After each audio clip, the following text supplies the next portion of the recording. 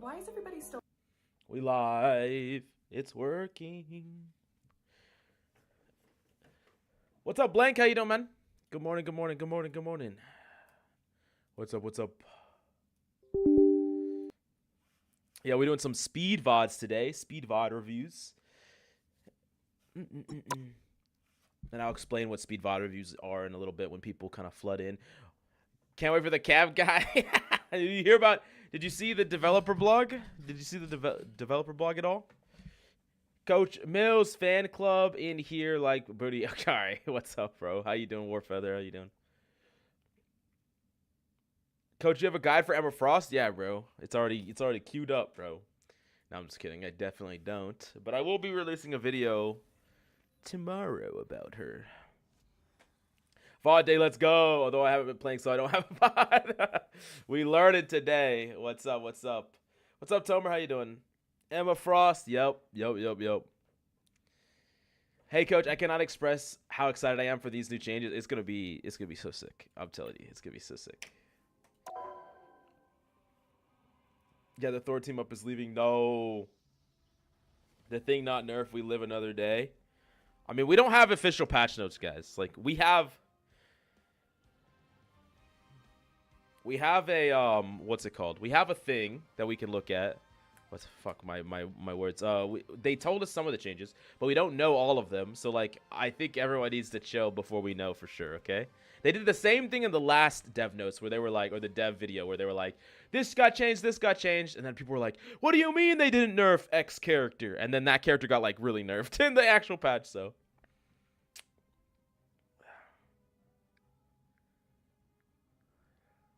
I was disappointed to hear that Season 1 and 0 replays won't be available anymore. Yeah, it's crazy.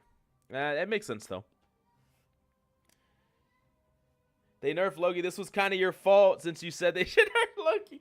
Everyone knew they should nerf Loki. Everyone knows fucking Soul Bond and Totems are crazy. Crazy strong. Did you buy the Venom bundle? I did not. I did not. What's up, Brawl Star? How you doing, man? Good morning, good morning. Morning. Hulk stocks are gonna go up. Every Namor main and ladder is gonna be a saga to me now. Yeah, it's gonna be interesting. No, it's good for better performance. What's up? Oh yeah, bands and gold. Yeah.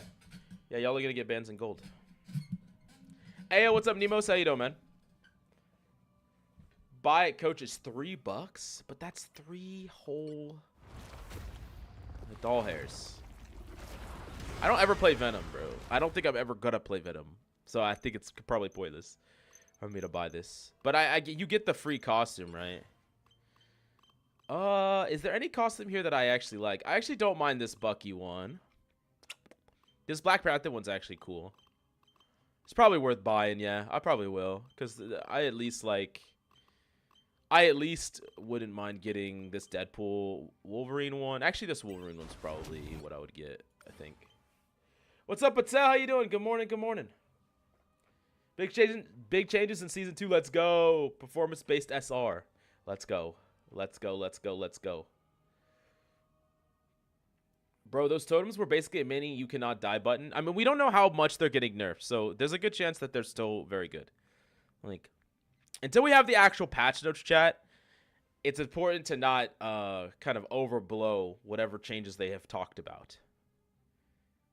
What's performance-based SR?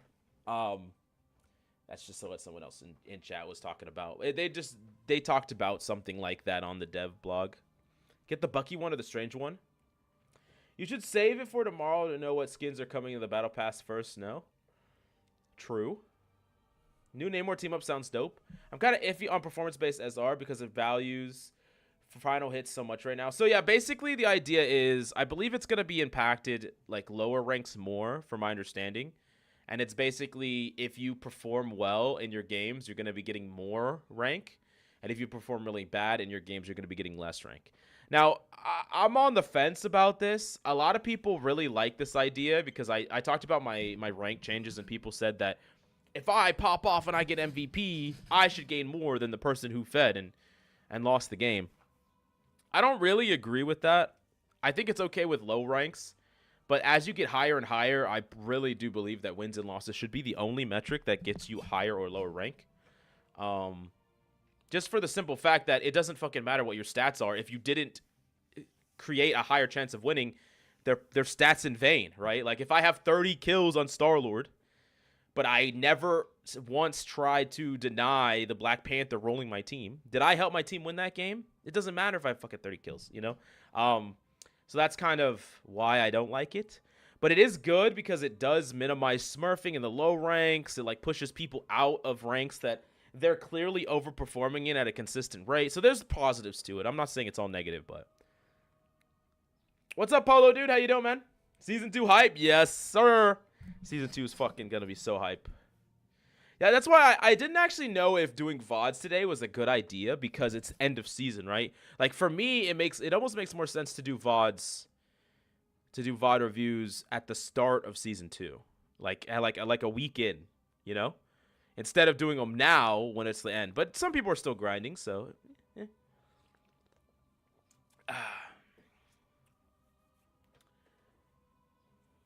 But also losing less rank if you perform better, I think it will help keep Smurfs out of low elo though. Yeah, it can help Smurfs. Like that's why I love the system for low elo. Because in low elo, it's a lot easier to understand when someone's overperforming, right?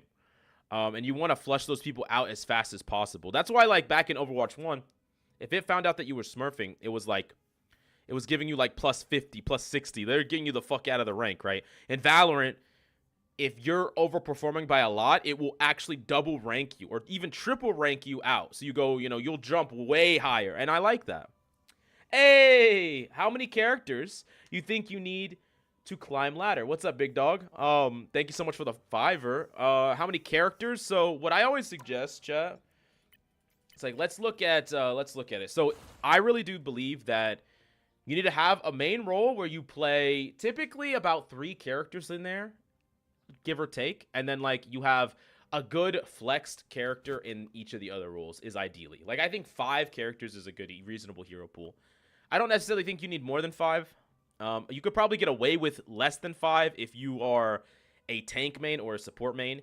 If you're a DPS main, you know, it's just higher demand. So there's gonna be less times where you're gonna have a perfect comp. Like if you're a tank player, there's a lot less times where you're not gonna be able to play tank. It could still happen, but more often than not, you're going to be able to play your main, right? But if you're a DPS main, there's going to be a higher percentage of games where you're not going to be able to necessarily. So yeah, I think three main characters and then 2, you know, 1 good character on each of the other roles. You could learn more, but I don't think you need to spread it. You know, if it just for your flexible role. Let me give you an example. Let's say if you're a DPS main, right? Let's say you're a DPS main and you play Bucky, you play Punisher, and you play Star-Lord. Okay, those are your 3. And then like for tank, you learn a tank that's really flexible, a tank that, you know, maybe is rarely banned, is a good solo tank in the situations you need to. So you learn like a mag or a strange. And then for support, you learn like, I don't know, a support that works with just about any composition. So you learn like a Cloak and Dagger, an Invisible Woman, or a Luna Snow. And then boom, your hero pool's done. 1 of the 3, you know. It's over.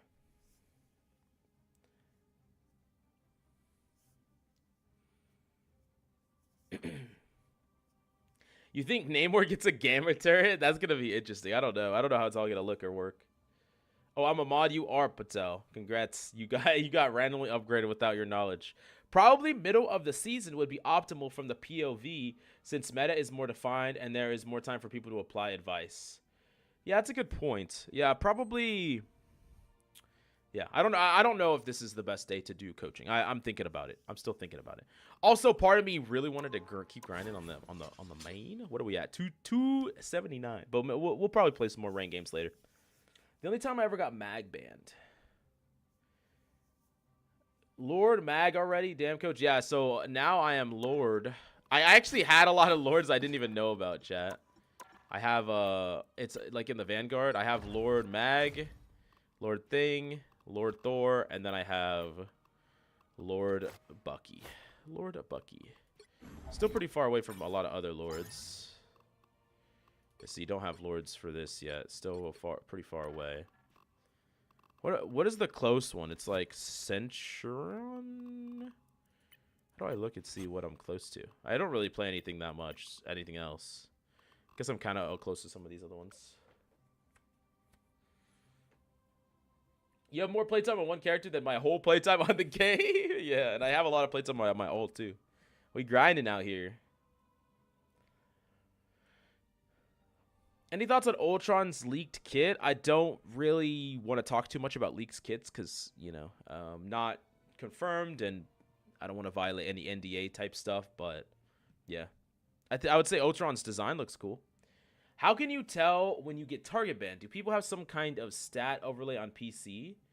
So what a lot of people are doing, and I really hope they address this, is people have a tracker that they can look and see the players on the enemy team, what they pick, and their win rates on those characters. It's pretty bullshit, even if you hide yourself. The only way to prevent it from happening is to completely private your profile, which is stupid. It's really dumb. What's up, King? What's up? What's up? How you doing? We're not sure at all the leaks are real. In fact, a lot of leaks have been incorrect. So,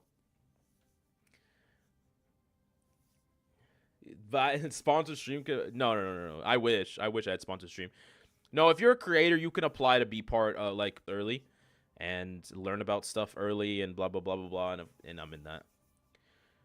Private profiles are so cringe. Agreed. It's like, yeah, I hate that the only way to perfect your competitive integrity. Yeah, I don't do it. I don't do it at all.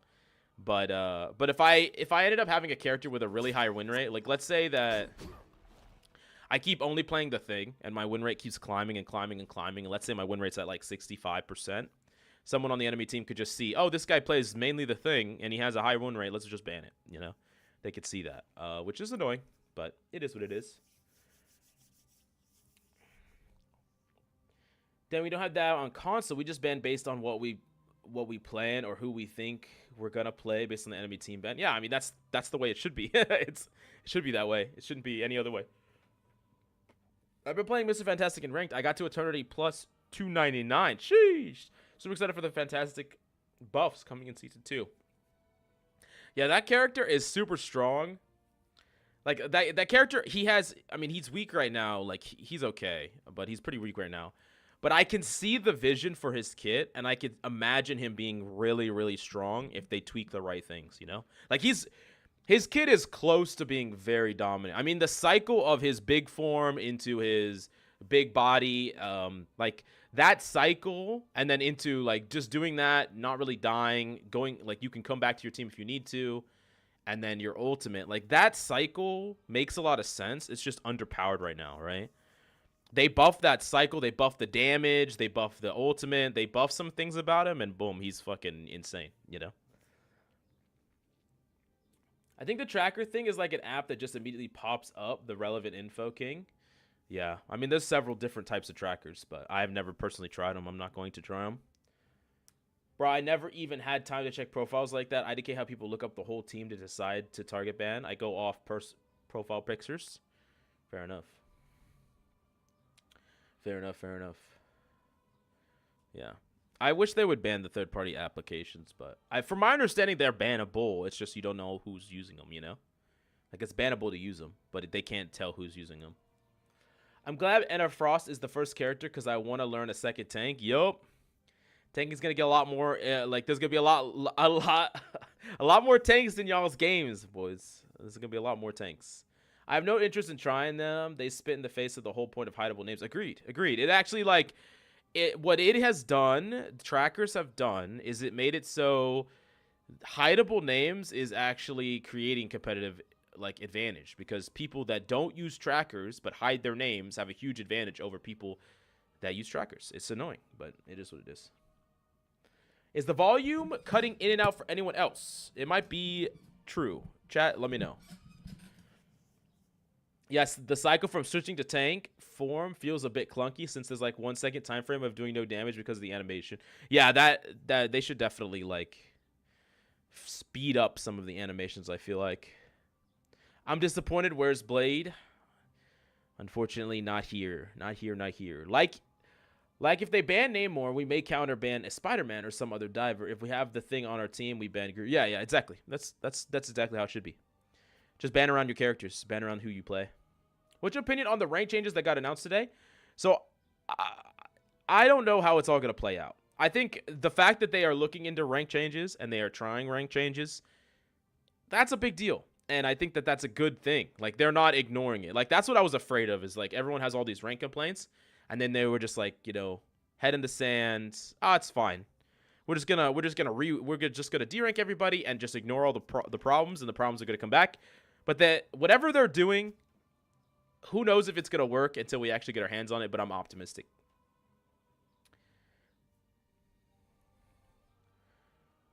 Coach, whip out your thing in top 500. All right. That's why I normally ban Namor second. Yes, you got to. Volume seems pretty stable to me, other than when you turn your head, but it's only slightly. Gotcha. I think Scarlet Witch is way overhated. People are coming around to Scarlet Witch because Scarlet Witch helps counter a lot of the divers that people hate even more. They were removing Namor team up, nerfing Loki, Lamp, and Soul Bond. No, I'm not touching support next season if Flank is OP. Yeah. Well. You could not live with your failure. Where did that bring you? Where did that bring you? Back to Bucky. That's right. That's fucking right. Where did that bring you? That's right. Namor team up is still there, just with Hulk, yeah. I reckon it's going to be similar to just the green turret instead of blue, yeah. Also, why did they remove Bucky from Rocket? Because that shit was broken, bro. This guy should not generate an ultimate in like fucking 20 seconds. It's not a thing. Not a thing. Also, I just think the fact that like both Punisher and Bucky could use it well together is just a little too much. It's like too synergistic, I think. I play Scarlet Witch all the time, and it's literally like DPS and Moira just getting kills left and right, but everyone just automatically says bad because tier list. Fair enough. Are you doing VOD reviews for the majority of the day? We are kind of debating it. I've been talking to chat, and apparently it's probably better for me to do VOD reviews, not do VOD reviews today. Like, it's probably better for me to do VOD reviews after a couple weeks into the new season instead of doing it now at the end of the season. So I might say pause it. We'll see. I'll do a couple, but if there's not a lot of interest, then we'll wait. What are the Thor team ups? We do not know. We knew. So tomorrow, chat. So I think I can say this. So tomorrow I get to play the new patch tomorrow. And so tomorrow I'll release a video, one video about Ember Frost and another video about all the team up changes. I'm going to go through, I'm going to look through all of them. I'm going to break them down, see what they all do, what got added, what got changed, what's the new ones, blah, blah, blah, blah, blah. VOD review my Hella Mills? Nah, bro, that shit's banned, Shap. Nope, it's gone, bro. Have you seen the Frost mod? Yes, I have, yeah. Bucky benefited from the team up too much, in my opinion, yeah. They're probably going to give Bucky other nerfs, though. Most likely. We'll see. Why did they not address Bucky nerfs? I mean, once again, guys, they're not going to talk about everything. There's going to be so many fucking changes in Season 2. Like, a crazy amount of changes. And they're not going to talk about all of them. They just announced some of the changes. Like, a very small amount of them. About to be so many more rockets. If I wasn't at work, I'd find a VOD for you, but fair enough. Ember Frost be the new gooder pick. Assuming they showed us all the changes, Thor just has res team up with Hell in Season 2? No, they did not show us all the changes.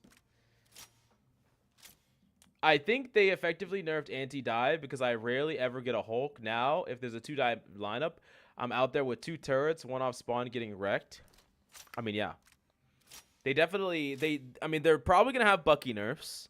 I mean, I've been telling people this for a while, and I keep saying the same thing. Be careful what you ask for. Consistently, people want Bucky nerfs. People want Star-Lord nerfs. People want Namor nerfs. And I agree with a lot of these nerfs. But you got to understand, when you ask for these nerfs, what it actually means for Dive. Because Dive has been historically weak. Dive has been weaker this season than any other season, probably that it ever will be. I bet you next season Dive is going to be insane, especially in ranked. Prepare to get Black Panther. Prepare to get Spider-Man. Prepare. Yeah, there's going to be a lot of Dive. What are your thoughts on map pools? I honestly didn't expect them to remove 2 maps. I feel like it would make sense to keep all the maps in competitive, especially ease the repetitiveness. I don't know how I feel about map pools either, to be honest. I mean, like, I've never really felt... Like, there's some maps I hate and like... But the only thing I don't like is getting the same map twice. I just wish there was something in place that just prevented me from getting the same map a second time. Ever. But... They announced upping rocket utility, but IDK what that could mean, yeah, we have no idea. They should remove the explosive ammo from Bucky. That's why he gets ult so fast. I mean, but that's like part of his... I mean, they could, but... That's just like downing his damage. It changes the character's kit, yeah. They'll probably just nerf. I'm going to go... I believe that what they're going to do is they're going to reduce his health and they're going to up his hook cooldown. I think that's the main things they're probably going to do. I bet you they're going to bring him down to 250. I bet you they're going to make his hook cooldown 12 seconds instead of 8. That's what I feel like they're going to do. We'll see what they actually are going to do, though.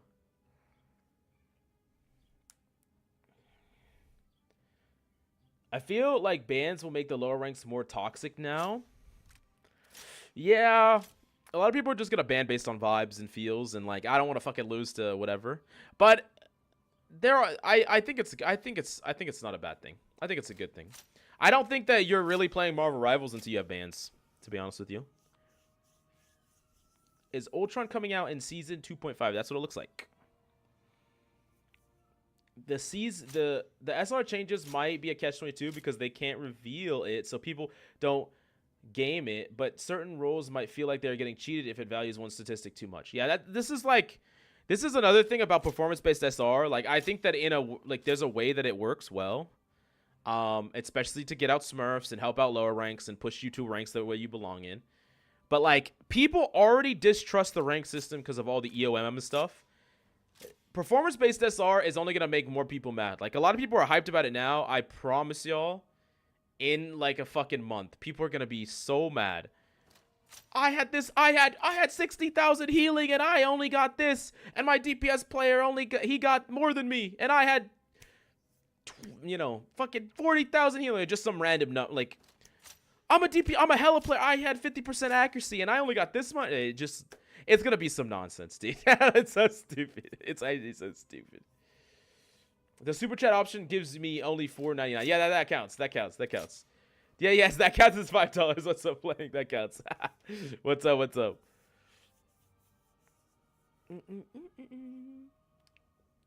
If it goes this way, that map works when desensitized. Wait. If it goes the way that MVP works, then it desensitivizes DPS so bad because healing and damage taken matters so much more for those stats. And they address the smurfing. Spider-Man's going to be non-existent after the ban starts. Fair enough. I think it'll reward heal botting crazy. Yeah, like, I don't know. We'll see. We'll see how it all plays out. It's hard to know because you can base performance-based SR based on so many different metrics, right? And a combination of a ton of them, too. So it's pretty hard. Can I give you a VOD? Yeah, Blank. Of course. I thought you said you were in at work, but grab a VOD, ranked VOD.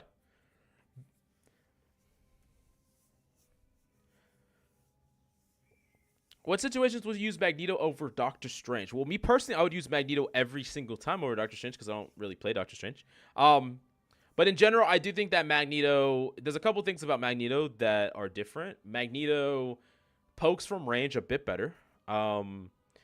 He's a better solo tank, in my opinion, because he has a shield that doesn't break, and he can keep himself alive with his bubble. So he has more mitigation than Doctor Strange does. He plays better with dive, so he's good at bubbling in Venoms. He's good at bubbling in Black Panthers. Strange can't do that. So there's a lot of things that he can do. That Strange cannot do. But there is a cost to some of those things. Doctor Strange has a very powerful, basically secondary ultimate in his teleporter.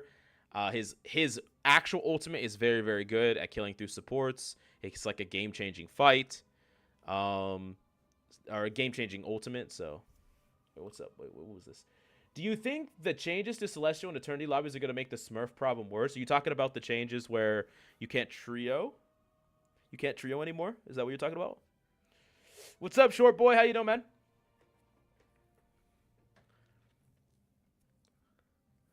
I am 50 caliber cat. It's an old match, but it's one I really like. Okay, cool. What rank is this, Blank? Give me some context to this. I need rank. I need just a lot of context. I just need more context. What, you can't trio anymore? Not in Eternity Plus lobbies. No. No. No more trio abusing, which is one of the changes I talked about in my ranked video for those of y'all who saw it. Makes sense. How's it going? What's up, Rico? How you doing? I'm at Eel Hell. Do you have any tips? What rank?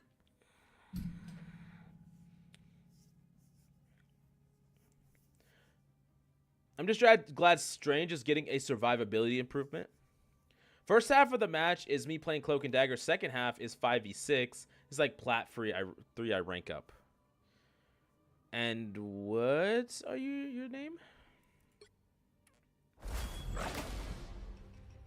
Can you do it in Celestial? Yes. Celestial, yes. You can trio in Celestial. It's just about when you yeah, Eternity 1 above all. Yeah. I don't know if I said something different, my bad. Yeah, it's only for the highest of the high ranks, which is like really where the only place where it matters, to be honest with you. So are you you're I-50 caliber? That's what you're saying. Okay, cool. Okay, let's see. Well, let's see what we're gonna figure out here, chat. You said this is plat. You ranked up to plat 3 rank up. Gotcha. Okay. Chat, I already have a feeling that I'm gonna see some nonsense in this fight. I'm gonna use your VOD as a teaching moment for a lot of teams too.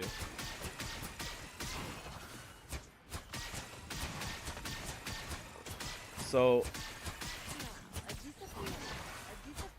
I mean, everyone just fights so far up. This shit just drives me crazy. All right, wait. Looking forward to some coaching. Chilling. Okay. Of course, we start off with a cloak VOD. This is gonna be. Okay. First off, this is just like a general thing for like. Just in general, this is a problem that I see a lot. This is not specifically about you, Blank, but I just want to use this as a talking point. In general, I see probably every rank below the diamond rank, people love to fight way too fucking forward. Like a crazy forward. And that I'm not saying that you can't fight up here for a second, because you can. You can actually fight this corner, because you have height here, which, by the way, someone should probably be positioned up here. You have this corner here, so it's reasonable. But you gotta just think about it. Look at where their spawn is. They are literally gonna just keep coming out of here like a horde of zombies. You cannot fight here forever. Like, your team is all spread out, all fighting, like, all your magic died over here. This is just, please, guys, please do not fight up here permanently over and over and over again. Anything specific you need to do to get your VOD review. So it's just $5. It's a speed VOD, so basically what I do is I just go in and I just try to find 1 or 2 really important things that the player needs to work on, and then we move on from there. So yeah, people think objective, yeah, over space control. Exactly, yeah. I honestly think you're the only one that's positioned like reasonably well, to be honest with you. So yeah, it's good position. I mean, you're fine here. Granted, you're not gonna be able to really help this fight, but like this dive makes no sense. Now, one of the things I would say though, looking at where your position is, I wouldn't mind if your team is playing this far forward. This position is actually really strong. So like, one of the things that y'all can do in ranked is if tanks are playing here, like right where I'm at, or DPS is, supports can play like here, and then they can fall back this way afterwards, you know?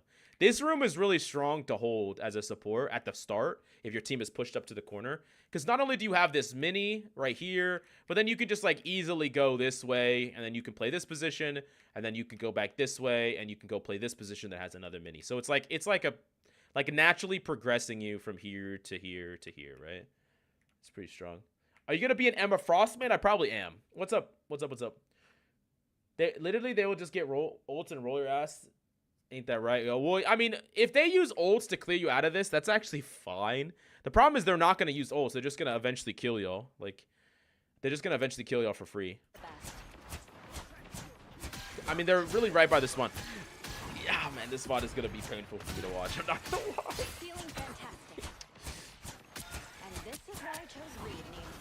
I'm at work, but I don't have a code on me. But my profile is public. Okay. I'll get you after 2 people already in the queue, so yeah. I mean, so a couple of things I want to talk about. I like that you're high. Like that you're on height. This is good.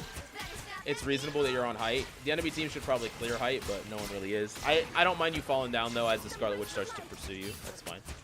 Now, one of the things I want to kind of impart in you here, it's just a small thing that I want to kind of impart in you here. It's about your positioning here. So, like, this, let's go from right here, after you drop, so, like, right here. So, I know that this is a Scarlet Witch, so it doesn't matter as much, but, like, imagine a world where this is a Hela. Just kind of work with me here for a second. Imagine a world where this person is a Hela. So they're going to walk here, they're going to walk here, walk here. You cannot stay in open space for longer than, like, a second if they hit you, like, with a headshot, right? No such thing, bad. Thank you so much for the primer. What's up, the Jackal? So what that means is, like, I want you to try to find a position where you can do the exact same thing you're trying to do, but closer to a piece of cover. Because this needs to be, like, ingrained in you all the time. So instead of you standing here, we could do this exact same job that we're doing on this corner, attached to this wall right here. So we're doing the same thing, but if we take a headshot, if we get knocked down to 1 HP, we don't have to switch forms and fly away. We could just do this and we're good, right? Or you could do the same thing and hug this corner, right? And maybe you don't have as much line of sight on your tanks, but you know, you're still more protected. And then, like, if you need to back up, you could do the same thing to this corner. So I want you to think about when you're trying to position, try not to position anywhere in the middle of lanes ever. We're not positioning here. We're not positioning here. We're not positioning here. We're positioning here, here, or here. Corners. Always a corner. Always a piece of cover. The idea is that we want to be able to get away from damage if we get knocked down to 1 HP without using cooldowns. No use of cooldowns. And I want you to try to think about that all the time, because really, Cloak can get away with a lot. Cloak and Dagger. But you want to make sure that you're not wasting your abilities to just, like, you're basically positioning poorly, and you're using your ability to make up for the fact that you're positioning poorly. I don't want to see that. This is not a... Always hug the L, yeah. Much better. And, like, I mean, that your other support basically did, like, the exact wrong thing, too. Let's look at it from their point of view. Like, look at where they're positioned in the same way, right? Like, they're positioned here. But if they were hugging this corner, they could have rounded it here. And what does the Scarlet Witch have to do if she wants to come and pursue you? She has to round the corner, and it's way harder to do. Same thing as if she was hugging this corner, right? It also hugs it from the high ground, too. So, like, the idea is that you want opponents to have to leave good positions and come pursue you if they actually want to finish you off. I know I'm using your other support as an example, but it's like, it's a great example of, like, what happens when you don't position well. You basically just get punished for absolutely free. The Scarlet Witch literally the Scarlet Witch did nothing besides just walk height and just look at y'all in the open and just start shooting at y'all. She didn't even have to try for anything. Create an angle. Could have pushed her away too. Yeah. I mean, there's a lot of micro that the Witch does stuff.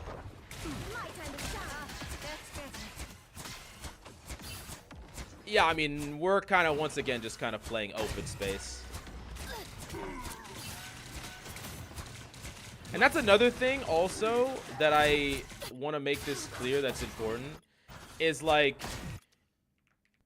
the concept of forcing people to actually engage you fully in order to actually do something. So, like, when you play in this wide open space right here, this Scarlet Witch can just stay up here in this high ground and constantly poke at you. But when your team was up here, if you played, like, in the room, like here, which is a really strong piece of cover, right? You can protect your team, and the only way, like, you can keep healing your team, and the only way for the Scarlet Witch to actually engage you is to actually either drop or commit, right? She doesn't just get to stand here.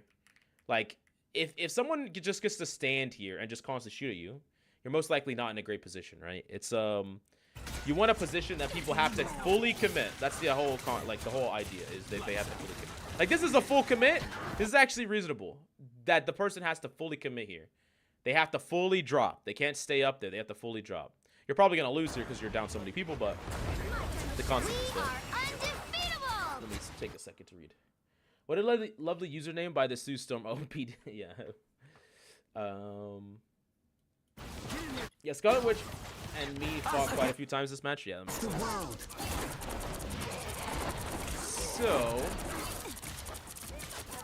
man, this is gonna be so. Okay, so talk me through it. Why did you decide to ultimate here?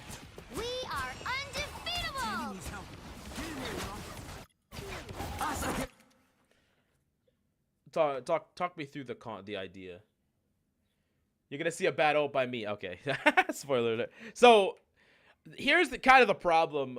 A lot of the low elo, like, you know, underneath the diamond rank, like a lot of these team fights are not even really real team fights. The reality of this is your team is already lost. Y'all should just reset. I mean, you're down too many people. Right now, it's literally only 3 of you. And look at how many bodies are alive. Like, as a general rule of thumb, don't commit. The only times you should be committing ult is in situations where y'all aren't at a giant disadvantage. So what I mean by that is if they have 6 people and y'all have 5 people or maybe 4, that's reasonable. But if they have, you know, 5, y'all have 3, or 6, y'all have 3, or 6, you have 2, it's too much. Your ultimate is not expected to just win that or clutch that. Now, that being said, if the cart is like all the way over there about to cap and you need to stall for your team, that's a different situation. But here, I mean, we're just kind of just ulting in the middle of 6 teams or 6 people. We don't have everyone around. Like, we're just basically trying to clutch this with our ult. There's just no way we're gonna. We expect our ultimate value to be 4 people. It's just not gonna happen. It's very unrealistic. Starting my first coaching session this weekend. Any tips? I would say if you don't really know what to focus on, you're saying you're coaching somebody, short boy. Is that what you're saying? Yeah, you can, Brian. Yeah, of course. Okay, we're not gonna watch too much of this. I'm gonna jump around after this play just to see if I can find some stuff that you could work on.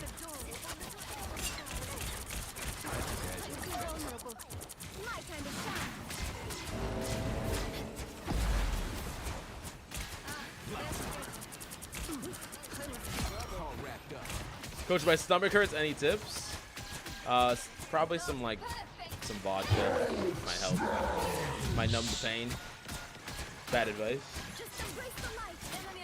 Yeah, I don't even. These are like just like not real fights.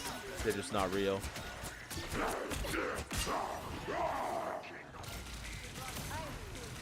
I mean, for the most part, like, you're not dying in your position. You're not dying. You understand your abilities reasonably well. I'm just really seeing your positioning is just kind of all over the place. Is the main thing.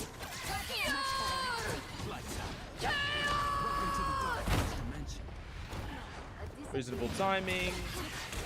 What rank are you now, Blank? You said this is old, right? They end up taking this point, and we held them good on point 2. Gotcha. I am ready to put on a show. Yeah. Of course, Riff. We're probably only gonna do a little bit more of this one. The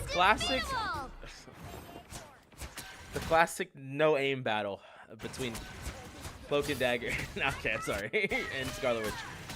I'm Celestial 3 now. Okay, fair enough. Okay, that makes sense. I was gonna say, bro, Blank, you can't send me. What's the point of sending me this VOD, bro? If you're already Celestial 3, bro. A little help, please. That's much better.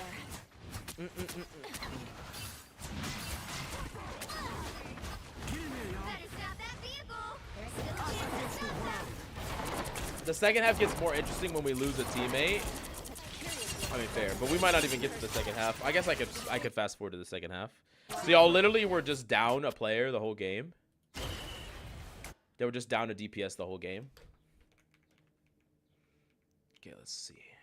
30 seconds before you attack. That's the wrong person. Oh wait, you went Scarlet Witch? The guy climbed to Celestial now? Yeah, this is an old VOD apparently.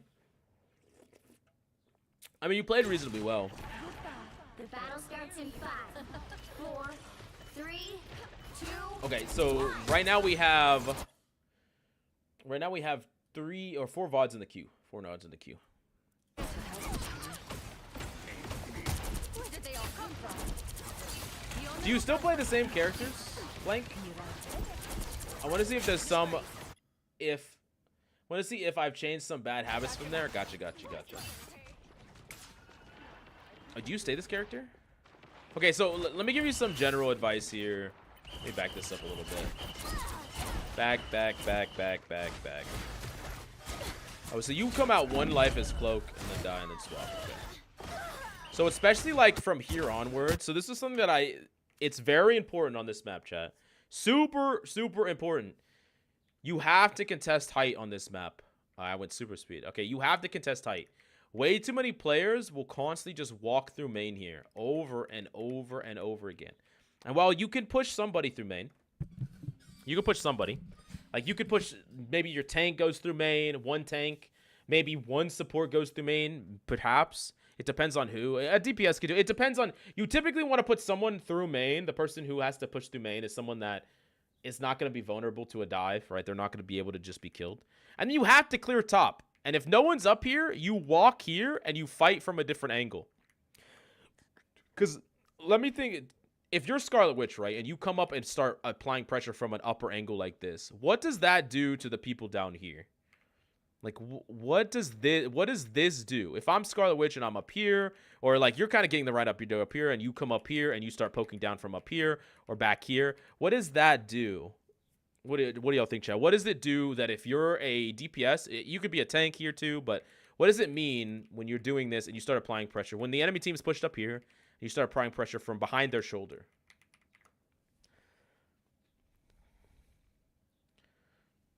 Oh, hey, Tasharia. Gotcha. Okay, you're next in queue. Coach me, what's up? Stretches them out, makes them attention different ways. Yeah, they're going to back up. Yeah, so, I mean, that's basically ultimately what's going to happen is that they're going to back up. Because these people have pressure coming from this way.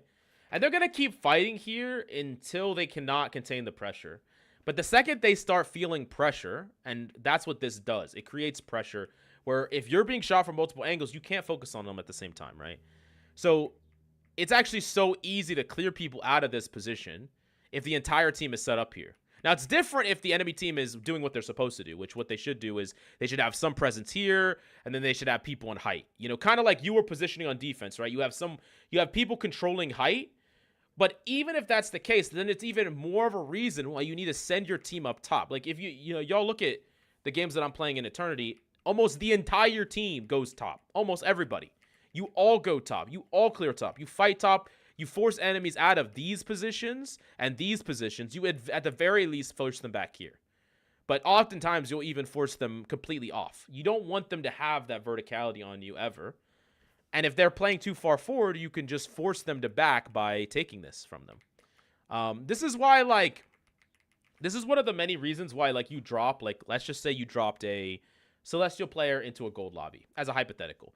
Even if that Celestial player doesn't know how to aim. Like, let's say it's a Celestial tank player, and they don't know how to aim, right? But they're playing DPS. If a Namor just walks here, like, walks up here, drops 2 squids, and starts shooting at the enemy team, you literally just, you kill, like, 2 people, or you just force everyone to run back, like, instantly. That's just the power of applying pressure from a different angle. When do you drop down, coach? Is it when you pressured a sufficient amount? I often go up top, too, but I drop down usually after some time. I mean, that's kind of one of the problems is, like, if you send enough people up, it's harder for you to get pressed down. That's why support players, especially y'all, if you see your tank or a DPS go top, you should go top with them, ideally. Like, one support can stay main if there are people main, but you don't want your DPS or your tank to come up here and then have to... They come up here, they, like, imagine your tank main walks up here, they see, like, 2 people right here, and then they get shot, they're weak, now they have to drop. Okay, they successfully didn't clear top. But imagine if they come up here, and then they start fighting, you heal them, then they can keep fighting, and eventually you force the enemy off. That's a successful, like, cleanse of the space. This is one of the maps where, some of y'all saw my advanced positioning guide I talked about, clearing top in different angles. This is one of the maps that I need to go do a deep dive on, because it's one of those maps that a lot of people play very, very wrong. How do you contest cart or stop it from moving from the high ground? So that's kind of the thing. Are you talking about on defense? If you're playing defense, typically you have one person. Like, typically you have your tanks contest. So, like, what I'll often do is, as a tank, as a mag, or as a thing, you stop the cart at a certain point. It could be at this corner. It could be at this corner, right? You stop the cart at a certain point, and I'm still getting healed from my supports are in a safe position. They're either on the high ground or they're further back. And then my DPS are on the high ground, controlling the angles and applying pressure. And I'm like the anchor that's preventing the cart from being moved. And I can't just be pushed through. I mean, I'm getting a constant amount of resources from my supports. And like, my DPS are applying pressure. They're playing the positions they are supposed to play, right? Yeah, 9 division. 9 division. Okay, let's move on to the next. These are just speed VODs. I think the main thing, Blank, is your positioning, but you are already Celestial, so I really would like to do a Celestial VOD of yours instead of a, you know, a now VOD. Does this work? I believe it does. I have no idea, but I'm sure it works just fine. Let's go to the next person in the queue. Okay, so now we have 6 people in the queue. Rich, thank you so much for the follow. Okay, let's see. So after Blank, who was next? It was Brian. Okay, cool. GM2. Can you also critique the thing on my team when possible? Gotcha. Is the thing someone? Is the thing Am I doing the right one? Hello? Is that right? No such thing Oh, as a bad student, only bad. Hey, VG Hero with the sub. What's up? What's up? Does my Twitch Prime count? Smile. I don't necessarily think it does, but if we have time, I'll still do it. Okay, so wait, Brian. If we have time, I'll still do it. Brian. This is you, and you said the thing. This guy. Oh, he's your brother. Gotcha. Okay, so y'all are playing together. I'm guessing y'all are communicating together. Okay, that's a good thing to know. And you said this is in GM. Are you still GM, Brian? What's up, Jeffy? How you doing? Zeffy? Oh, wait, what did y'all ban? I have to look at this stuff. The right heroes could make all the difference. Is that what you main, Brian? Do you main Mag? Thor is not an anchor anymore. Am I losing 100 HP? That's gonna be a pain. There's a good chance that he gets buffed to compensate for it, so I wouldn't worry too much until we see the patch notes. Haven't gotten to play a lot. Gotcha. Oh, okay. Okay, so y'all banned Spider-Man, and y'all banned Wolf, and then Groot, and then, yeah, okay, cool. Good to know. Let's go watch your POV. This is another one of these maps that I need to do a deep dive positioning guide on. 3, 2. Oh, you play Namor Loki. Okay. Is Emma Frost Zarya? Not really, no. You have to stop them from securing the mission area. Okay, we have quite a few people in queue. Well, this is a different. I need to... If someone is around that can organize the queue a little bit, or tell me what's next, that'd be cool. I'm sure it won't be too hard to track. Okay. So, one of the things that okay. So let me just really quickly talk about like tanking in general, like what your purpose is as a tank. Just very, very quickly. So basically what you're trying to do is you're trying to apply pressure and contest threats and open up space for your team, right? And typically what that looks like is you're trying to create angles, you're trying to force people off angles, and you're trying to apply pressure. One of the things that I think you should do right away as Mag on this map, even if you don't plan to go there, is I want y'all to break this. This whole left wall here, this should be broken. You should not allow people to be holding this position. You should not be allowed people to be, you know, playing around this position. And you should also threaten going this position yourself, you or your team or whatever. So I want y'all to break this. This is something you should break, like right away, this whole thing, this whole side.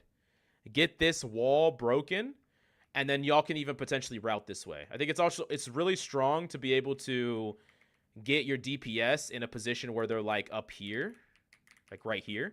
It's very strong where your DPS get to take control of that side. They get to walk up here, and then you get to poke from this main. But you got to understand that even if you don't plan to go this way as a tank, you want to clear the way for your deeps. The one thing I talk about a lot when I talk about tank is tanks can walk where they want to walk without fear of dying.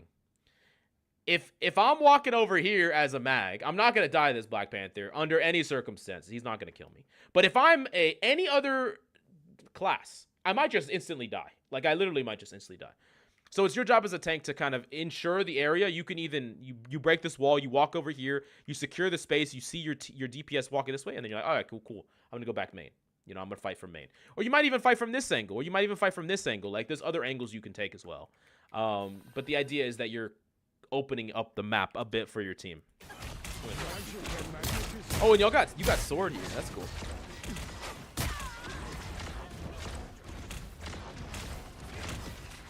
I just got off Overwatch 2, and it's a sign.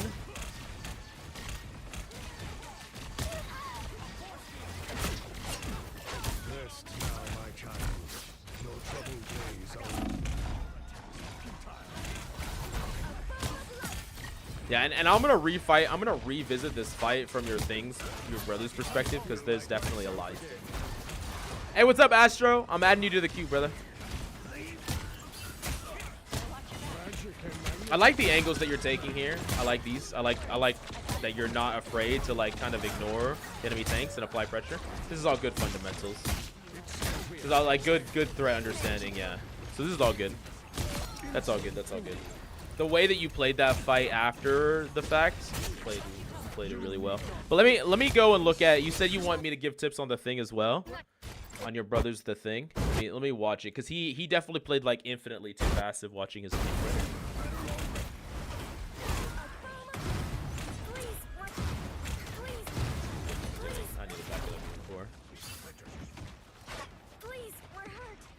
I think he's looking to peel for the Black Panther, which is not a terrible thing to do, especially when you have a team composition of like a Moon Knight that's not going to be able to defend himself. Does he have hold? Does he have hold to pin?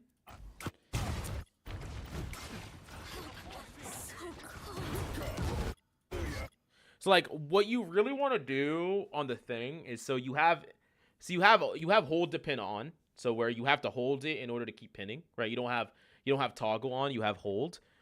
And when a Black Panther tries to dash towards your team or anything like that, the idea is that you're just tapping it. Which means you'll just instantly slam down, because what you're trying to do is you're trying to hit him with the root that prevents his movement abilities. Like that's all you're trying to do. You're not trying to hit him with your actual physical bump. You're just trying to hit him with the effect root that prevents him from moving, because once he's stationary, then your team, everyone else can shoot at him, right? He can't run away. So, but you still kill him, but I mean that guy honestly just completely misplays that Black Panther.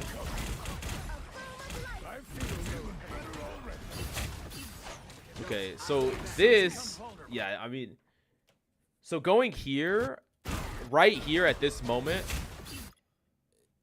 your brother's playing way too passive. So like you've successfully killed the Black Panther right now. Y'all are down 1, but y'all are even. He can take this corner, and he should take this corner. Like basically what he does is he just instantly walks to this corner, starts using this corner, starts punching, starts applying pressure right now. Like he has a massive health total. He can always jump to you if he needs to jump to you. You know, your support's still alive. There's no reason why he doesn't want to stand here. And the reason is, like, you are more forgiven for standing in these positions because you can do damage from these positions. He can't do shit from this position. He's not doing anything. Like, the entire time he's sitting where he's sitting or standing where he's standing, he's actually doing nothing but taking damage, right? So you need to put yourself in a position first and foremost that you can actually trade blows. Which means you need to put him, he needs to come up here, he needs to come up here, he needs to come up here, like right away. If he has full health and he has his cooldowns, he should do it right away. But you're just taking the initiative. Then he just gets to keep swinging through this corner and start swinging. Start applying a lot of pressure, right? If he gets low, if he gets weak, he can just jump back or pin back. He's fine. But he's not even really taking these angles, right? He's just kind of just... Like right here, he shouldn't even be backing him. He should be walking forward. He should not be backing him. He's at full health. And now he uses shit. Okay, so he's finally in. He used the jump, but like he didn't need to use the jump to get in. He could have just literally walked. You know, he could have just walked in.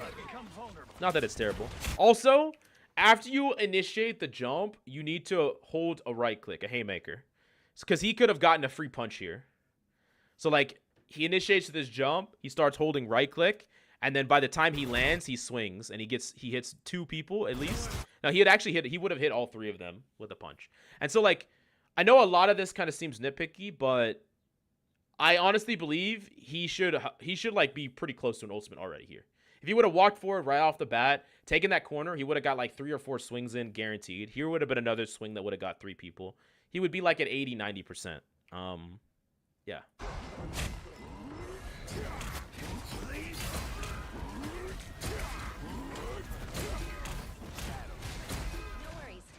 Like the true goal, like, and I like it when he's swinging. It's perfectly fine to swing on tanks like that. Like I think that's a fine trade because they can't. You're swinging through their shields. It's not doing anything to stop you. But the secret to the thing, how you really farm him like a crazy amount, is set up situations where you're swinging on multiple people. Like that's why when you take that corner right here and you got to swing, he would have been hitting 2-3 people with every right click. Which is just it's a very unsymmetrical. You're looking for like unsymmetrical damage, which what I mean by that is you're going to be taking damage when you do that as this thing, but they're going to be taking far more than you are because every single blow you're giving is doing damage to a lot of people, right? And they're not doing the same thing. Please be nitpicky and welcome criticism. Nice. Okay. Yeah, like if the thing is like last to get ult, like you know, he should honestly have ult like just as fast as your supports, like just as fast. Probably in some cases faster depending on the team composition. Against comps like this, where both these characters want to actively engage him in a brawl, he should be really thriving. Do you pick the replay? No. People choose which replay to send to me. I highly recommend you send replays where you feel like you didn't play perfect, instead of like a replay where you went like 30-0. It's I can still give you advice on that, but what's up, Hachi? How you doing? Yeah, I know. This is the GM, so I'm gonna be more nitpicky than I would be. What I'm focusing on is gonna be different depending on the rank. Ooh, I think we just got pulled a little bit, right? I think we just got pulled. One thing I will say is that I don't mind it. This death honestly doesn't really matter too much. But I will say that your positioning should reflect your cooldowns. So like in a world where you don't have bubble here, like you had to use bubble there, I think you should position relative to the fact that you don't have a bubble more passively. It's not like, I don't really think that this death really matters all that much because you already captured the objective. But it's something to consider here. You see 1, 2, 3, not quite 4, but you see a lot of people here. You don't have your bubble. We're kind of feeling like I think we're making some assumptions about where our team is positioned. And we're like, oh, surely there's 2 supports behind me. But there's definitely not. So cold. Get up. I'm not done. Just keep going. I'm curious about your ultimate use here. I'm gonna go through your ultimate use and then his. And then yeah.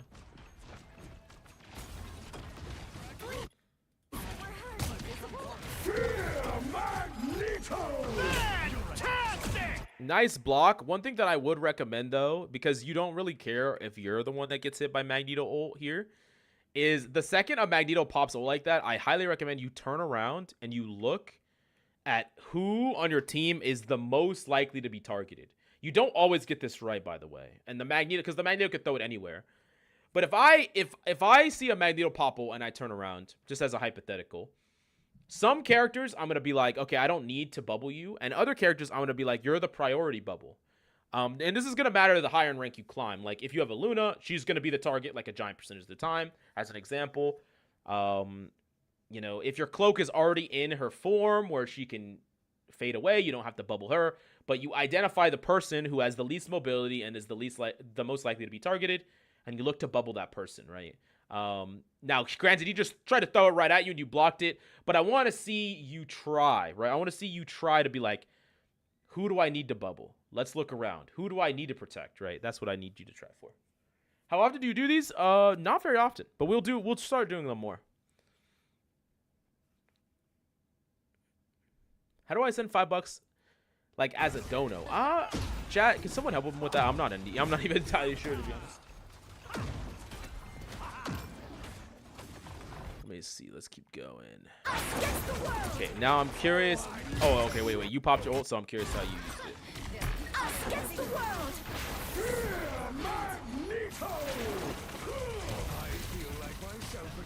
So a couple things. I know you missed the ultimate. You tried for it, and I appreciate the effort. I think, did it get bubbled? It didn't get bubbled. No, but one of the things that I will say though is that I don't think that ultimate was even something worth ulting. And the reason is because of look where it's at and what it's doing. Right? Like, this is a fight that the opponent should not be fighting because y'all's spawn is right here.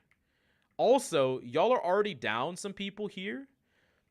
Like, y'all are already down. So I don't think that this is like, I know that when Cloak pops ult or Dagger pops ult and you're like, oh, I can counter that. It's a cool concept. It's a cool idea. But you also got to think about, is it even worth it to counter? Is that even worth it to counter here? And I think the answer here is no. I think the answer here is you just back up, you give space, you wait for regroup, and then you walk into the next fight with an ultimate that could potentially get some value. Like, can actually kill something. Your ultimate could deny, like, a good amount of the Hella ultimate, as an example. You could probably kill, you know, you could even try to one-shot, you know, the other enemy support ultimate, because this ult just feels like it's just here for, it doesn't really have a purpose, in my opinion. I think it's actually a completely pointless ult by them. 3 a.m. right now. Hey, what's up? Yeah. And it's weird, and that's one of the reasons why, like, when I see a lot of Magneto people give advice where they're like, you should only use your Magneto ultimate only for a defensive ult, or only for this, or only for that. When you start thinking like that, you start always pressing it in response before you acknowledge, like, it actually is not really that relevant here. Or, you know, actually I could use it to win a different fight in the future. But anyways, I'll fast forward and analyze another one of your ultimates in a second, but let's look at this. Yeah, I mean, you can still kill Cloak ultimates depending on the situation. I think, like, in a team fight where everyone is fighting around the same objective, and it's like a crazy team fight on a point where everyone's fighting kind of generally around it, and it's a close team fight where the Cloak pops ultimate to keep her team alive against, like, a defensive ult or, like, an offensive ult, right? There's a world where you pop it there and it's actually good, right? But it depends on it just varies situation. It depends on the situation, right? It's just here, it's just not relevant. I mean, their ultimate basically accomplished actually nothing. What did it do? It stalled like 5 seconds. Do you think there is value in watching win replays, or is it better to watch losses? I think losses are better, but I think there's value in all of it. Yeah, like, once again, I think, okay, he's picking up on it now. Okay, so this is the right play. Okay, this is the right play. This is what I talk about a lot with the thing where you need to understand when your team is at an advantage, and the second you have an advantage, you need to pivot, like 180 pivot from being passive to being extremely aggressive, and the thing can do that, right? But this is the right play. He should have made it like 5 seconds earlier. Like right here, he should have made it. Like he should have instantly, you know, already has been in. He should have had been in, you know, like 10 seconds ago.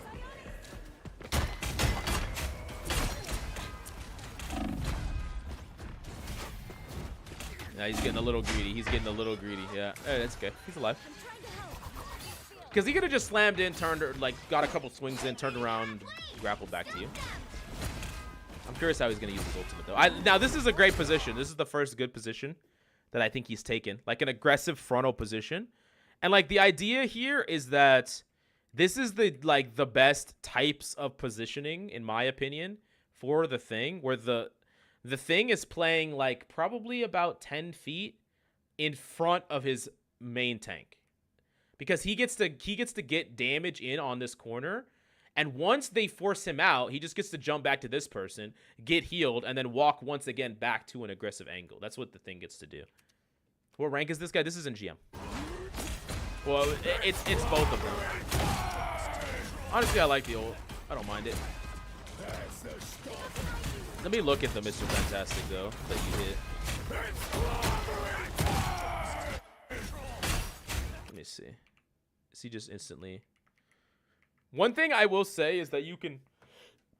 If you really want to... Not in this situation, but if he really wants to burst down a target, you can just, once again, tap the slam, the shift slam, to apply even a longer stun and more damage at the end of the ultimate. So it's like a way to burst down a target. But I don't necessarily mind how he's playing it. It's not bad.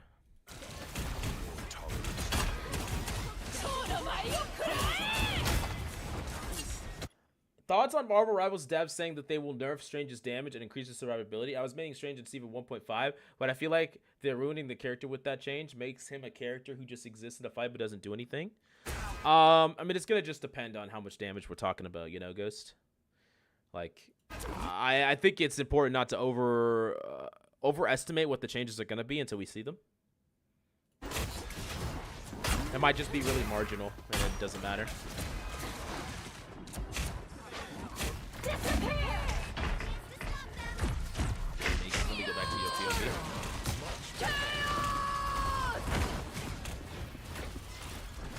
Wait, what the heck?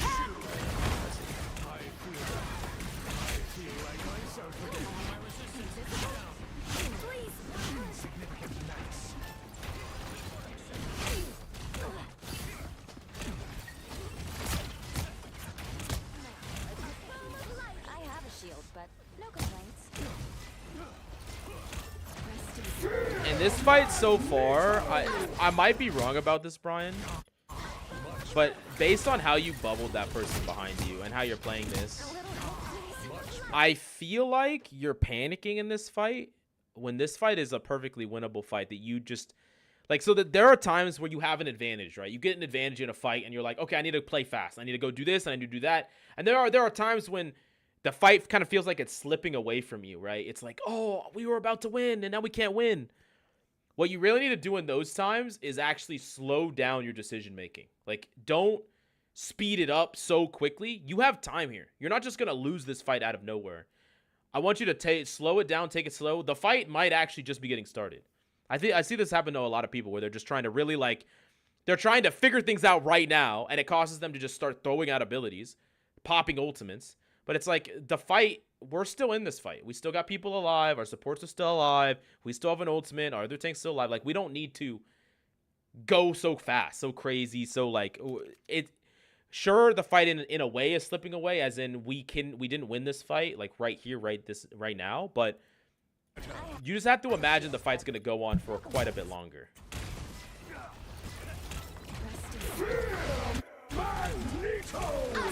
It is unfortunate that your other tank player died here. I wonder if you gave him an out or not, or if he just overextended. I think he just greeted this way too hard, to be honest with you. It's a common problem among us thing players.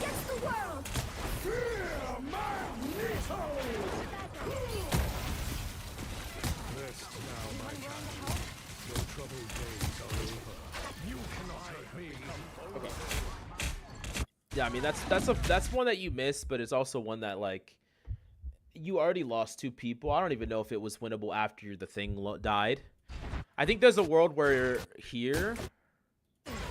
I think what's most important is that you and the thing that you're doing with your brother, right? So like, y'all should be on the same page here, because like right here, this could be something where you pop your ult and you walk forward, keeping your thing alive and potentially zoning these people away or killing one of them, and then you could give your thing an out, and like that's a way that you could actually win this fight.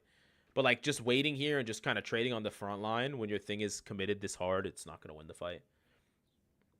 I saw a tip on always taking quick breaks between games even wins. Rivals is kind of like constant league mid-game team fights, so you got to be dialed in. I think maybe that's okay. I don't necessarily think it's you get more used to constant fights and constant simulation as time goes on.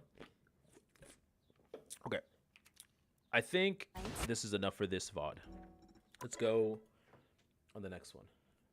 What was the next one? What's up, Beagley's Party? What's up, man? Wait, what's your thoughts on only duo queue allowed for Eternity Plus, or was it one above all? It's Eternity and one above all. Yeah. I think it's a good change. I think it's a really good change, in my opinion. But I mean, I'm biased. I don't really ever trio. So for people that have a legit trio in Eternity Plus, they're probably mad. But I just think that there's not a lot of competitive integrity in that.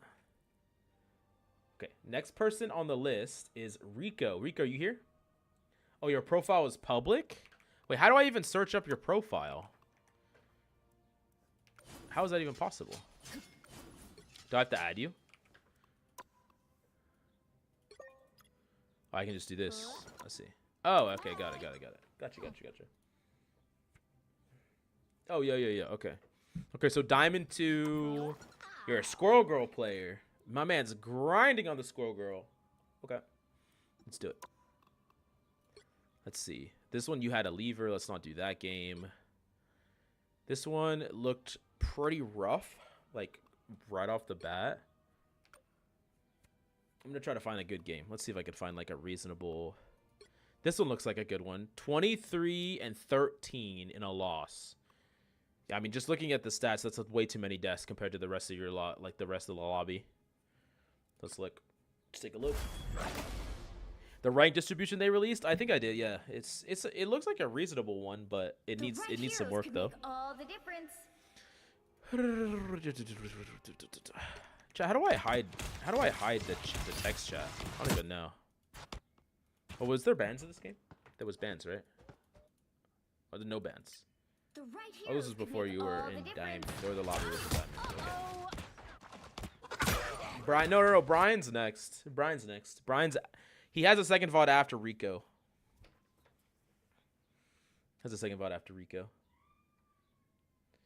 And then Zaddy is then there's a lot of VODs. I gotta get to all of them. At some point I need to pause the flow, so that's not like a giant cave ride. It'll be alright. Okay, wait, where are we positioned here? Oh, we're playing at the front? Okay. Securing the mission area. Hey, quick key. Like I don't mind that, but you cannot overstay your welcome. You need to get the freak out. Okay, we did. I don't mind that. What foul creature has name or summon now? Just embrace the light. Disappearing. So this is something that I think a lot of schoolgirls do. I think I've done it before in the past too. Try not to use any abilities or cooldowns for no reason. Like, I know you might think, oh, I'm jumping here just to get a little bit of height here, you know, a little bit of advantage. But I would encourage you to really just hold your cooldowns unless you're actually using them for something. Because you never know when you want to jump, reset cooldowns, jump again. You never know when you want to do something like that, and you're not going to get the opportunity to if you just kind of waste your cooldown. So there's really no cost in you just sitting there and just continuously spamming.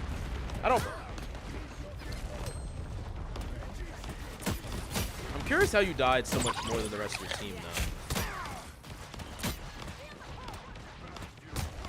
Top tips for Thing? We just did part of a Thing VOD. Hey, 3P tank. All right, we'll hit you next. Nice use of a jump. That Thor is someone that you should try to double stun, by the way. Like when that Thor flies into you, a good thing that you could do is literally just stun him, reset cooldowns, restun him, and just actually just shred him. Like I think you should do that probably every time he jumps in like that.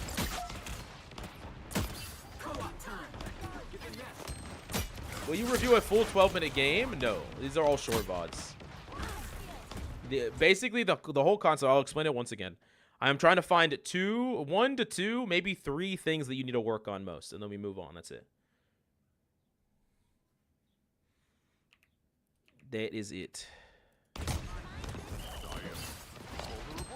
Now, something about... I actually don't hate your positioning. I think you could position in a lot of different places on Scorpio. I don't hate it.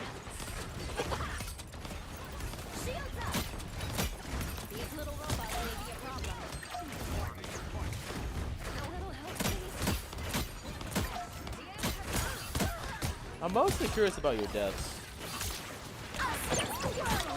There's so many people in queue? Yeah, I know there is.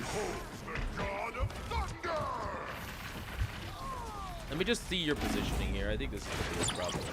So, this is something that I think a lot of players struggle with, and it's about how to position yourself as a fight progresses. Because there's places that are good to position in early. So, like, as an example, if I'm positioned here against this wall, and I'm using this as a piece of cover, spamming, it's a good position. I have a piece of cover, whatever.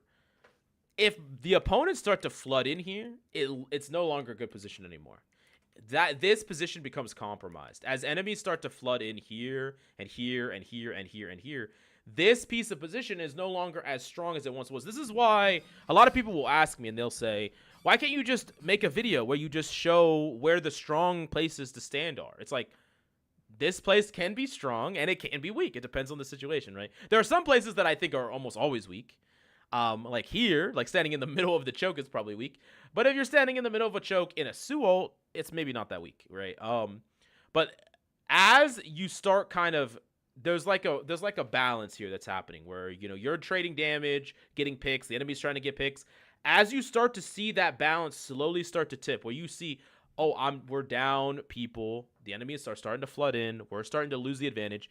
You need to position more passive relative to that. So then, you know, the position up here turns into the position here, and then the position here turns into the position here.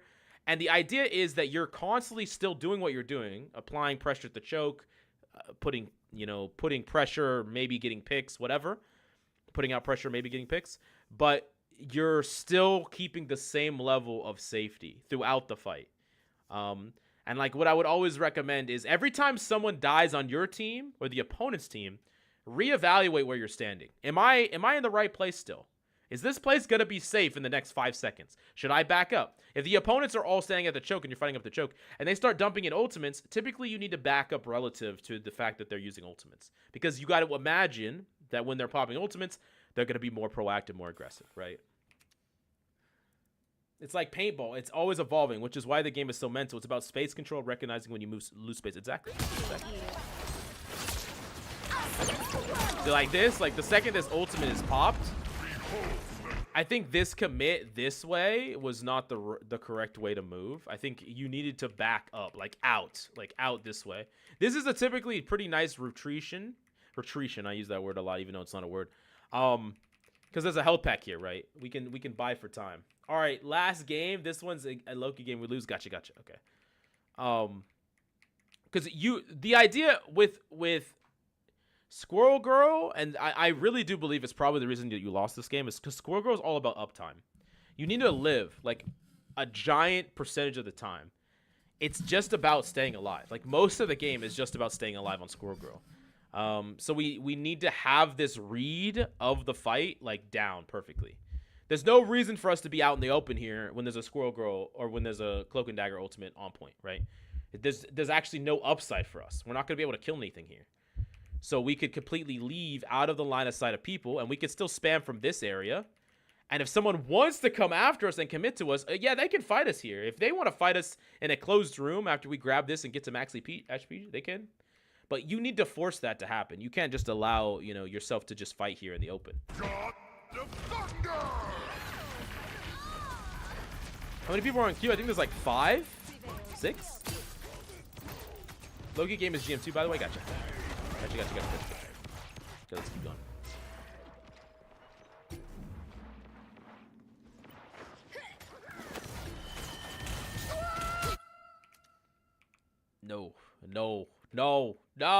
No. Okay. Why do I think this ultimate is not great? Check DMs real quick. Okay. Oh, do you have the queue? Oh, wait. Speed video on this, or at least react on the second channel? You want me to react to the dev vision? Okay, we could do that. Are you going to whip that up, Shaden, if I react to it right now on stream after this? Or should I don't know if someone's going to be able to yeet that out. No value. Solo ulting? Yeah, I can. Okay. Then I'll react to this after this. Okay. Yeah, so once again, we talk about ultimate use as you need to think of the upside and the downside, right? Like what's the highest perceived value you can get and what's the lowest? And I want you to always, like, the majority of the time you need to base it on the lowest, like a reasonable expectation of what your ultimate can do, which means your ultimate's going to apply pressure. It might get a kill, but do you think your ultimate's going to kill 3 people here, 4 people here? That's what you have to be thinking in order to ult like this, right? It's way too, the ceiling is way too high here. Like, you're thinking that is what's likely, but the reality is that's very, very, very unlikely. And it's far better for you to just save this ultimate and then use it to win the fight afterwards, after the cap in the next section. Invisible Woman main, last competitive match was D1 to GM public profile. Gotcha.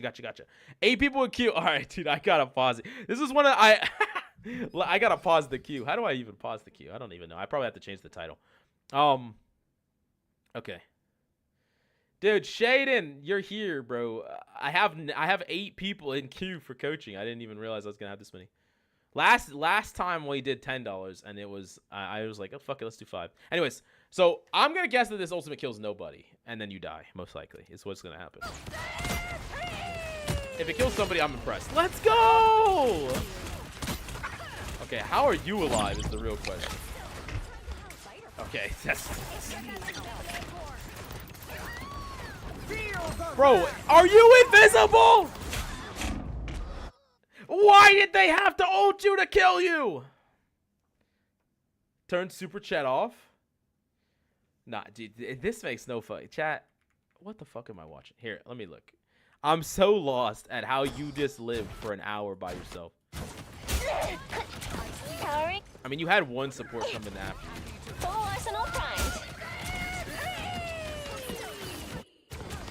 Oh, that person just forgot that you existed. What about the Thor?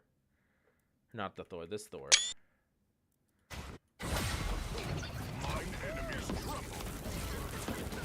He sees you.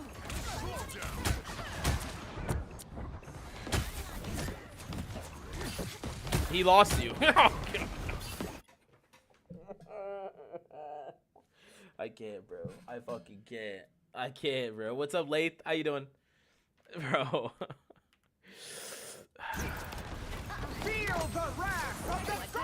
Hey, Mills, I'm offering on Iron Man. Would love some pointers on how I could have a better impact. Gotcha. You're in the queue. You're in the queue.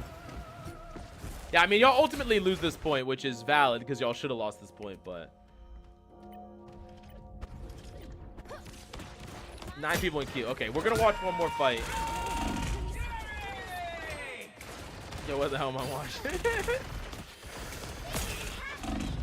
Yeah, this is why it's so hard when I say, hey, this is not a good thing to do, and then your opponents completely fail to punish you. So, one thing I will say to you is, if you ever want to win a fight on Squirrel Girl, which, like, you can beat most DPS in a 1v1, but you have to force the terms. And what I mean by that is, if you just back up into here, you're completely fine. And if they want to fight you in here, you're most likely going to win.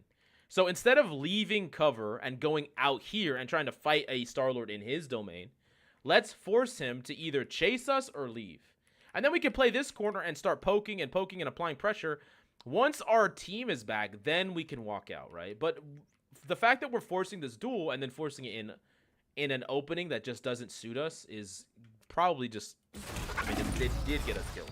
We basically took this fight for no reason. And we didn't do it in a way that was an advantage towards us. Star-Lord didn't kill Squirrel Girl with his ults. Yeah, he did. He missed the ult, yeah. I love your YouTube videos. They help me much better understand the macro of the game and what my role means. Let's go. Nice stun. Now reset, stun again. No! No! Okay, you stun him, reset, stun him a second time, okay? Every time. If it's a Thor, if it's a Venom, if it's a Cap, maybe not a Cap. If it's a Thor, if it's a Venom, if it's pretty much any tank, to be honest, that doesn't have a shield. Stun, reset, stun. Shoot him in between, this guy fucking dies, okay? You could do it every time. Behold the god of thunder! You're welcome. I was hurting for certain. Shields up. Let's see. Watch out. Got you covered. Us against the world. Bro, what are we aiming at?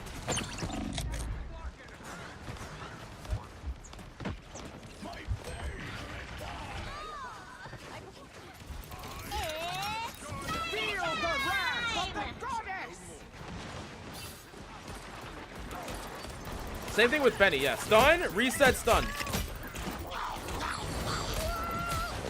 So this is what you could do to have instantly killed that Penny once again. So here, you had the right idea with the first stun, right? But like, we stun this person. We shoot him once, we reset, we stun this person. Then we ult and shoot them. And the ult will hit them twice. We will hit them with 2 stuns, and we will hit them with 2 primaries, and they will fucking Fall the fuck over. I promise you, they'll die instantly. And you can abuse so many tanks because there's so many tanks that just make mistakes. Like, players don't respect the damage that you could do on Squirrel Girl. So Thors will push you, Pennies will push you, and you can just instantly delete them. Like, you could have instantly deleted this person, like, actually in, like, 2 seconds. You almost killed them anyways. Nice kill. Maybe you're positioning here because... I don't know why. Maybe you're trying to touch. I would say, like, it would have been far better for you to just stay in this position instead of playing up. Like, this whole time, instead of playing out here, like, play your range and play your, like, a good position that just applies pressure. Don't leave your cover to come here. Like, once again, we're playing in the domain of where other people... Like, if we play cover and people want to pursue us, the Thor comes after us, whatever, this is exactly where we want to fight him. Otherwise, we just have a good piece of cover here, right? Maybe you were thinking that you had to be the one to touch, but I mean, reasonably, if there's a tank alive, you shouldn't be the one trying to touch.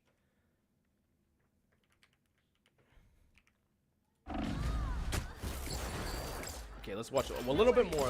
I probably need to speed this up. What does the stun reset? What does stun reset mean? So this is how Squirrel Girl works. Squirrel Girl has a jump. Squirrel Girl has the big nut that stuns, right? And then she has an ability that resets those abilities. So what that means is that you can hit someone with the big stun, reset your abilities, and then stun them again. So you can double stun is what you can do.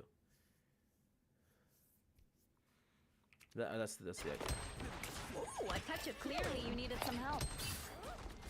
How did y'all even hold this? Y'all actually hold this? In what world? What? Oh, did y'all pop a defensive ult or what? Bro, the fucking bro, this Thor, oh my god, I can't. This is the opponent's Thor. If he sees something new in front of him, he goes on the new thing. He doesn't remember what was just on him. Anyways, okay, let's go to the next VOD. We gotta do speed VODs, boys. Speed VODs. I think I'm spending too much time on each VOD, to be honest, but it's all right. I can't help myself. I just have to yap more. Okay. Anyways, well, who's next in queue? 𝐒𝐂𝐑𝐈𝐁𝐄. What's up? Is it you, Brian? For your second VOD? Cool. Yes, it is. So it's Brian, then it's Rift, then it's Tesha. Then it is someone else. Then it's K. It doesn't tell me your whole name. Oh, it's Ahmed. Yeah. Okay, gotcha. Okay, cool. All right, Brian, you're next. Cool. Second game in this, we lose even though our stats are way better. Gotcha. Yeah. That's perfectly fine that you grab a different replay. Perfectly fine. Okay, so you play Namor. Okay, nice. Oh man, y'all lose this game even though y'all are popping. Let's see why. Typically, I will say when a team has way more kills than the opponent and they still lose, it typically has to do with a macro mistake. And what I mean by that is it's not about your individual play, it's about when you decided to take fights. At what time did you take fights? Were there any objectives that you gave up for free? Were there any time that y'all staggered and got snowballed? Because, like, if you get snowballed through a whole area, you could lose that whole area by you barely died, right? You got, like, no fights or one fight, right? So it's typically, like, more often than not, it's a macro mistake when this happens. Okay, so y'all ban... No, Astro, you're next, brother. You're on the list. You're on the list, bro. There's, like, 8 people on the list, bro. Wait, yeah, you're not next. We have Rico, then we have Brian, then we have Rift Walker, then we have Tesha, then we have Ahmed, then we have you, Astro, after that. We ain't forgetting you. I ain't forgetting you. Okay, Wolverine ban. Y'all ban... Oh, wait, y'all ban Magic. Interesting, okay. And then both y'all ban Spider-Man. Nice. Wait, oh, chat, remind me. After this VOD, before the next VOD, I need to react to the dev update. That's what my editor is telling me to do.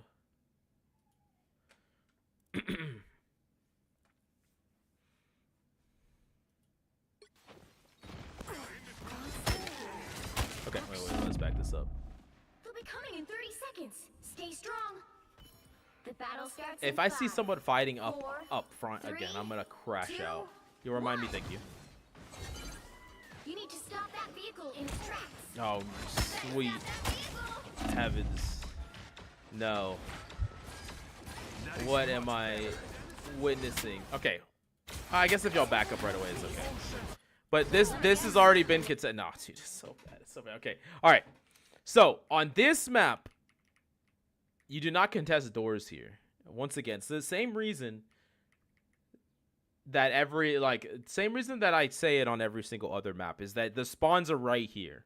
You don't want to contest up here outside of very specific strategies or situations. What you want to fight is this corner. This is the best corner to fight because when things have to round a corner, it creates a disconnect where if I'm a tank here, right, and I'm rounding this corner and I'm fighting over here, my supports can't see me unless they also round the corner, which puts them at risk, right? My supports can't just sit here in safety the whole time or sit here in safety as it rounds. So you want to fight during every single corner. If it's like an automatic separation between the enemy team. They're not going to be as together. The supports aren't going to be as safe. So you want to fight as a corner. What happened here automatically, and we did talk about it, it's typically going to be a macro problem where y'all are losing fights for free. Y'all just lost this fight because the Namor just got to walk off angle for free. None of y'all were set up, and it's chalked. Now, one thing I will say to you, Brian, something that you can do that I think is actually pretty strong. Here, it's hard for you to know because it's too quickly. It happened too fast. Is I don't mind, because you get one cooldown so fast when you have 3 squids, it's okay to throw a squid somewhere around here. I like to throw a squid like here or here or here. They do this in pro play as a spy checking squid. Literally, it's a squid for information. That's all it is for. The only purpose of its existence is to tell you if someone is coming to flank, whether it's a Black Panther or a Spider-Man or whatever. And you're going to get that squid back in time to throw 2 out anyway. Like, you're going to have 2 to throw anyway, so there's no cost to it. So you just, like, you want to play this corner, you literally just throw 1 squid right there, and then this is before you set up your primary play with whatever squid you're going to throw. Maybe you throw 2 squids against this wall, or you throw 2 squids up here, and you're, like, shooting down lane if you want to. But, like, it's perfectly okay to throw 1 squid, like, out. It's like a little, a little spy checker. It's a little leak spy checker. Yeah, I mean, y'all already pretty much lost this fight, I believe.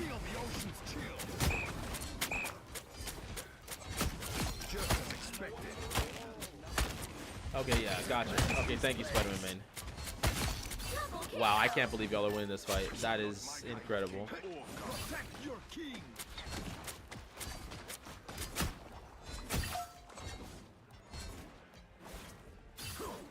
That's what I always tell my tank, but they argue stuff that works in high rank.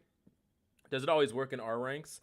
Yeah, I hate that there's always this stupid discussion in chat and comp that you have with people where you're like, hey, let's do this strategy. It's a cool strategy. Bro, this isn't pro play. We're not in pro play. We can't do that strategy. And then it's like, and then you say, don't do this. This is a terrible place to play. It's like, what are you basing that on? This works for me every time. You gotta base things on something. You gotta base knowledge from somewhere.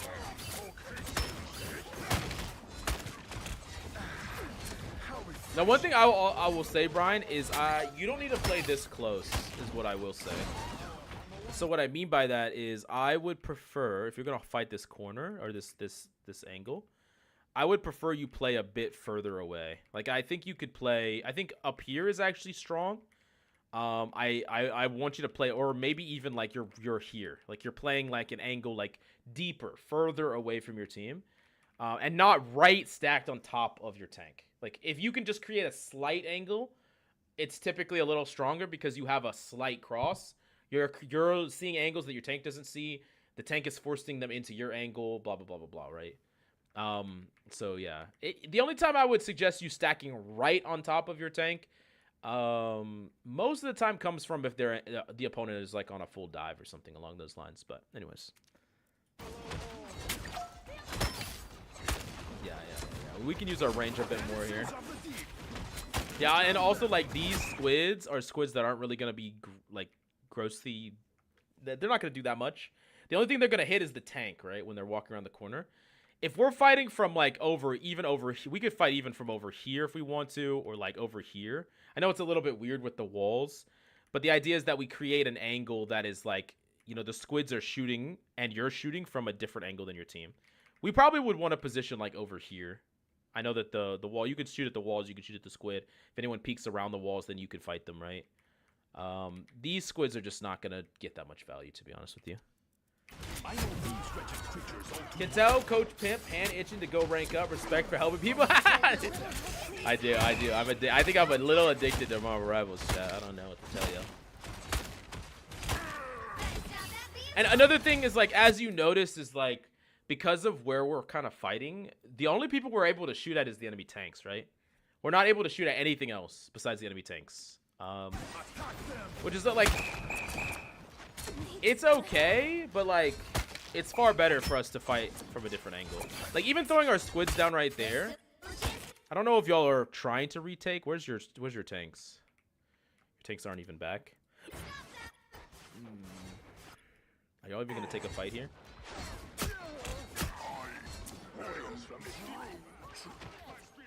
Enemy in front of us. So y'all are contesting. Yeah, so okay. Assuming that y'all can contest. I don't know if y'all are communicating or whatever. Where we're set up right here, even backing up here, what you should be doing is, instead of saving these squids, right? Or instead of using these squids, let's go set up for an aggressive angle that can actually get some value here. So like what that looks like is we could walk here, throw out the squids this angle, try to right click this person, or right click this person, or ult somebody, or, you know, create a play that is not us funneling right into their tanks. This is not what we want to fight. We want to create an angle that is more powerful than this angle. Somewhere else. I mean, honestly, if you knew for sure that your team was going to touch, like you had a confirmation, your team was talking, you could have spent this whole time doing something kind of wild, like walking all the way down here, walking here, and like throwing double squid flank with like an ultimate or something along those lines. Or if your plan is to try to combo, no, he doesn't. He just swaps, so you don't even have a combo. So yeah, I would take a more aggressive angle here. The enemy is not on any dive, so if you're just gonna play from main all game, you're gonna have really low deaths, and you're gonna have high limbs because your squids are contributing to like every kill. But you're not winning a lot of fights by yourself. You're not creating fight wins by yourself. You're not getting picks by yourself. Most of what you're gonna do is just an extension of the fights that your team is already winning, the fights that your tank is already winning. You're like adding on to the frontline pressure. But we're not actually creating any fight wins, which you could easily do on Namor if you take a more proactive angle. They're not on any dive. There's nothing you need to deny here. You just need to create a very aggressive off angle. And up against no dive, you can create a very aggressive, very aggressive. I am ready to put on a show.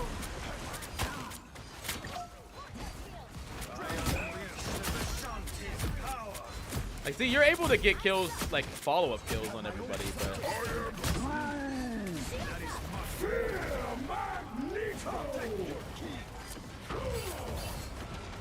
oh, y'all C9? No! Yeah, this is once again, it's I already called it earlier. It's gonna be macro mistakes. This is in Grandmaster. Now, I'm guessing that this Luna is just a random, right? Most likely. I'm guessing that she's a random. Yeah. I'm gonna react to the dev thing. You would ideally have liked the combo ultimates with the Luna ult, but it's gonna be hard depending on the rank you're in, and both Luna Panther are random. The C9. The C9 is so painful here. This is so bad. Because y'all win that fight easily. Man, I'm gonna go. Wait, how much time did y'all have left? Before they cap? Dude, it's so painful. Because if y'all don't C9 here, then the next fight y'all have a combo. Y'all have Groot Namor. See, I'll probably win the next fight too.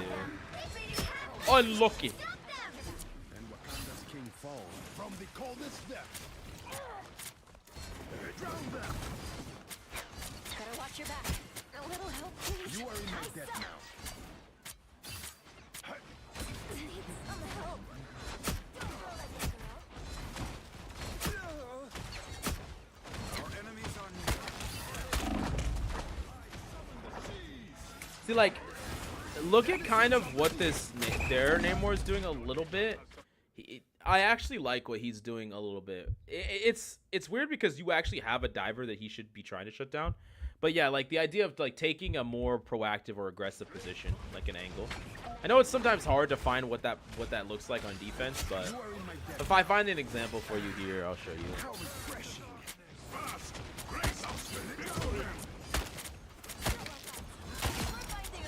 Just a whole bunch of free fights.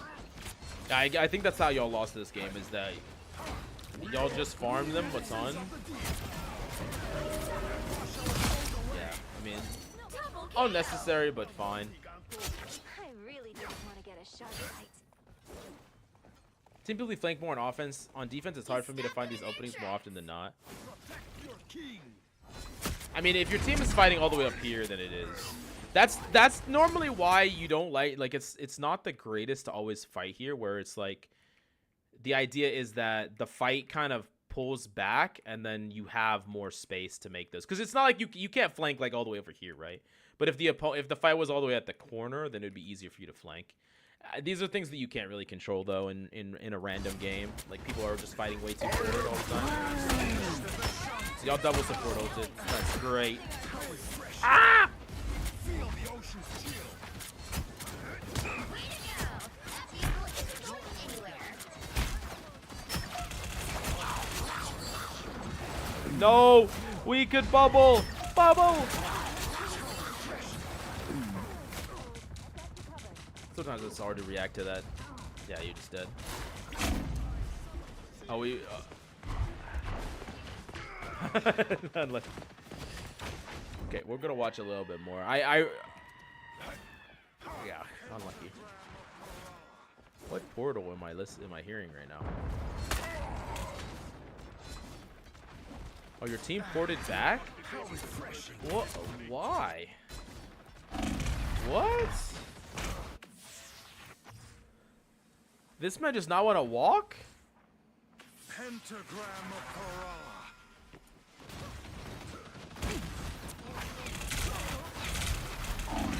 That makes no sense, bro. I'm sorry.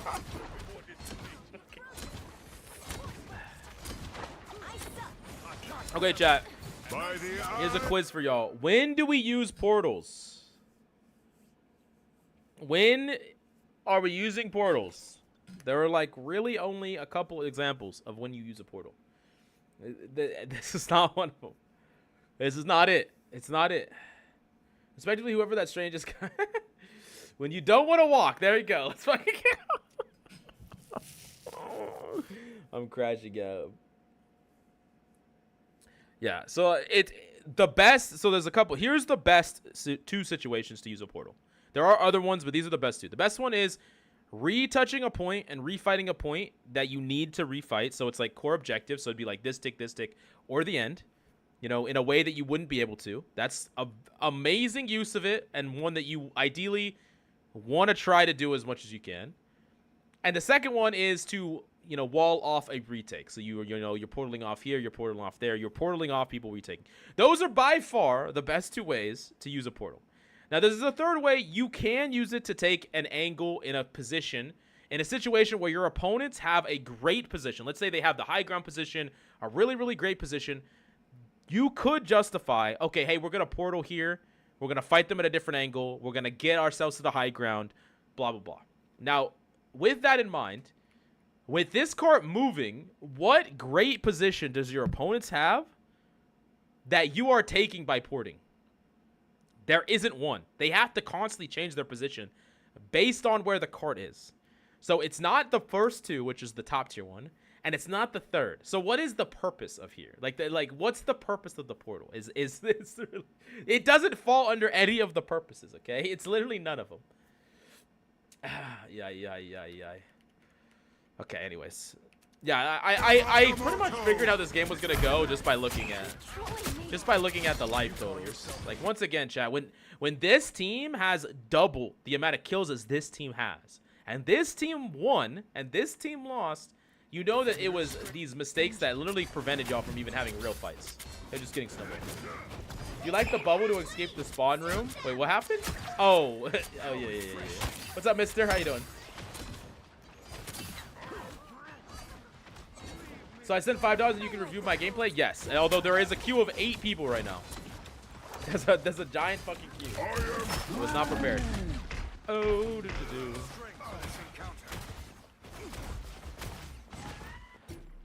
Yeah, y'all are probably not even gonna get y'all are not even gonna get a fight here. Wait, what happens to your stream?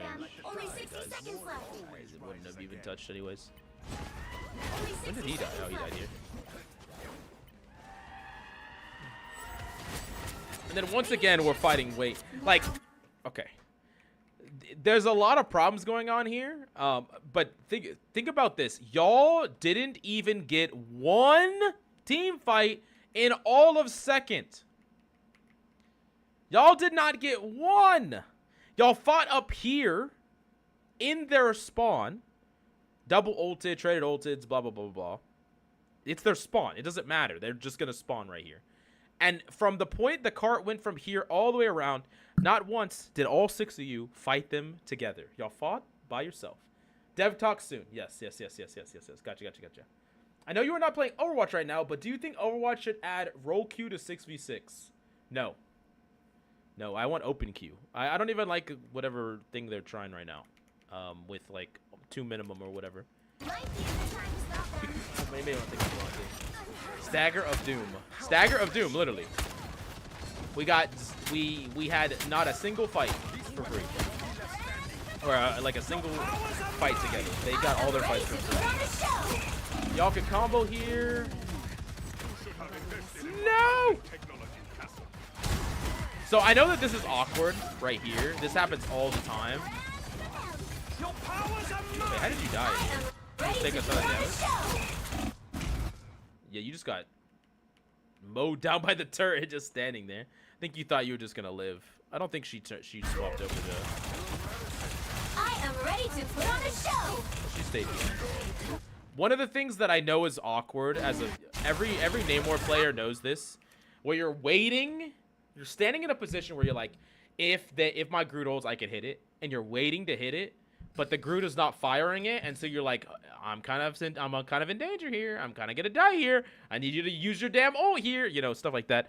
What you can always do is you can always just pop into a bubble, like if you have to, pop into a bubble, fly kind of high, and then they pop it, and then you can easily like see and throw it. It's like what to do in a pinch. It's better than just like falling over and dying, because once you die here, y'all don't have the combo anymore. He's gonna fire it away, of course.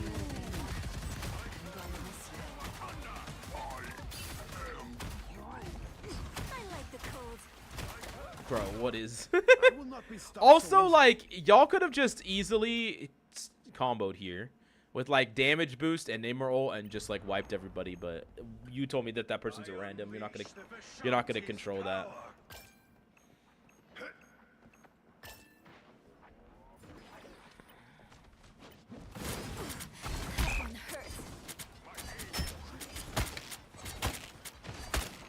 Yeah, like, what even is a fucking piece of cover?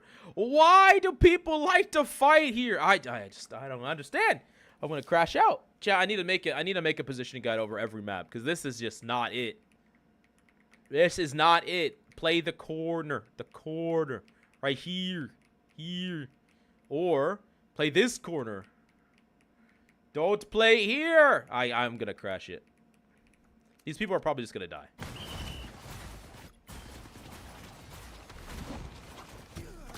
Oh, what do you know? He fucking died. Wow. I'm sorry. Bro, I can't.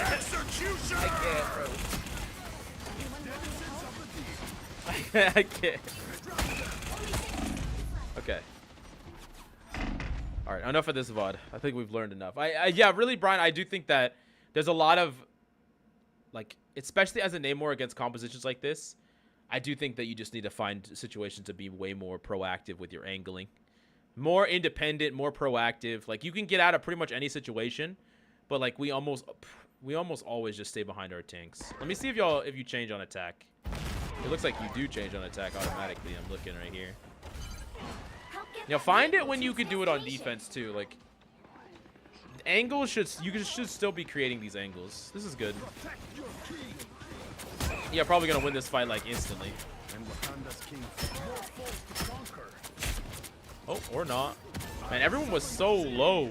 Not like this. Oh, you're dead. How did y'all not win that fight though? You baited out so many cooldowns. Oh, your BP got frozen and insta-killed. And I guess, yeah. I think there is... It's close. You might have gone a little too early, but it's fine. 9 people in queue? I think on offense I immediately flanked. Gotcha. Yeah, you did. You did immediately flank.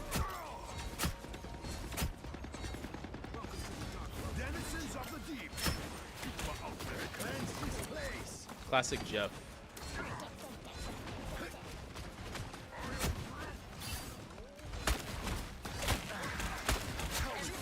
One thing I think is also good here, you do. Okay, yeah, you take height. This is good. Fucking Jeff, bro. Just unkillable.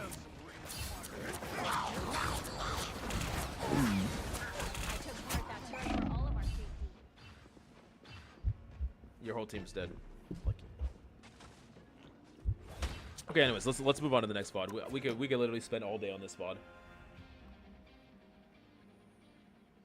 Okay, let's go back. Okay, well, who's the next in wait, before that, we need to mute the sound on this because we need to react to the dev blog. According to my editor. Let me know if the sound is correct on this, chat. Oh shit. That's way too loud. All right, chat, we're going to be reacting to the new dev vision for Season 2, talking about some of the changes and things that they're going to be doing in Season 2. My poor ears.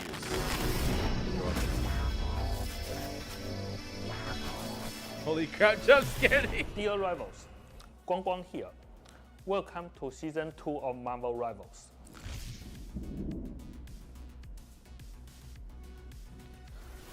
After the intense Eternal Night saga and the defeat of Dracula, Emma Frost has prepared a lavish celebration, inviting everyone to don their best attire and venture to the mutant heaven of the living island Krakoa for the annual Hellfire Gala. But as we all know, heroes never truly get a peaceful vacation.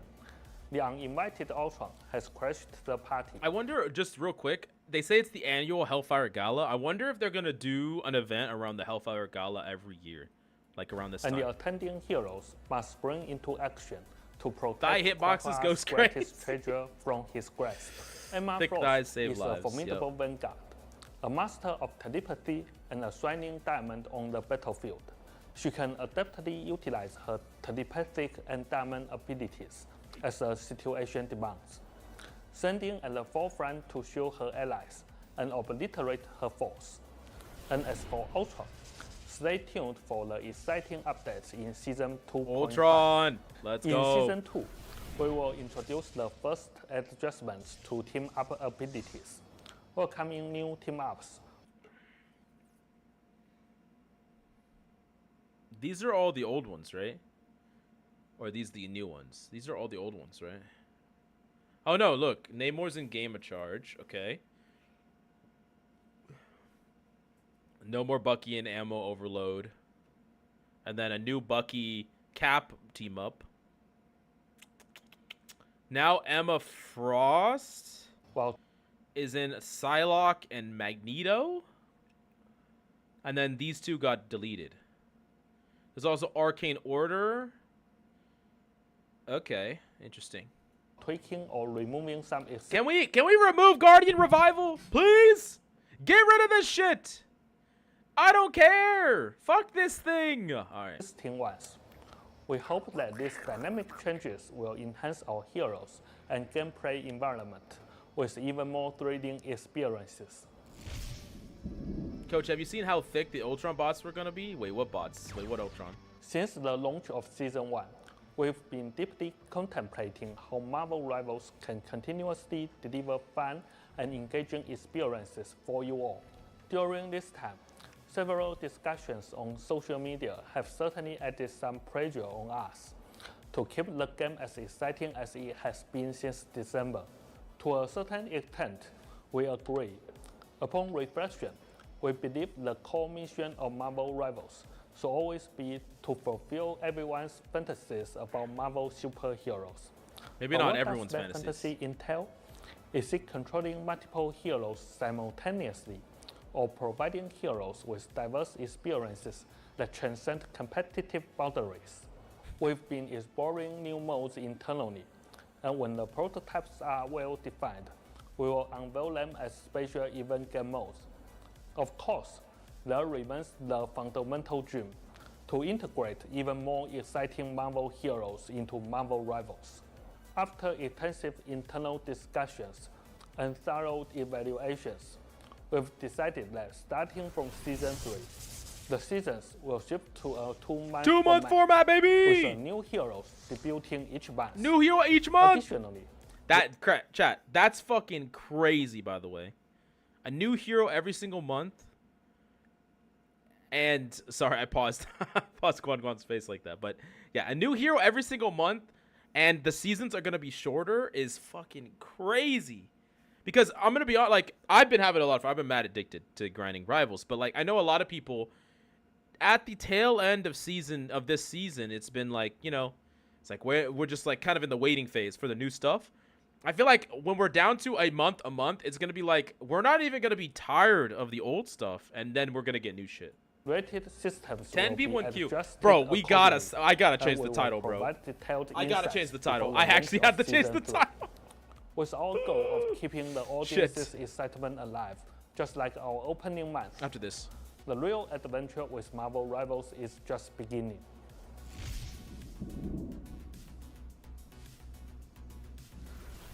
After thorough testing and analysis of backend data, we've identified that the current mission system design lacks clarity in guiding players on how to earn chrono tokens through gameplay. This has resulted in some active players being unable to fully claim all rewards from the Battle Pass by the end of the season. To address this issue, we are implementing weekly missions alongside the existing daily missions and challenges. While the total number of chrono tokens available will remain unchanged, we've rebalanced the distribution of points across daily, weekly, and challenge missions.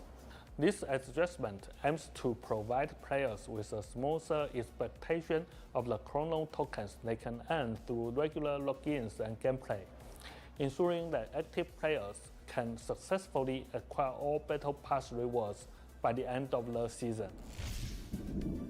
Okay. In Season 2, we're excited to announce that we will begin adding new color options for some of the more popular costumes, providing even more opportunities for personalization. Additionally, Okay, that's cool. we're introducing a new feature that allows players to gift costumes to their friends. This Sheesh. enhancement aims to foster better Alright. communication and interaction among friends within our game.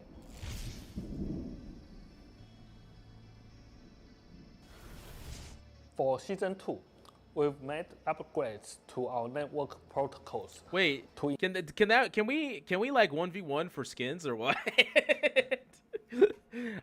That'd be great. enhance overall I don't know how that performance. works. If you can give away skins you're the own. Unfortunately, this means that replays from Season 0 and Season 1 will no longer be supported in the new client version. So be sure to record your favorite videos to your local hard disk before the season begins. Thanks for your support.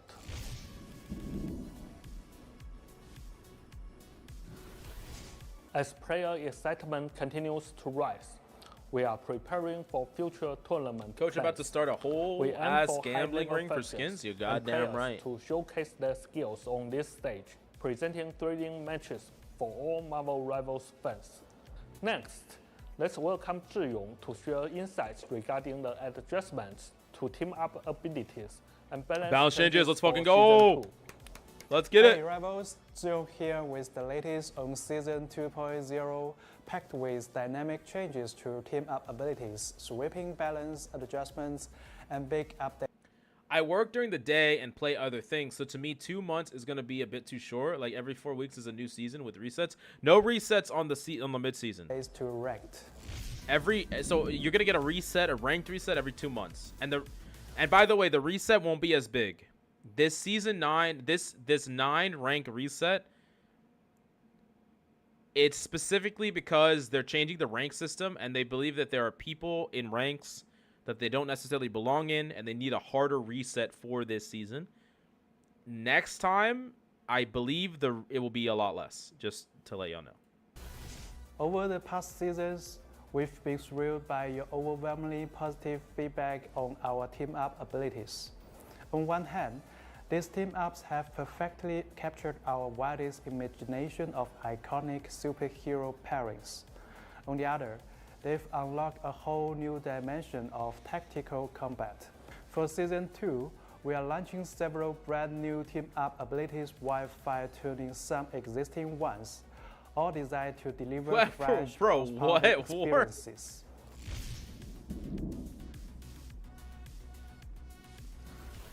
Emma Frost stands as the team-up anchor, allowing Psylocke and Magneto to call on the White Queen's psionic abilities to create illusory projections. At the heart of this pairing, Doctor Strange shares his arcane mastery with Scarlet Witch, imbuing her chaos energy with a new mind-bending magical ability. Captain America's unwavering courage and unbreakable camaraderie inspire Winter Soldier to leap towards allies at critical moments and dish out a relentless counterattack. Wait. I gotta rewatch that actually. An uncritical moment. Camaraderie inspire Winter Soldier to leap towards allies at critical moments and dish out a relentless counterattack.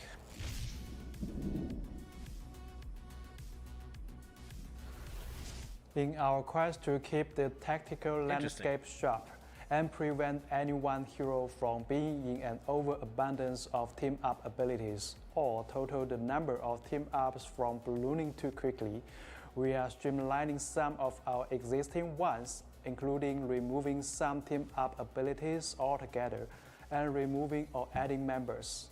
Here's what's changing. Metallic Chaos and Voltaic Union will be completely removed from the game. Psylocke will be removed from dimensional shortcuts. Psylocke will be removed Winter from the game. Soldier will no longer be part of ammo overload. Namor is being removed from sharing charisma. Doctor Strange is stepping back from Gamma Charge, while Namor will be joining the party, complete with the ability to summon Gamma Supercharged monster spawns. Why though? Why though?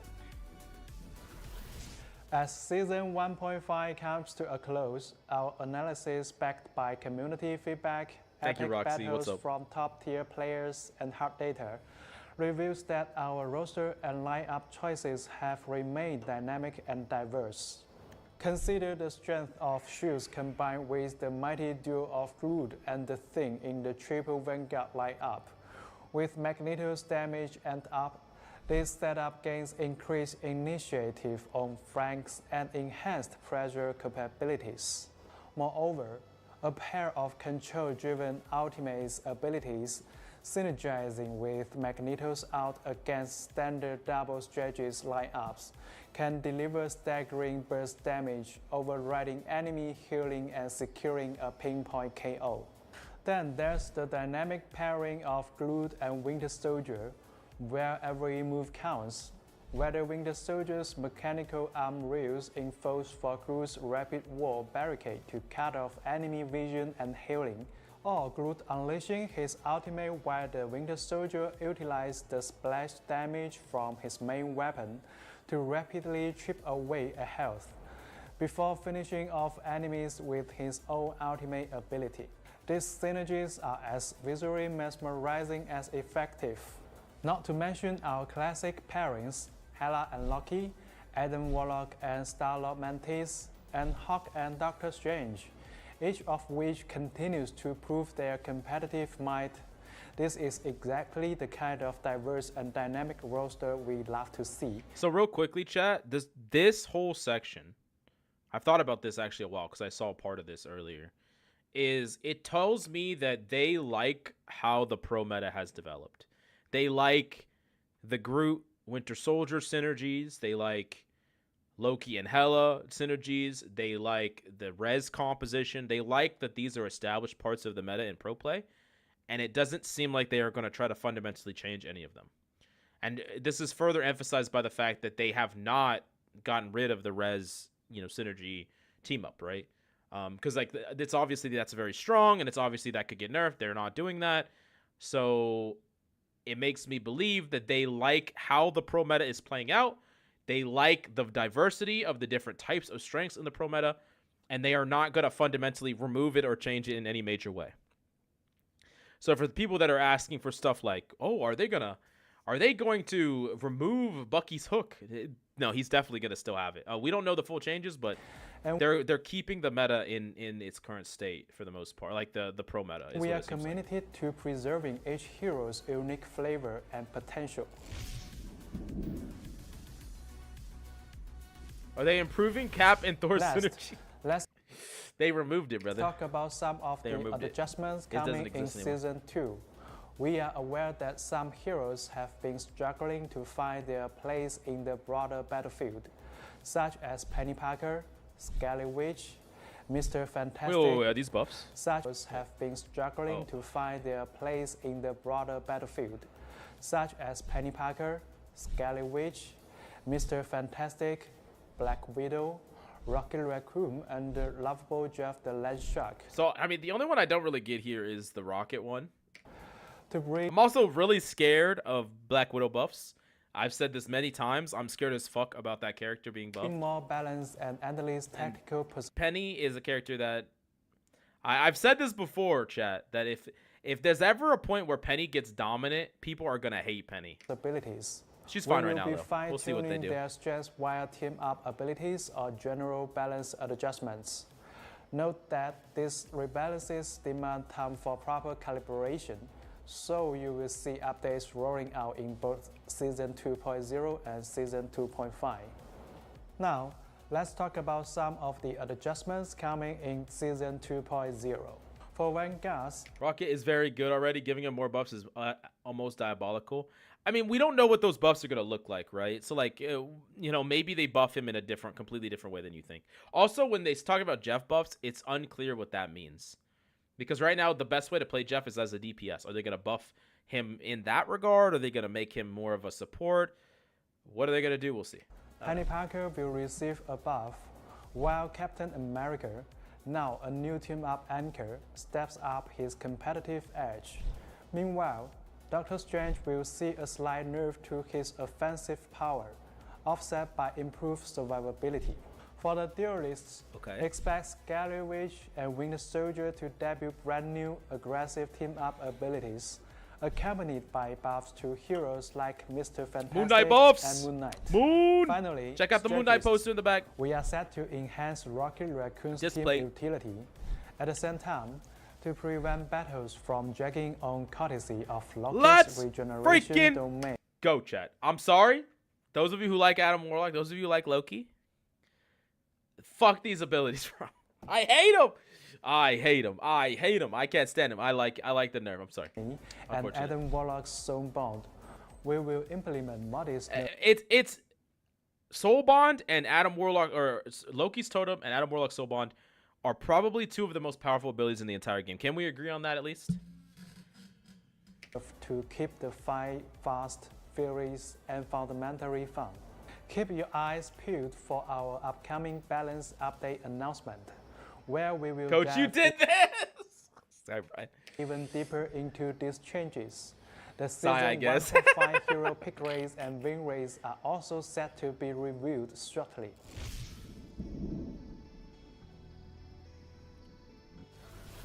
When Season Oh, this is the big one, chat. 2.0 launches, we are shaking up competitive play by resetting ranks.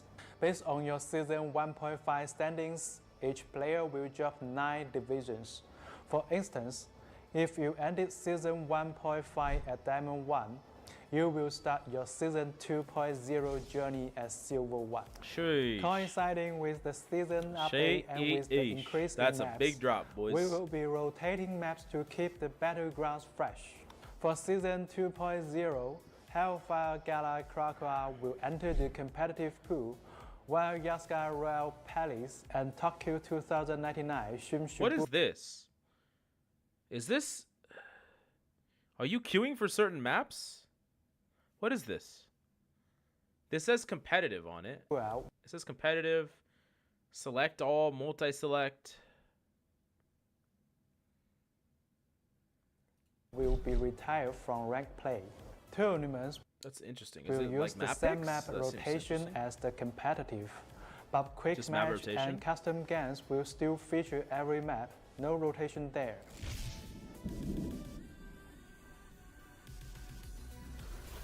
We've listened to your gotcha, feedback about competitive play, and here's how we are leveling up the experience. Bro has never been in the custom game First, mode, Lamau. We are raising the minimum level requirement for competitive. Hey, that's one of the changes I wanted. Master the basics before stepping up to the big leagues.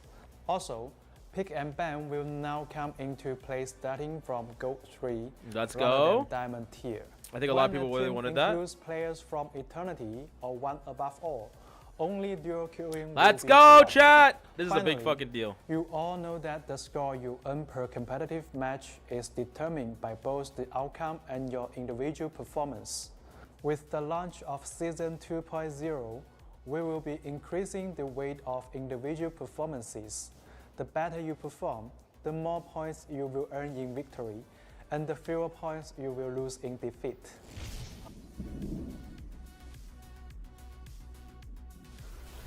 We know many of you are interested in the distribution of players across the Season 1.5 tiers. To satisfy your curiosity, please enjoy this detailed histogram that lays it all out. 3%, 2.8. Yeah. Interesting. Excluding players with less than 5 matches in competitive mode for object data presentation. Gotcha. Makes sense. Interesting.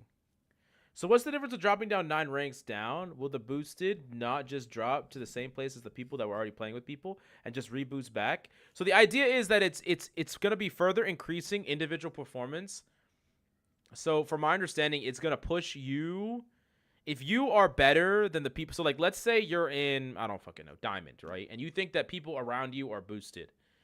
It's going to push you all down super low together, Silver.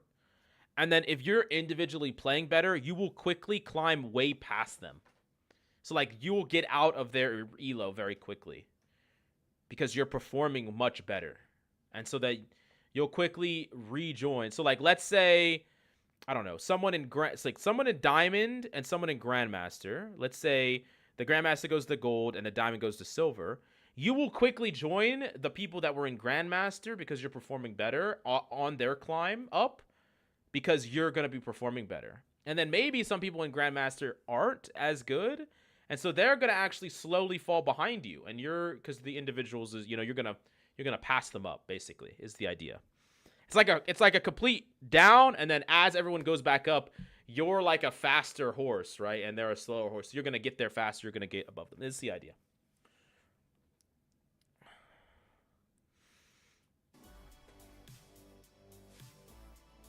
In closing, thank you all for your unwavering support and passion.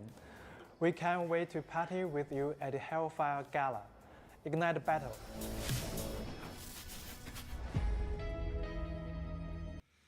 All right. Hellfire freaking Gala. Season 2, baby. All right, so this is April 11th. So, oh man, yeah, so Coach, is Diamond still higher elo in your opinion? Is Diamond still higher elo? No. I mean, it's higher or lower. That doesn't really matter. It's like kind of, it's just a nonsense, metric. But what I will say is that if you compare this to other games, the curve here right now, Diamond is top. What percentage is Diamond if you combine all these together? I don't know what that is. It's like this is 3. It's like 30%. You're like the top 30% if you're in Diamond. I mean, that's still higher than average, But it's not the same as like Diamond back in Overwatch 1, from my understanding. Wasn't Diamond in Overwatch 1? Well, they had Masters. Diamond was like top 20%. Was it the same? Was it 32? Or did you see the Frost chick? All right, bro. Grunt. Focus here, bro. Focus. All right. Yeah, I think really this is kind of how you have to think about it. Diamond is kind of the same, but Grandmaster is like Overwatch Masters. And Celestial is like Overwatch GM. And then Eternity One Above All is like GM1. Like Eternity is like GM1 or 4400 or something. And then, yeah, 4300. Am distracted, coach. Sorry, god damn it, bro. Yeah, they just want to kill Dive, which I'm all for. No, they don't want to kill Dive. I don't think so. We'll see. We'll see. We'll see what the I feel like they're gonna buff Dive. We'll see what it looks like. It's top 20%. No, wait. Am I tripping? Huh? No, yeah, I think that no, you go. That's 30%, Val. Right? Is my math fucked up? I can't wait for them frost curves. All right. Y'all fucking gooners in my chat. Focus on what's important. Math, okay? Fucking math. It's right here. Tell me what the percentage is. Okay. 30%. Thank you. Thank you. Thank you. Thank you.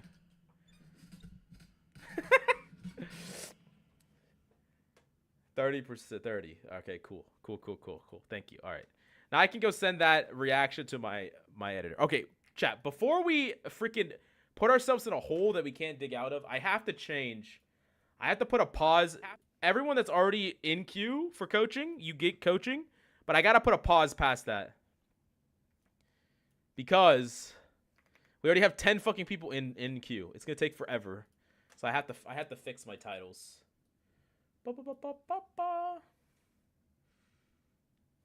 No, no worries. I can't do math either. Wait, why is my video today flopping so hard?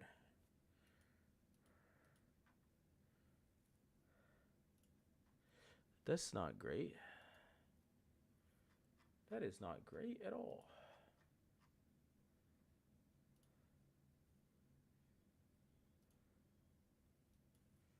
Okay. Content. Let's see. Live. Mommy Frost. All right.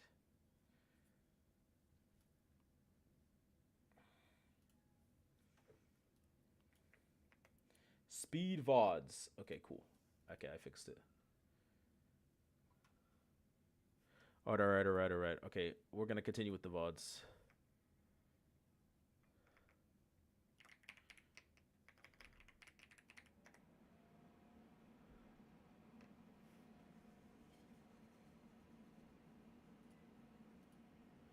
Okay. Be sneaky takedown, then upload again tomorrow. No, I don't know. I don't really know why it's not performing great, but it's all right.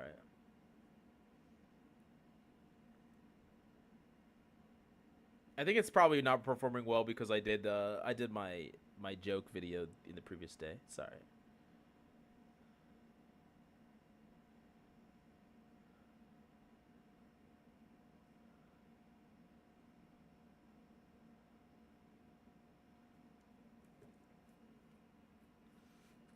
Okay. Reload with Emma Thigh's thumbnail. All right, bro. Y'all gotta focus.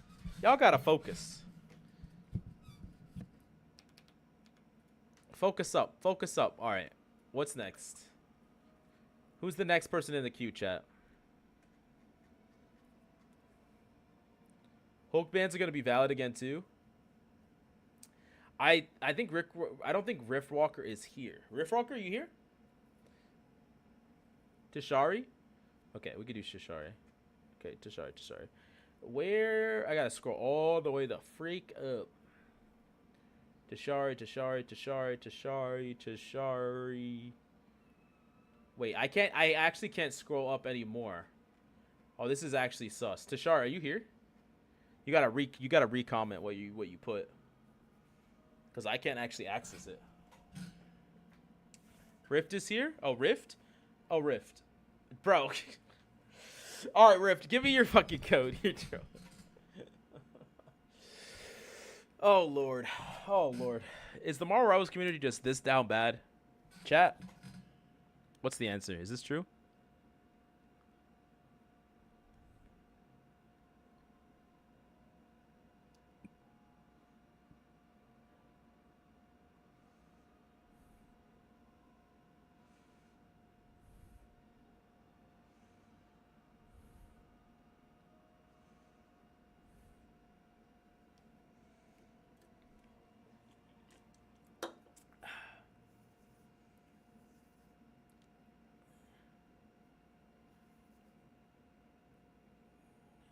Coach Rift is here. Okay, Rift. Where you at? Take down the vid, Coach, and re-upload it with Emma on the thumbnail. All right, y'all are trolling. Y'all are actually trolling. We got more videos coming anyways. It's fine. I'm going to copy your setup 1-to-1. Wait, how much ARM do you use? Wait, what? What are we talking about? You talking about my boom arm? This? Wait, Rift, you got to drop your you got to drop your things. Her thighs have serious jiggle face. Oh my god, guys. Can we stay on? Can we fucking A, bro. What mic arm? It's just a random Amazon one. I don't even know, bro. I do not even know, bro. Rift, hello, where you at? I need the code. I need your account. 10 out of 10 video, it's overtime to make gacha content, bro. Fuck. Yeah, alright. Changing to a gacha streamer, guys.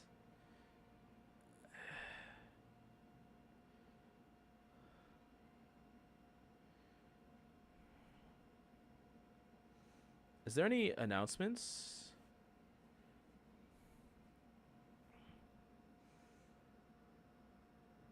At 6 p.m. is when I get access tomorrow. Interesting. Jesus Christ. Would you say it's a good idea to stop ranked once you're at 55% win rate? Wait, I don't understand the question.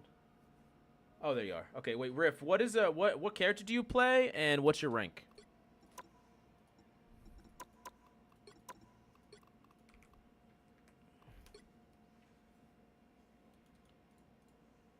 Chat. You know what y'all need? You know what the truth is? This is how you actually climb in ranked. You get married or you get carried, okay? Y'all are too busy gooning and not busy enough. Lock the fuck into climbing, okay? Mr. Fantastic Eternity? Oh, Lord, okay, alright. I'm not gonna lie, I feel like the Sauce Boss would be a better guy to watch this, but... Okay, let's do it. Well, I'll try my best. Have I ever played with you before? Oh, you got Dylan Dubs on your team? Wait, you got Labu. Wait, you got the squad. You got Beyonce on the enemy team? You got Snows? Wait, I think I just added Snows. Snows is good. If it's the same Snows. Is he a Starlord player? Oh, he's not playing Starlord right now. Is Starlord... Wait, what's banned? 4, 3, 2, Yeah. 1. All the Hey, wait. So right now we're doing a pause on new added VOD reviews to the queue. We have 10 in the queue right now. How do you even do damage with Mr. Fantastic? Freaking Rift. All right, so Rift. So this is an Eternity player. So a lot of what I'm going to talk about in this VOD, I'm going to hold him to a much higher standard. I'm also going to talk about a lot of macro stuff. Because, like, the micro stuff for an Eternity player, Most Eternity players, they know the micro. They know how to play the character. They know the cycles of the character. But what they need to work on is fight understanding, ways in which they should position, like, for their team, how they should route, different macro decisions when it comes to things. Well, now you know there's definitely a market for fodder use. Yeah, I shouldn't have made them $5. I should have made them more. That's way too much fucking demand. That's way too much demand. Okay. Someone worth clobbering. The battle starts in 5. Wait, what is going on? Wait, what are we doing, bro? 2, 1. Bro, wait, what's going on, bro? Hello? Rift, what are we doing here? Hello? My boy's AFK. My boy's gone. Need some help.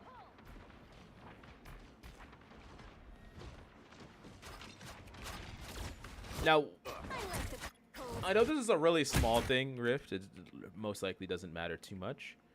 But there's 50 per next receive, 50 per receive next time confirmed.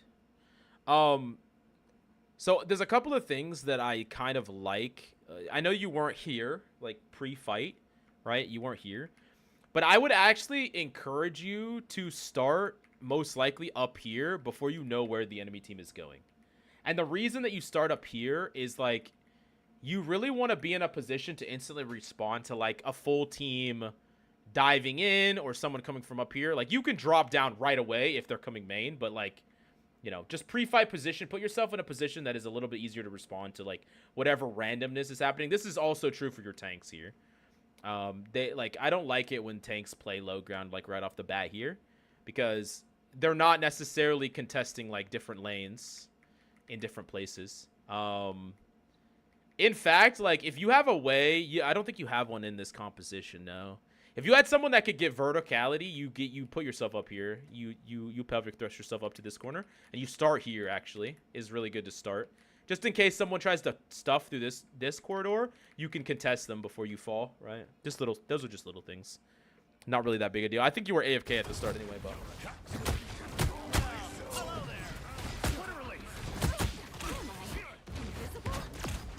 The back shots.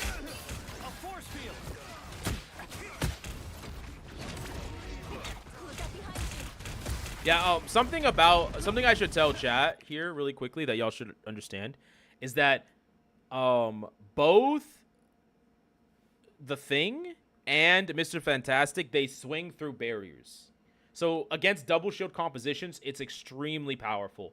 In fact, it's so strong that if you walk out on double shield and you see the Thing, Mr. Fantastic, you need to get to the fucking spawn and swap. Like, I'm not even capping. It is not good for you at all.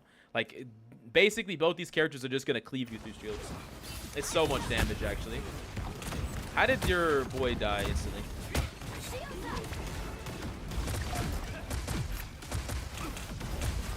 Oh, y'all aren't trips, right? I am ready to put on a show. Yeah, also, like, this ultimate, let me see. What is this ultimate? Was this just the hard engage here? Nice contestation here. This is kind of a problem. Wait, why did your support ult? That's what I'm curious about here. What was the reasoning for this? Just for tempo?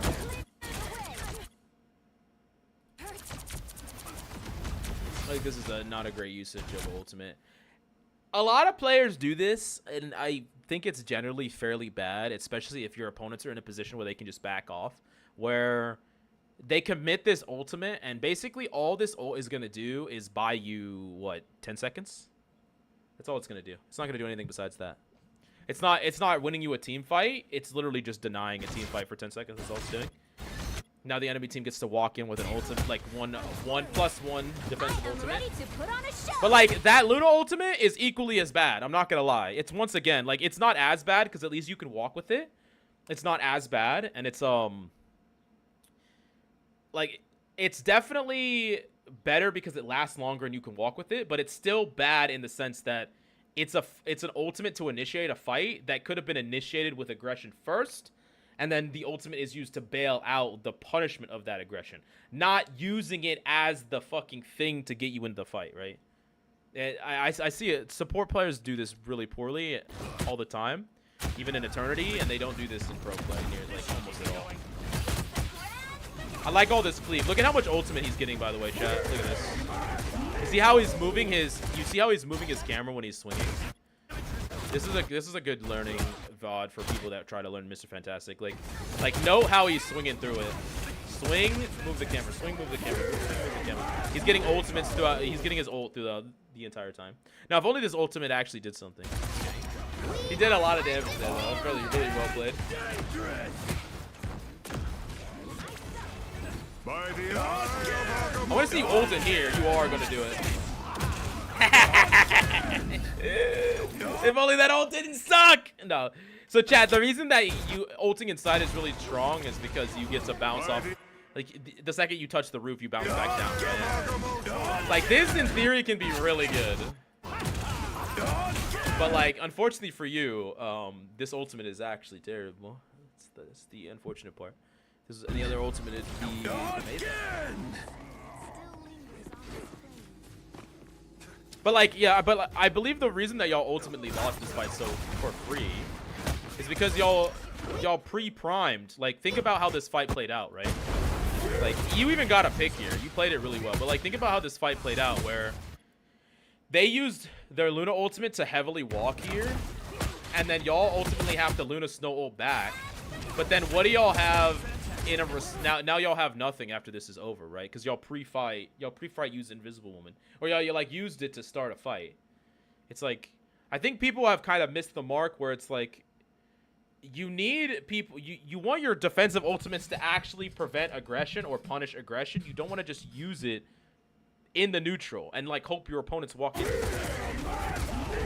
But it was, I don't think you played, I think you did this. I think you did this, you played this fight fairly well. I will say though that I highly recommend, I see the vision here, so like I see why you went for this, but this is almost never gonna work unless you have some type of catalyst. Like it could be a Magneto bubble, it could be comboing off of a slam from, you know, fucking the thing, you know, something like that. I saw the dream though. I saw the dream, so I don't hate it. I don't hate the dream. I like the dream.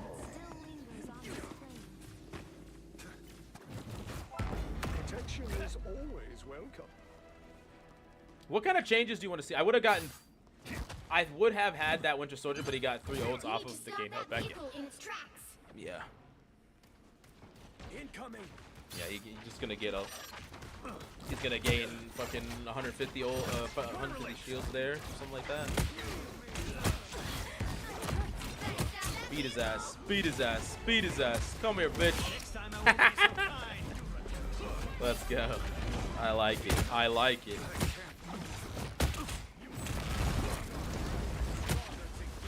Yeah, I mean, I honestly think that fight was lost already. Like, from the moment the Invisible Woman popped ult, it was already a mistake.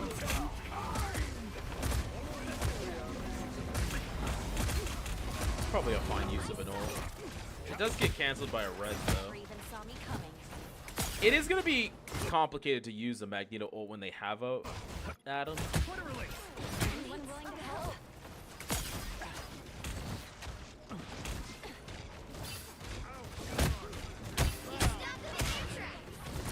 Yeah, like, your neutral game is perfectly fine. Like, you're playing extremely well throughout all the neutrals. I like that you're walking here too, relative to your team walking. Y'all bait that out early. See, this is a different situation, right? Notice how they popped defensive ult. They popped it first, right? Which is something that I say is bad. Like, it's like what the Invisible Woman did. But here's the difference. They were forced to pop it.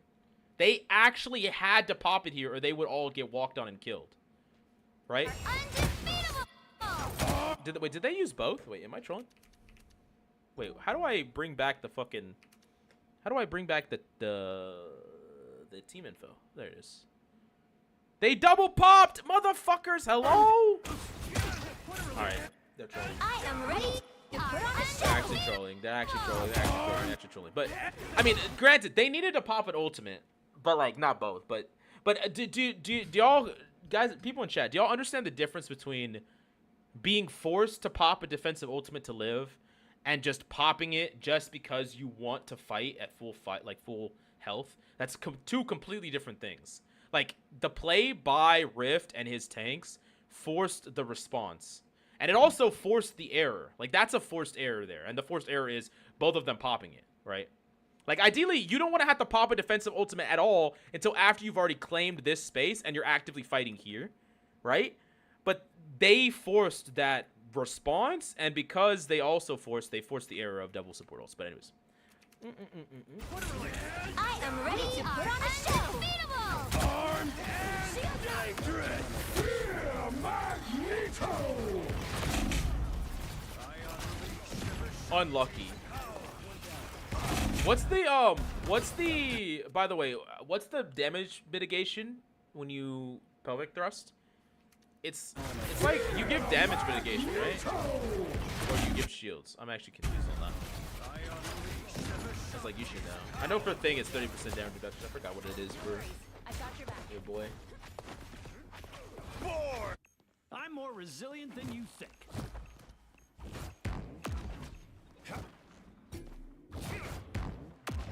Diamond in Overwatch was pretty high. Overwatch 1. Yeah.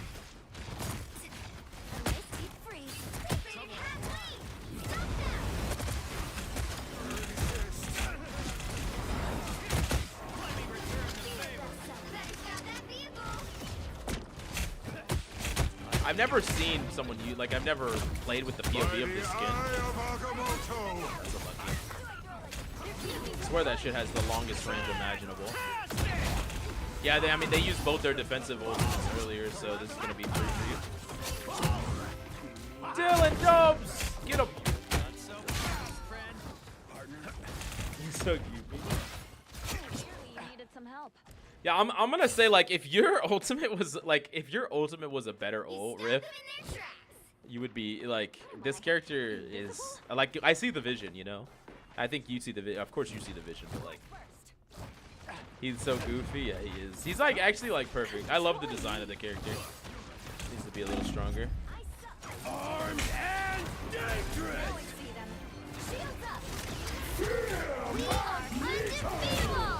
Okay, so this is the second time you tried to pelvic thrust save your teammate, and they what is the fucking stats? Because you died last time trying to do this. I gotta look.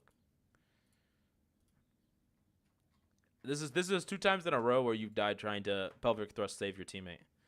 I mean, I gotta know. Granting a shield to allies. 75 bonus health, 75 allies. Yeah, that's not enough. That's not enough to protect you from a Magneto ult, brother. I don't think you can do that. I see what you're trying to go for, but I think both of the times you tried to save your supports from the Magneto ult, you could have just not died in both of those situations. You could have just created separation and then not died. You're kind of using it like I do with the thing, but like the thing is different. It gives 30% damage reduction to you and the target. Plus the thing is not gonna die. Is Reed pelvic power even worth it for allies? I think it's only good to help on dives. Yeah, it's not enough. You're not gonna survive. You're not gonna be able to survive a mag ult or like anything that does a mass amount of damage. You're not gonna survive it, so you shouldn't even try. Because, like, here... yeah, you did this in a previous fight as well. I lost my mouse. I lost my cursor. We are undefeated. Like that. Right? Like, we just want to create... like, basically, instead, what you want to do is you just want to spread like this. And you want to force the Magneto to choose. Like, force him to choose between you and your support. Don't... yeah, like, yeah. I was trying to go for both shields, giving 150 shields, but the mag always gets the extra damage faster. Yeah, I think it's too high of a risk the vast majority of the time to, like, try for it. Because I think we did it... Let me see. There was a moment where we did it earlier, right? Yeah, like here. Is this the moment that we did it last time? I am ready to put on a show.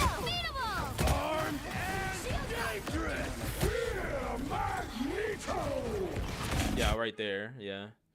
We just take... How much damage did we even take from doing that? Fuck, I slowed down too much. We're at 369. We're going to gain 75 after we grip onto the Luna. We're at 444. Yeah, bro. 4-4. We're at 444 health and we go down to 26, bro. That shit is not gonna fly. Unfortunately, I don't think that's a play that you can make.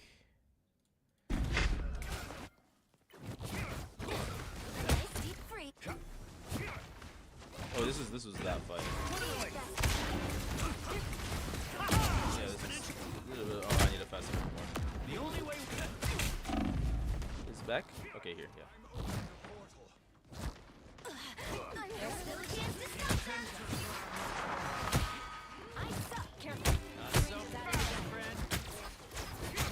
What is that portal?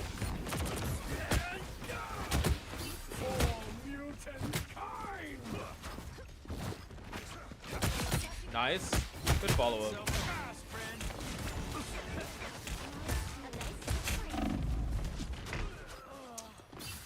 A little scary here. I like the play that you made, yeah. But yeah, it was gonna be kind of close. Let me see.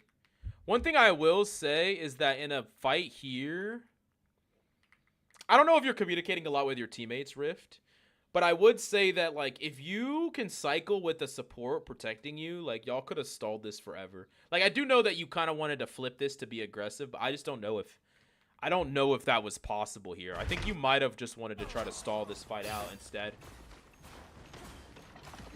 Because it's pretty low upside. I mean, you basically traded with a Mantis that rezzed herself, right?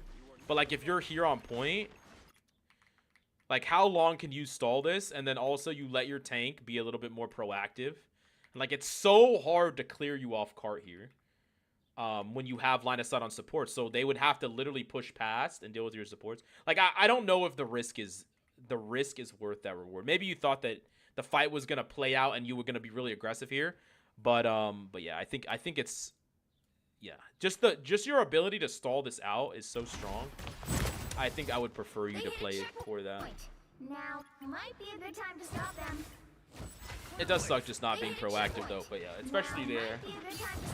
We stall that point out a lot more. We let our team regroup there. Maybe we build up a defensible, and then we play off an ultimate instead of just playing off of our cooldowns. We play off an ultimate to try to win that fight instead. Like, play off, not our ultimate, like, play off our Little Snow ultimate or whatever, you know? Or play off our Strange. If our Strange could be more proactive there because we're anchoring, and you tell your team, I'm anchoring, or I'll anchor, like, that really gives your tanks more flexibility to, like, do something. Let's watch a little bit more.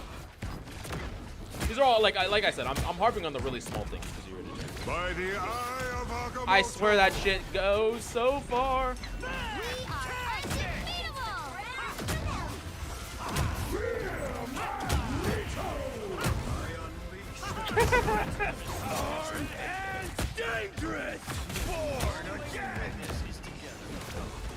Beat this bitch up. Let's go. Double KO. That's 3.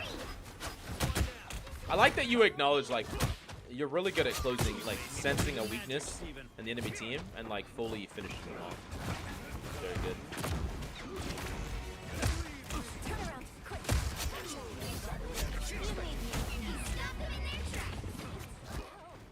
Do y'all hold here? feeling fantastic. You do not. What happens here?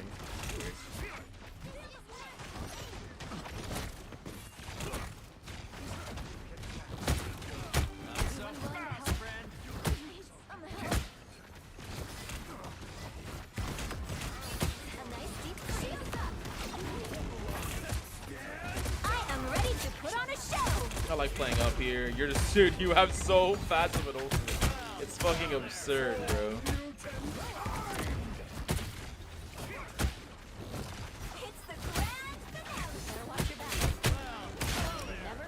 Nice punish.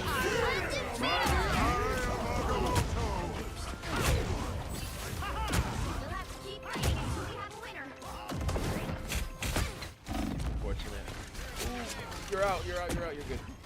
What's up, Death? Y'all hold? Or y'all don't hold? Ooh, a little bit too far. I think.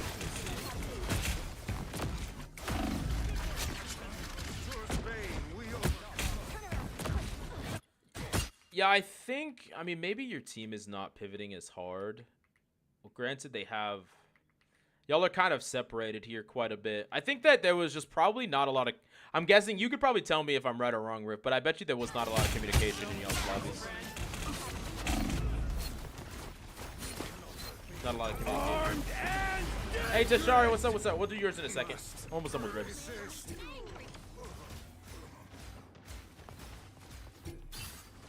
I won't rest until this is solved. I'm curious how y'all get snowballed here. Yeah, that's how most of my lobbies are, but it's alright, fair enough. Yeah. If you kind of don't, like, not everyone is, like, someone that hard comms. Like, I try to hard calm, but not everyone can do that. And sometimes in these lobbies, if you're not the one calming, no one's calming. Like, you just don't calm that much. But, like, it's really important that y'all were on the same page here.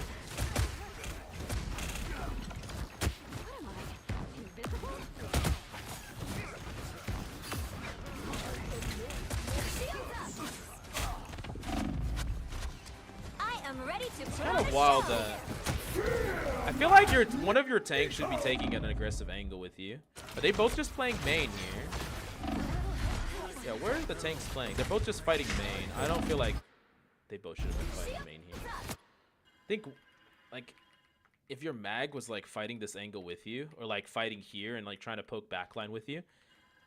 Because it feels like you're fighting backline alone. I think you fighting backline is good, but it's, like, it's not going to be enough. It's just not going to be enough. I am ready to put on a show. Don't go for the play again. Oh my god, you could have just died there. Please, stop with the play. Oh no. Yeah, it's unfortunate. Y'all didn't get y'all's Luna ult yet. How did the Luna die? Oh, she got hit by the. How did your mag die though? Because your mag could have bubbled her. What happened to your mag? What killed him?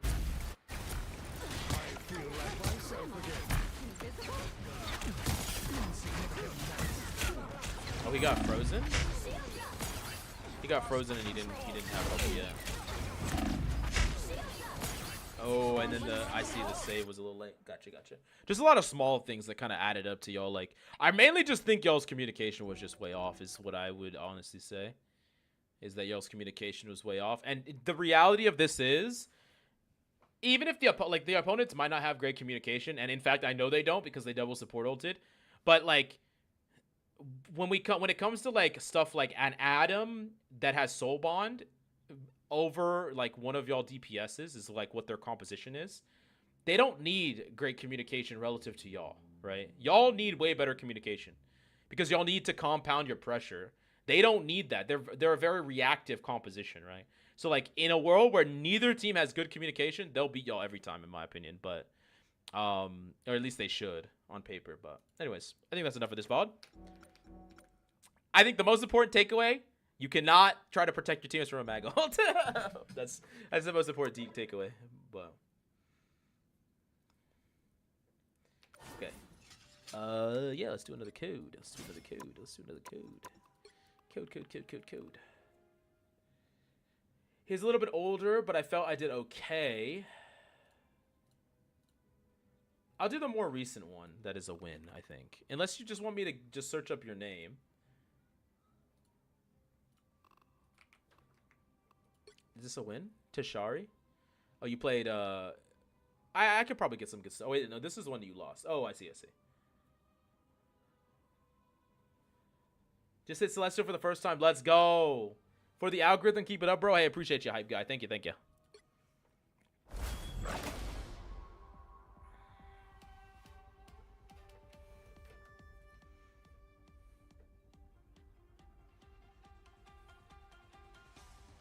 Okay, I will be right back, chat. Oh, I'll just play it out. Well, I need to grab another energy drink. Mostly Thor. Gotcha.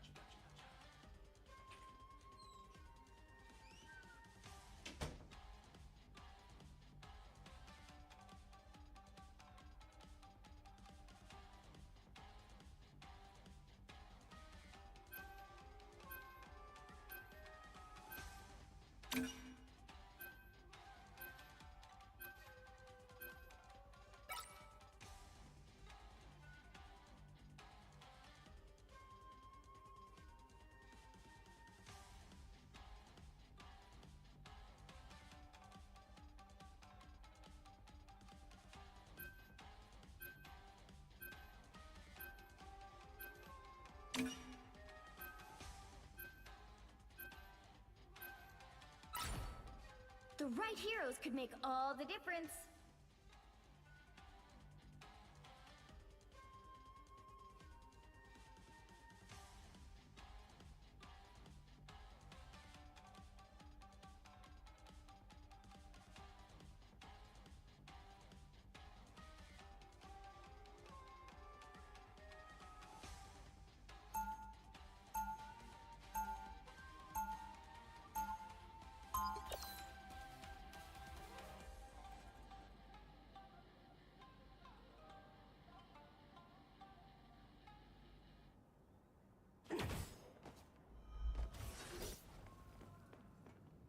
They'll be coming in 30 seconds. Stay strong. I have been fighting to protect my people since before you were born, boy. Good for you, old man. But age doesn't always mean wisdom. Ah, the fire of youth. The charming. Dangerous. You would be wise to follow my lead. The battle starts in 5, 4, 3, 2, 1. You have to stop them from securing the mission area. Not a burning pit. It's a realm of trials. Ah, here they are now. Healing for my friends. I feel like myself again. Why would I need you? Get in there. Timely aid. Almost about out. I am a true team player. The more the merrier. Render me assistance. From the wrong person skills. Okay, I'm back. Got energy. Sorry for the delay. I accept this. Got energy. The more the merrier. Okay, let's back this up. What was the bans here? Wolf, Luna Storm. Gotcha. Hi, I love your vids. What's up, Agent Johnny? How you doing, man?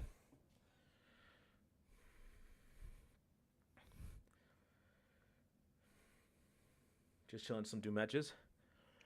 Now, I'm not going to lie. What I personally like to ban if I'm trying to play Thor. You said you're a Thor player? I hate playing against fucking Bucky as Thor. I'm not going to lie. I don't ban Bucky very often. I know a lot of people ban him in the dark. I don't really ban him on most of my characters. But if I'm specifically trying to play Thor, he denies you a lot. Great, how are you? We're doing good, man. We're good, doing real good. All right, let's go. This is actually the perfect map for me to teach you some stuff. They'll be coming in 30 seconds. Stay strong. So, I don't mind you starting off the fight doing this, but what I will say is I think that there is a couple of things that I personally think is really good on Thor to start off with. I understand that you're trying to generate some ult charge right off the bat. It's okay. But really, what, in my opinion, is the best thing to start and do as Thor is you position in one of two places. You position here, right where my camera is, or you position here. Now, both these positions, they both do one of the same things, and then they do different things. So the one thing that they both do is they both know and gather info when people are going coast. Because you need to know when someone's going coast. Like, you need to know if there's a Black Panther going this way, or if there's a Hela or a Sala, whatever it is, you know that there's someone going coast. It's a good idea to know. If someone goes coast without you knowing that it's happening, that's pretty bad. Now, the difference is, if you're here, you can immediately contest a coast. If there's a Hela or Hawkeye, a Punisher, a lot of characters go coast by themselves, They try to kind of be cheeky and get away with it and Namor. You could instantly contest them, fight them, force them back to their team is what you want to do. You're basically wrangling them out of this space or punishing them for being there. Or if it's someone that you can't directly punish alone, what you do is you create a cross angle where, you know, they come peek right here and start fighting your Hela, and you drop behind them and you fight them and force the fight, right? And you create like a 2v1 situation. That's what playing up here does, and that's why I think playing up here is really, really strong. It's a good place to just play. You could also, you know, you could throw your lightning balls and then go straight up here if you want to. But it kind of bets. Sometimes people will teleport or they'll wrap it a different way. So sometimes you want to be up here automatically. Now, this other position right here, what this lets you do is it mainly lets you bully the front line. Like if the front line walks here, then you can just fall on them and then push them back into your team. And you can just constantly use this as like a place where you fall. You like analyze the fight, you look, you fall, you boot them back into your team. You know, you take a Magneto out of position or something like that. Is like those are the two positions that I think are really strong to constantly play and go back to throughout the course of a fight.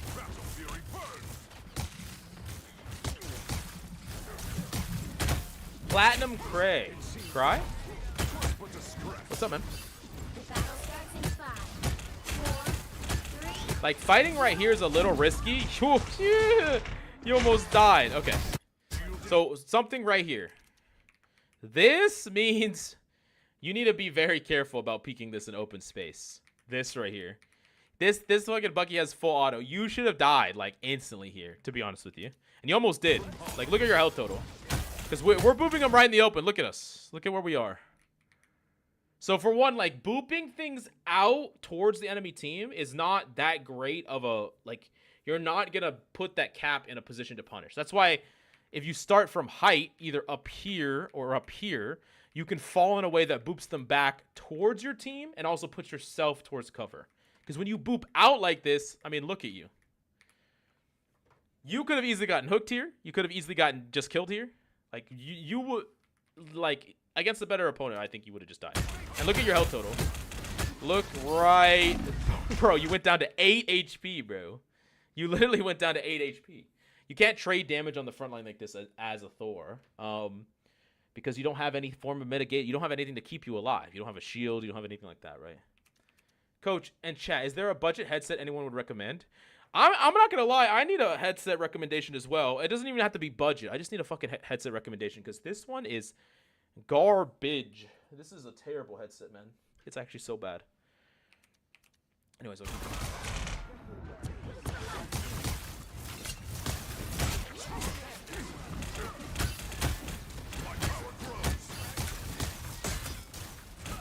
Yeah, it's kind of a miracle that you didn't die there, to be honest with you.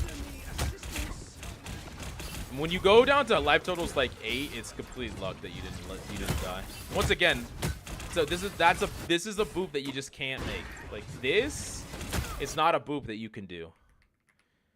Like if you just get hooked here, you could easily just actually get deleted. Like we're playing with fire. Like once again, we need to kind of think about where we're booping people into. Like where are we booping people to before we just boop people randomly, right? Like, if this Bucky has been ready for you at any of these moments... Oh, he's not even paying attention. Like, boom. Oh, he doesn't even have his hook out, but he's literally not even paying attention to you. Like, yeah, there's a million situations where I believe you should have died. Okay, we actually do get boosted in. But...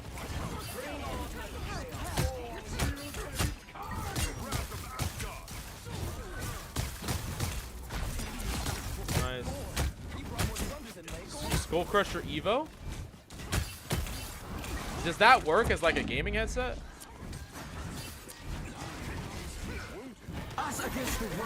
Like I don't need a mic because I have one, but you know, I just like a good headset that I can wear.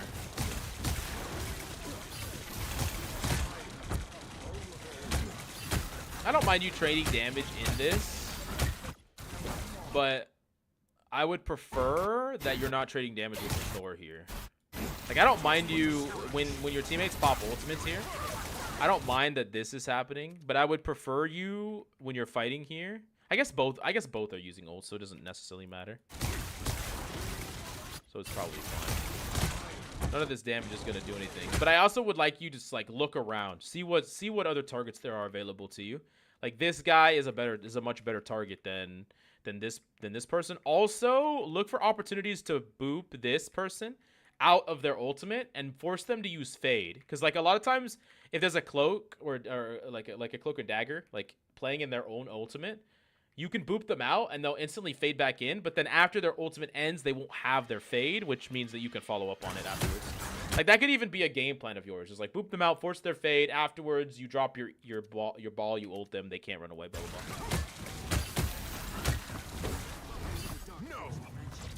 Yeah, like, yeah. Once again, like, I don't think this should be your target. Our target priority is kind of all over the place, considering that, well, our Iron Fist killed that Bucky, but we could have targeted this Bucky very easily. We saw him. There's also like just other threats that we can deal with besides this. Besides the Thor, I think that you know, this person up here. If our plan was to force the fade, we could follow her once she takes height, or follow them once they take height. We could force, you know, we could fight the Rocket. Rocket's a little bit of a tricky one, but depending on where he's positioned, you could fight him. But I think this Bucky would have been like a really easy target for us. Our target priority is just a little bit all over the place. The only time we want to directly trade damage with a Thor is if we have an asymmetrical advantage, right? Like if the Thor is fighting us when we're in the middle of two of our teammates, he will shoot the Thor because the Thor is out of position and we can kill the Thor with our team. But when you're in a complicated fight where there's a million targets that you can fight, you don't want to fight Thor because he takes too long to kill. He's too hard to kill. It takes too much of your time, your resources, blah, blah, blah. You would ideally want to kill squishies first, right? Yeah. Is it better to take his attention to 5v5 or leave him to hit my squishies? So it kind of depends. It kind of depends. But like when your squishies are all playing together, it's perfectly fine to not like contest him. But like, especially like there have been multiple situations here where like your team were ulting, like your team was fine, your team were together, you had multiple teammates together stacked. You don't need to constantly peel that person. Like perma-peeling a Thor when your team is not likely to die to that Thor instantly it's just a waste of time where you're gonna slowly lose that fight like you did here because you're not getting any picks or advantage from your team. Like all you're doing is just trying to distract a Thor that is getting constantly healed, constantly help with resources, and at the same time, you're not contesting anything that you can really kill, like most of the time. Now, if the Thor chases your supports like around the corner or by themselves or whatever, then yeah, you can look for that moment to punish them. But like in the neutral, you ideally want to find places where you could impact the fight in the quickest way possible. It's most of the time going to be squishies, right? The fact that that cloak didn't get punished is, in my opinion, your mistake. Like this cloak, like let's look at this fight through this cloak's eyes. Let me back this up. Where did I put? Let me back this up to this cloak's eyes. Like she should have been your target from like day one. Like where was she at? Like so she pops ult here. Like right here, she should be the person that you literally like. You're fighting the Thor right now. No, you should not be fighting the Thor right this second. You should be pinning this cloak out of the ult. Then they use fade, right? You force the action, or they just don't even have it. But this cloak gets to exist, then gets to come and take your high ground. You didn't even have cloak and dagger on your mind, right? So you don't know where they are. You weren't pressuring them, looking for them, fighting them. This is like one of the easiest characters for you to kill in the game, by the way. They can't fight back. Like they just can't fight back. They can't fight back against you. And so, like, you're going to constantly focus on this Thor that is getting pocketed by someone that you could contest in, like, 2 seconds. Just had my first child and Mills is still reviewing VODs, bro. Love fucking mouth. Yeah, I mean, basically, just that's literally completely uncontested. What's up, Lime? Look who decided to show up.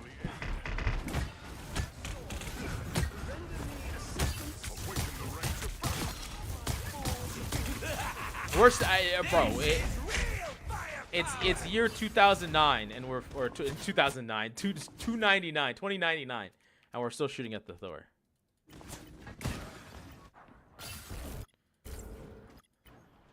Because like basically what you're doing, right, is you're marking the Thor. That's what you're doing. Is you're marking him. And I think marking is a strategy that can work against some types of characters. I think marking can be really good against like certain divers like Black Panther and stuff like that. But what marking ultimately does is it sacrifices your playmaking ability just to purely deny somebody. That's what it does.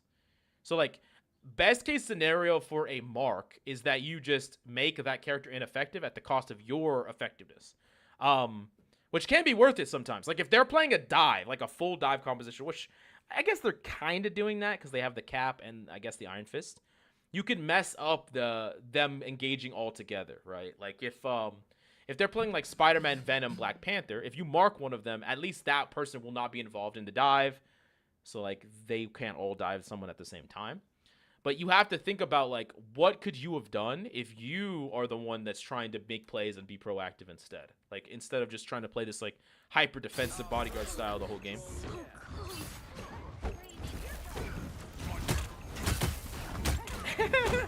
Are you coaching random people or is this specific people?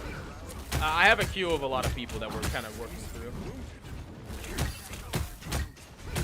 But we're not adding anyone to the queue anymore because we filled up the queue way too fucking fast. Unfortunately. Okay, I'm gonna watch a couple more of your fights. Bring on the chaos. Andy needs help.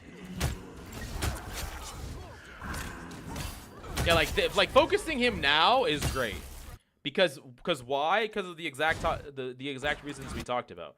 Like, look at where he's positioned, right?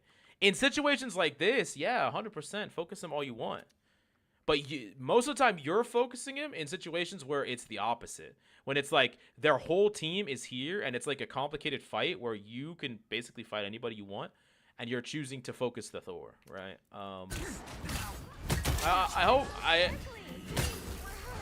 Thor is always a hard character to teach because he's a character that has so many different decisions. Like, it's not very clear cut, right? There's a million different decisions that you can be making.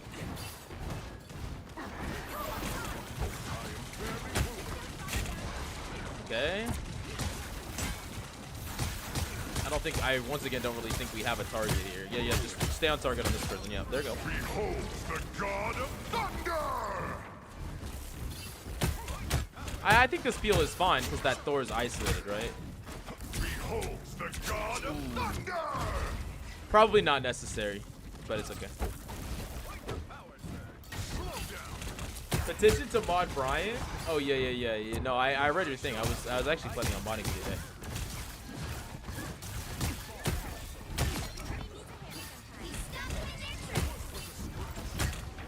But last today? Wait, what's up? What's the question?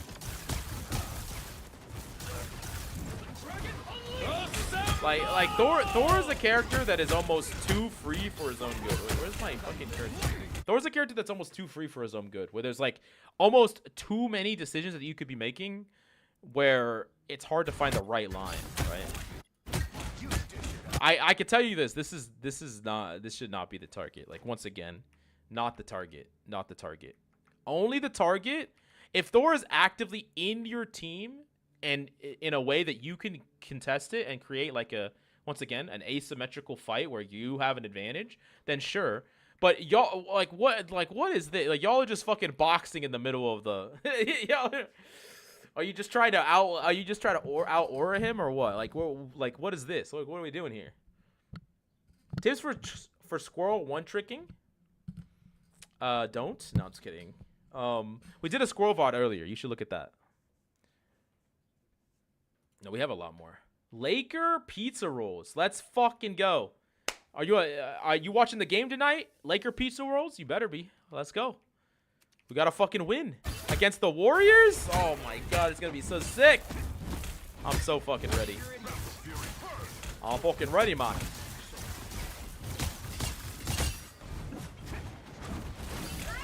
Wolf eyes. Oh, wolf eyes. Also, something that you should do a lot more on Thor here, by the way, in my opinion, is stop fighting here so much, like low ground. It's like, what I mean by that is, like, what will often happen here. Why can I not? Hello, free cam. Okay. What will often happen is that tanks will fall down here and fall down low ground. People will fall down low ground, and then you'll have an opportunity to flank height and like fight the supports, right? And like it's really cool because you could fight supports, and if you fall down here, you can always just come back and come this way and then dip this way. It's really hard for like people to chase you, and if they do, most of the time they're wasting their time because they're not going to be able to kill you. Bring on the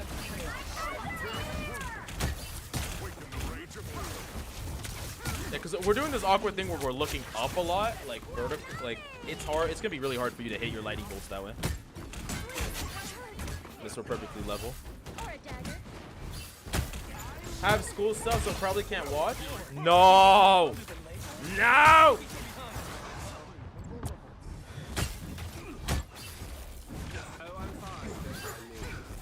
But I appreciate you.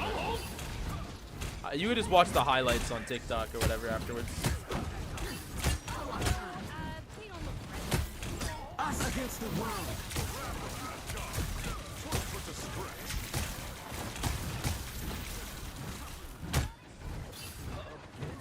Yeah, so I don't hate the peel here. Like it's okay.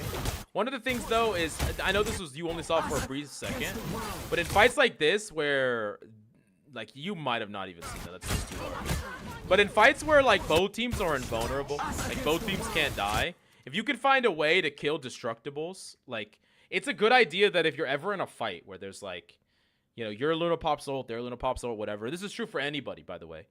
That's the time to shoot fucking squids, shoot fucking Loki clones, shoot fucking destructibles, shoot an amplifier if you have to. Shoot whatever you can, because these things actually die. Like these things actually, you know, use the time to try to destroy things that you actually can destroy.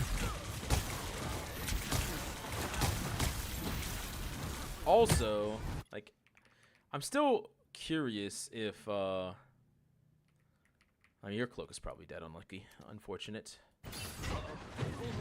Only 60 seconds left. Yeah. Oh no, no, no. Yeah, we're gonna die this fight. Y'all are already down one person yet. Okay, I'm just curious how you're gonna use this ultimate.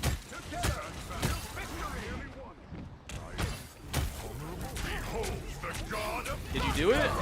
I don't think you did. Okay, I don't think you did use it. No, remember, every time you pop an ult, make sure to drop this first. I know you probably know of this, but you need to make sure you do it every time. And I think in general, your ultimate should be done very deliberately and not just for pressure.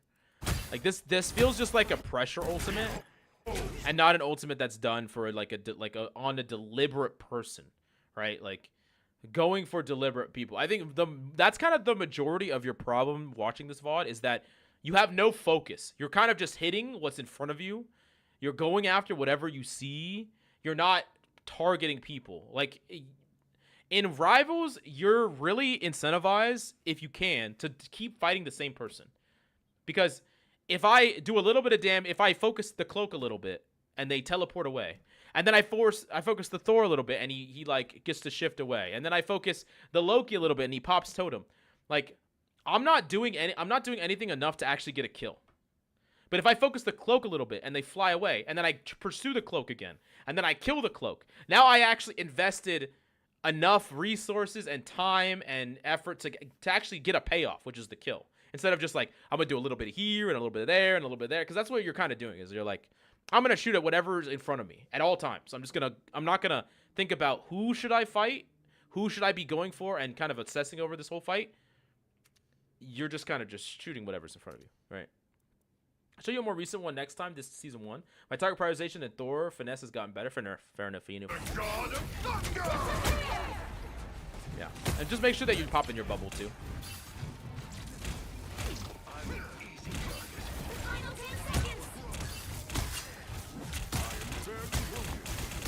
Pop in bubble before you pop ult. Pop in bubble. I think we should adjust Spider-Man by removing him from the game. Let's fucking go. Nerf Wolverine in the ground. Alright.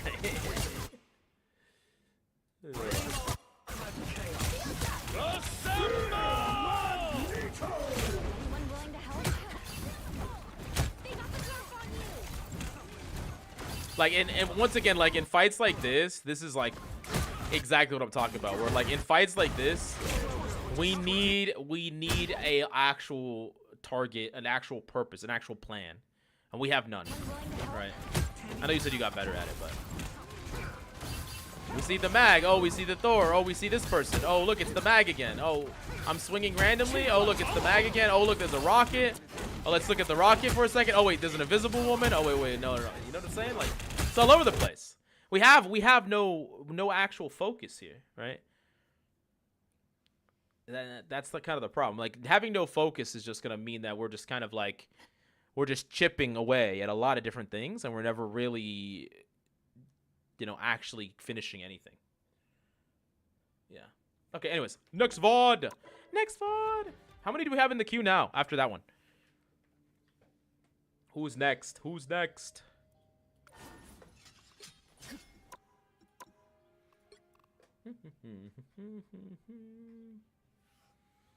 At this time in my rank climb, it was my head that contesting objective is the most important. I learned since that there are better ways. Nice. Good shit, good shit. Of course, of course. Yeah, I would love to do another VOD with you sometime. See what has developed. Of course, I'll be harder on you the next one. All right, let's go. What's I have 53 matches played as Wolf with 39 wins. Yeah, I mean, like, honestly, tank players should pick up, like, every tank player should pick up Wolf. Like, I feel like Wolf in a lot of ways plays, like, the same mentality as a tank. He's not very mechanically difficult, but he can create, like, separation in the way a lot of tanks can. He can create space in the way a lot of tanks can. It's just a good character to pick up. Very strong. I also feel like people are letting Wolverine get unbanned way too much. Like, in general. I don't know why people aren't banning him nearly as much anymore. As strategist main, a good Thor that constantly puts pressure on the backline is one of the most stress-inducing things. Yeah, for sure. I had a stinker at Strange second point. Wait. Can you drop... Yeah. Can you drop the code again, Ahmed? I need the code again. I can't scroll up. Yeah, just in the YouTube chat, yeah. The replay code, yeah. And then tell me your rank. Tell me your rank and main. Mag is best counter. Yeah, Thing is not a Wolf counter. No, it is. It is.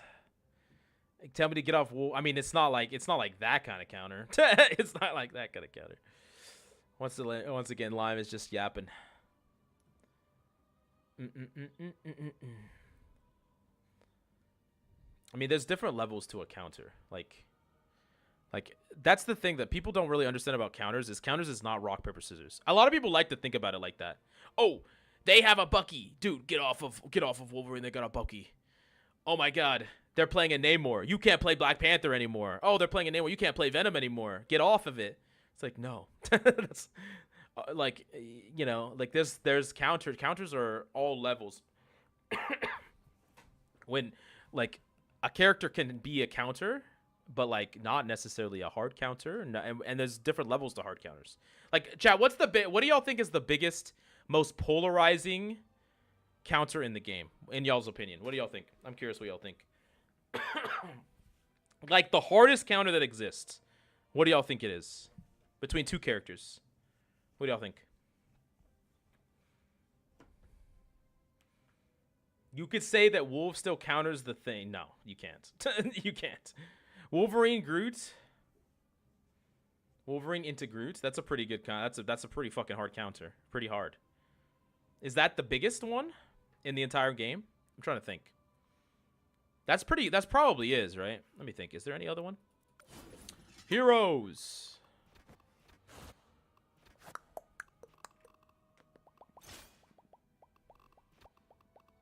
Is there any other one that I can think of that is a harder counter than Wolverine into Groot? See, I see a lot of counters to in various kinds, but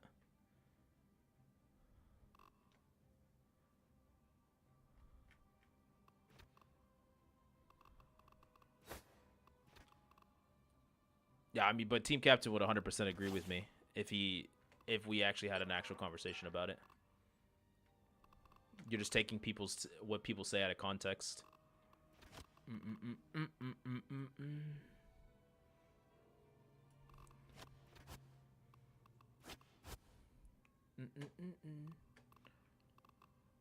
Let me see. Hella to anything that flies. I mean, but it doesn't prevent you from existing, you know? Like flyers can still be played against Hella. I mean, it is a counter, but it's similar to what we talked about with, you know, once again, just like with Wolverine and the Thing, it's like it doesn't prevent you from existing. It just makes you slightly less effective as opposed to a different tank. As opposed, like the same way that like a Storm can still play against a Hella. But like to say that Hella doesn't counter Storm is wrong. But to say that you have to swap off of Storm against the Hella is also wrong.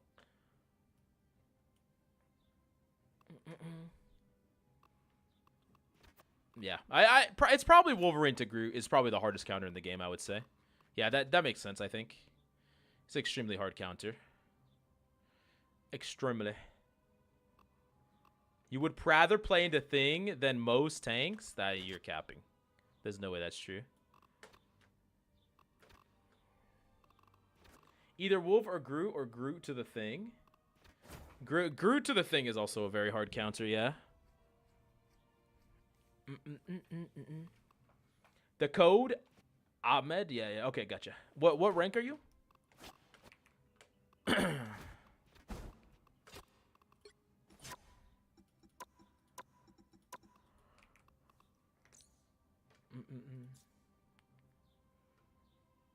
Is this the right code? No, this is the wrong thing.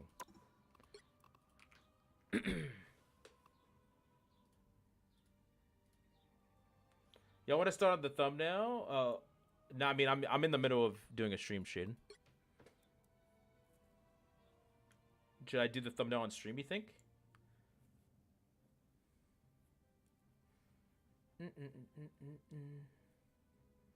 Spider-Man to Iron Man?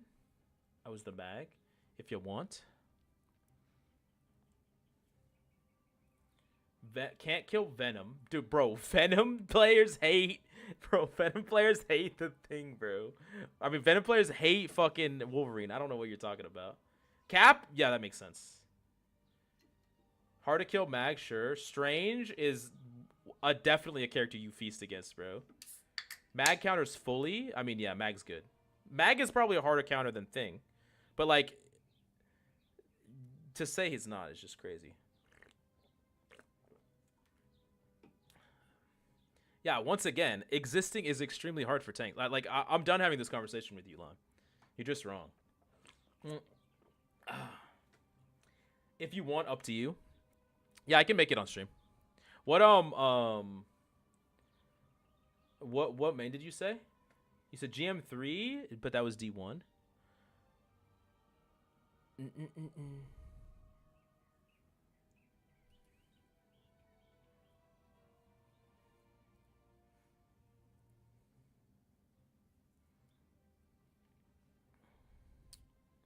Which one's the... What's your name, though? You didn't tell me what your name is.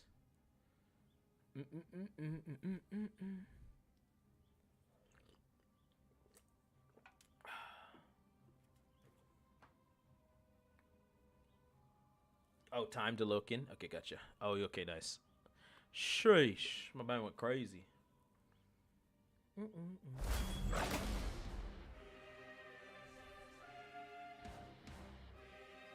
Wait, you said this was an older VOD? Okay, yeah, I gotcha. Had a bit of a stinker on Strange, but ignore that bit. Gotcha.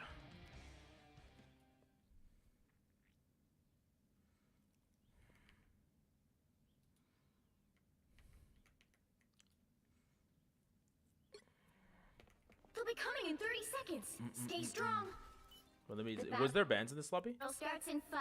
It was bands, right? 4, 3, 2, 1. The right heroes could make all VOD the reviews difference. random. How many people do we have left in the queue, by the way? Okay, Black Panther, Wolf, and Spider-Man.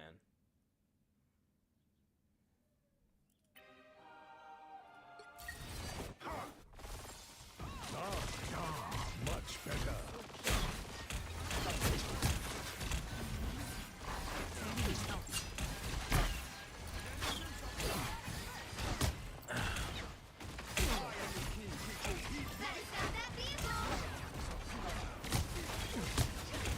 7 people left in queue. Oh my fucking god, man. Okay. Jesus Christ. Let me back this up. This is a game you played really well. You went 23-3 and you won, right? 28-3.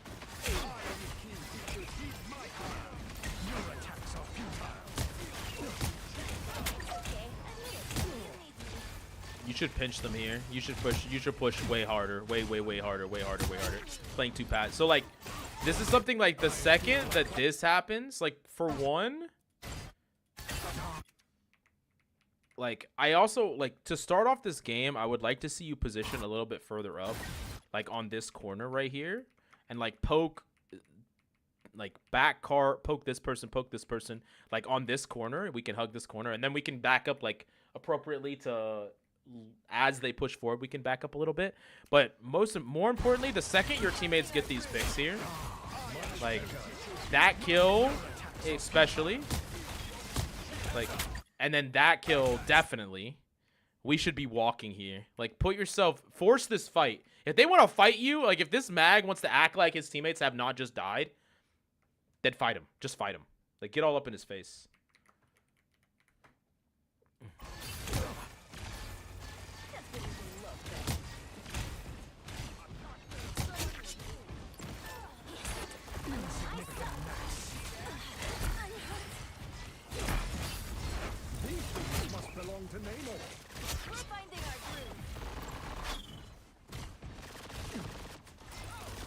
Might have pushed up a bit further, but I keep worrying about dying as solo tank. Yeah, that's fair. I think you just have to have a certain level of confidence in your own abilities, like your cooldowns, that you're not gonna just die for free. I wouldn't necessarily push past that rounded corner though. Like right here, the position that you should be taking here instead of this, just play from right here, and like if you want to, you can walk here and poke at these people. Like poke, and these are the people that you really should be poking at, like putting pressure on these, and then just use this corner, like this right here. You should be using this. Like play in and out of this, because when you're on this side of the wall, you're almost impossible to kill, and so you can just jiggle to this side of the wall for a second to apply damage here, and then go back to the safe side of the wall, like over and over again. It's not random VOD reviews, no. It's people got added to the queue. They paid to get added to the queue, but. Queue's full right now, so we paused it. I don't even know if we'll be. I mean, we're gonna get through all of them, but I don't think we're gonna be able to do any more besides those.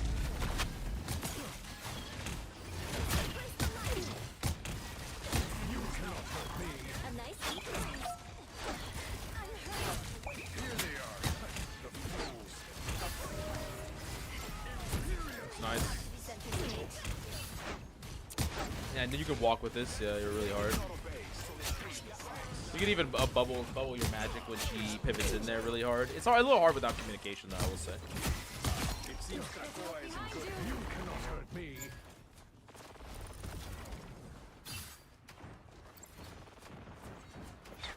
You stopped them in their tracks.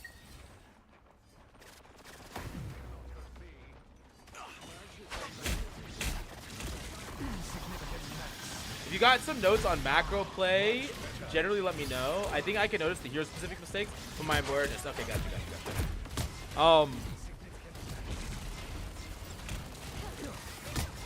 Yeah, it's interesting how y'all's compositions are. Y'all's compositions are interesting because y'all are all just kind of playing.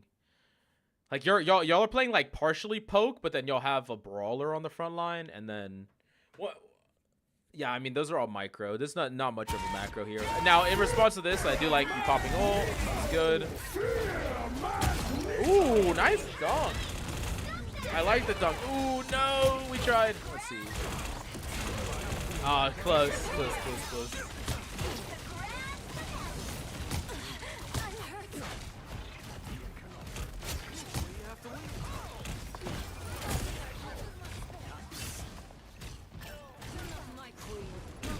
Yeah, all of this is fine.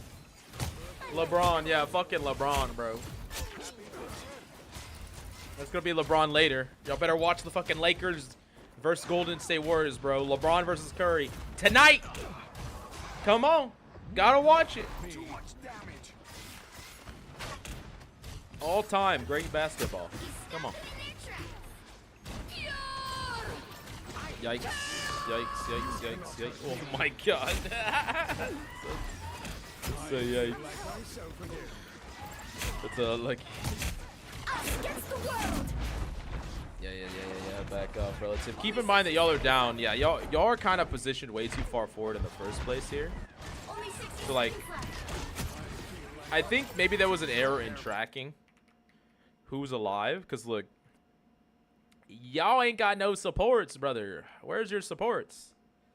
So like if you don't have supports, y'all just need to leave completely. Like literally not even fight them. Like actually leave, 100% leave. Like far out of the fight, and then come back in when your supports walk back in. That's it. You basically give up all this space. That's what you should do. It's fine. You can just retake it when you actually have a real team. Because if they start popping ultimates here, y'all just fall over and die, right? Only 60 seconds left. Yeah. Phil Metal, what's up? What's up? Oh, we try to TP back. Yeah, we're not definitely no way we're gonna have enough time. But like, I want you to understand here, this is a really important mistake that y'all fought up there, because you effectively just lost the fight for no reason. It had nothing to do with your mechanical skill. Absolutely none. Y'all didn't even have a fight. Y'all just stood there with no supports. No one acknowledged that y'all didn't have supports. They just killed y'all because y'all didn't have supports. And y'all died instead of just backing up, waiting for respawn, getting a real fight with your team, which you could have easily dictated. And as the tank player, you're the most important person to dictate that. So like y'all didn't even get a second fight here because of this like lack of tracking and understanding about what was even going on. Really. Now might be a good time to stop them. Okay, let's keep going.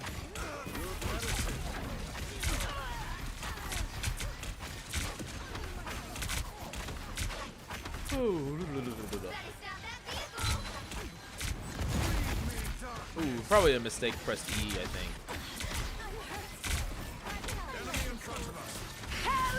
I'm interested in what was your? Oh, you just stayed strange after the. I see. See, because you could swap back after that. How many people in line for VOD review? 7.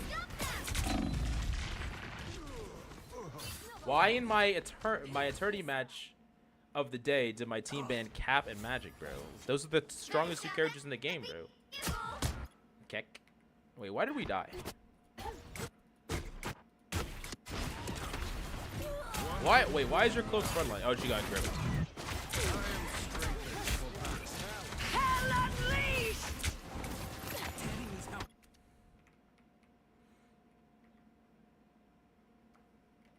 Yeah, that's not your fault. This is the close fault.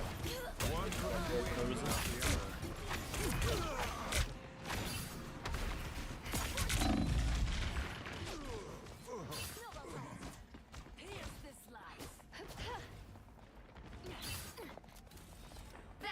Oh, that's fine. That's perfectly fine. I don't even think that was your fault, to be honest with you.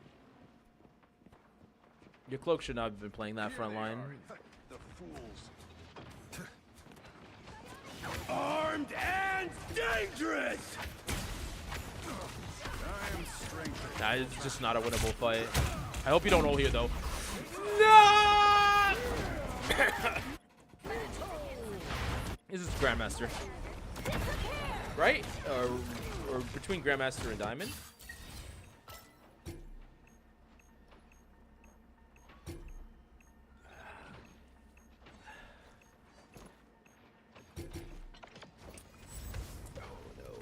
Oh no. Now might be a good time to stop them.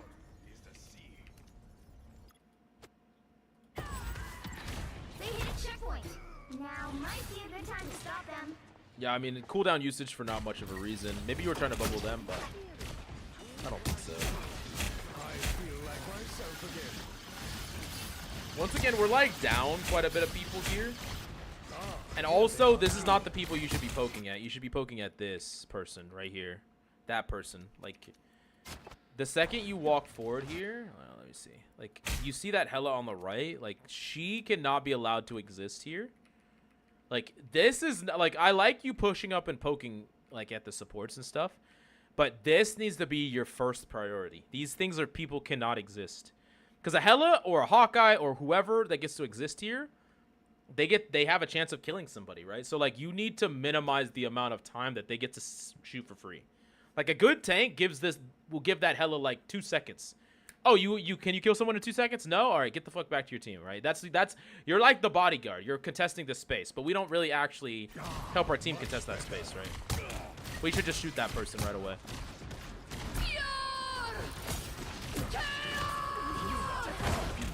Nice block.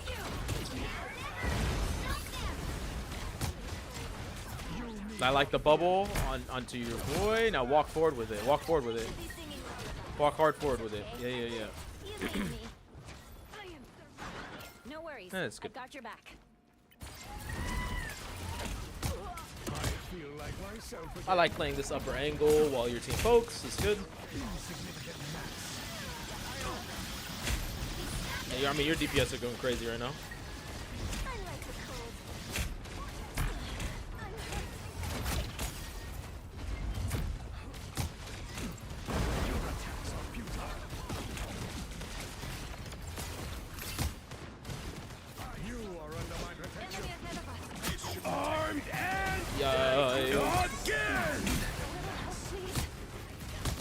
I like the vision. It's fine.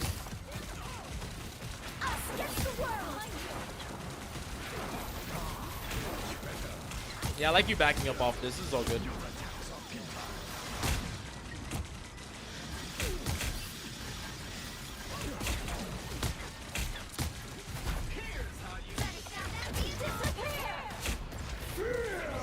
Curious how you're gonna use it. Nice. Big. Fucking LeBron. I am ready to put on a show. You need not fear. W. Now, one thing I feel like you're not utilizing the stun on your character as much as you could be, like as well as you could be. Like oftentimes I see you use it just randomly on random targets, but there's a couple of uses where it's like, I think I want you to hold it a bit longer. And like the reason I say that is like have it available more for specific situations. Like situations like this. Like imagine if you had it here where you can look back at this mag, right click him to boop him into your team, and then apply pressure and body block his escape. Very, very strong. Looking for moments where there's like a support just kind of isolated slightly. You boop them against the wall. You primary boop primary, and then you can like combo kill them. Like I want you to be a bit more intentful with it. You're just kind of using it as an extension of your damage, which I want to see it used for more impactful, higher impactful plays. I would try to reduce your general usage of it a little bit, and then increase your specific usage of it just a little bit more. How to join the VOD reviews, or is it closed? It's closed right now, brother. I'm sorry. We have way too many. We have way too many. Next time, yeah. Unfortunately, I probably just need to up the price, sadly. I didn't want to, but I don't know. And I actually don't know. Maybe I need to make it like a lottery system. I don't know. I'll think about it. We could do marbles again. Bring back the old school marbles. And like right here, the nice bubble. Like here, this is just like little things again, but like right here, like we shouldn't be shooting this mag, right? We should be shooting their back, right? Should not be shooting this mag. Shoot this guy, shoot that guy, shoot somebody else. Still don't shoot at the mag. We're still shooting at the mag. We have a billion options to shoot other people.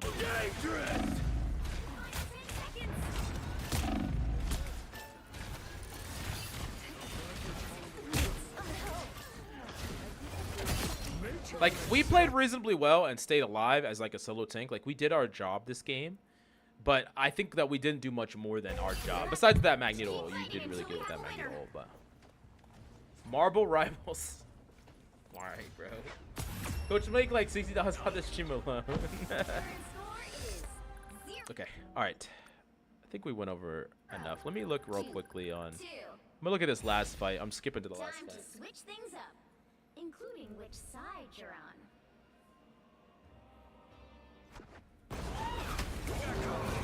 The moon haunts you.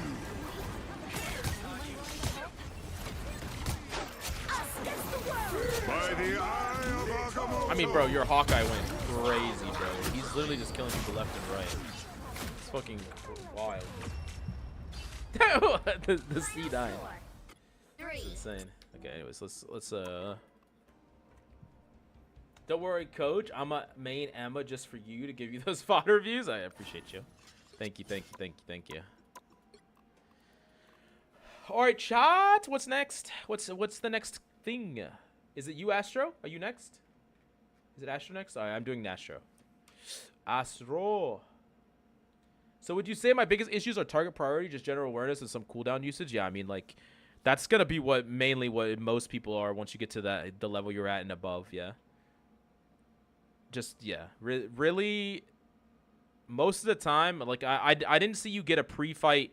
I didn't see you get a mid-fight pick once, right? Like, not a single time did you primary right-click primary trying to isolate a kill on a squishy. I never saw you boop out the enemy tank into your team.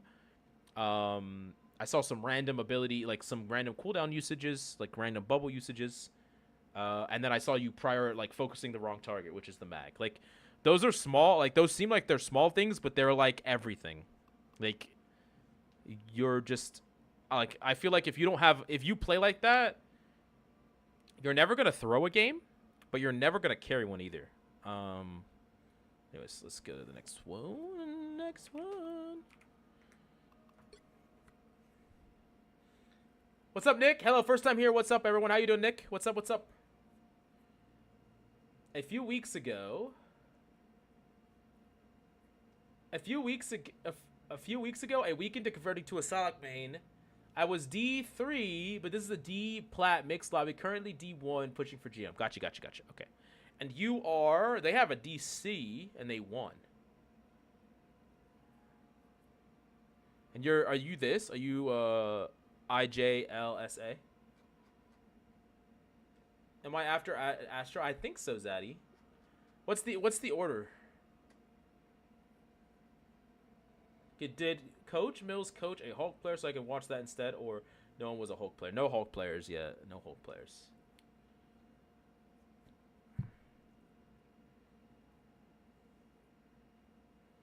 I advocate you go harder on people that submit wins. Got you. Okay.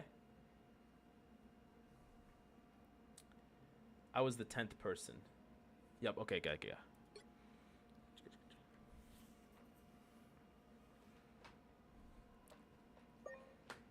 Replay expired.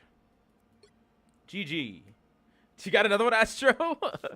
GG. Wait. Can I look at your profile? View career. Okay. Well, I'm stalking you now. Congrats. Now you're up to get stalked. I got you.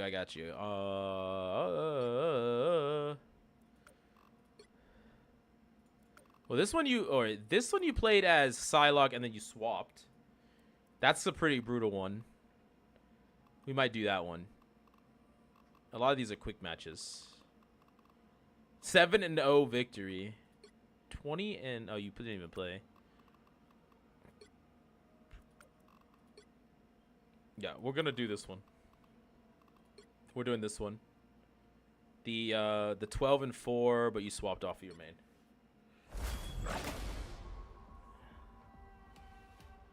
Wait, what's that? What happened? Were you next, Brian?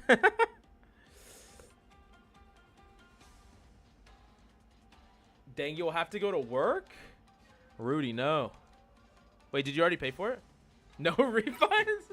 No, if someone cannot get their VOD today for whatever reason, we'll do it at some stopping, like midpoint during another stream when they're around. Like, we're definitely gonna do it. We're not gonna just be like, nah, you don't get it. Yeah, Brian has one more VOD.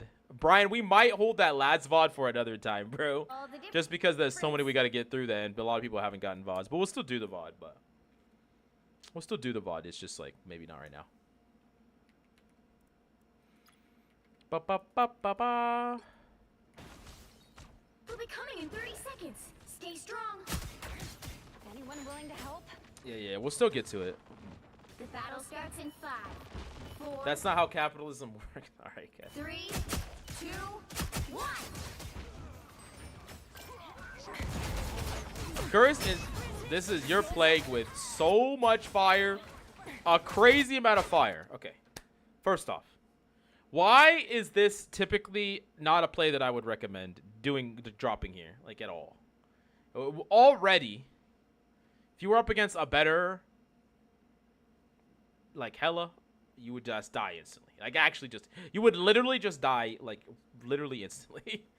You could actually die right away. That crosshair is so small, or is it just me? It's a nice, I like that. I like small crosshairs. They're W's. I like it. I like it. I like it. So when we put ourselves here, like I can see what you're thinking, where you're maybe like, okay, I want to get in close, I want to combo, I want to do some damage, but we have no idea what they're playing yet when we drop. And it's really risky to do that, because if we don't know if it's a Bucky or a Hela in this case or whatever, and you do get stunned, if you want to poke, there's a couple things on 𝐒𝐔𝐁 I would suggest. First, I would suggest scouting, like figure out what the opponent's on before you make any like super aggressive plays. Two, there's nothing that can stop us from, like, we can just poke from like right here, right? We don't have to poke from ground floor right next to them. We could poke on a slight elevation. We could even poke from up here. Hell, we could even be up here looking down and poking. Poke in a position that is harder for you to interact with. If you're going to make a play this aggressive, then you could even start up on their high ground, fall in behind them, and then try to, you know, do a combo or whatever, do damage to them, and then dash back to safety, right? Come from an unexpected angle instead of just standing here where, like, you're pretty lucky. It's pretty lucky that you don't just instantly die.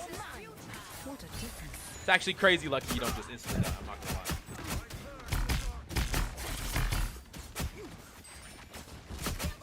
I am curious about what makes you swap up, though. I like you poking with your team, though. I like this.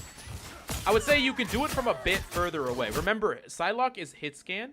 We can poke from a bit farther away, especially if we're helping our team poke tanks.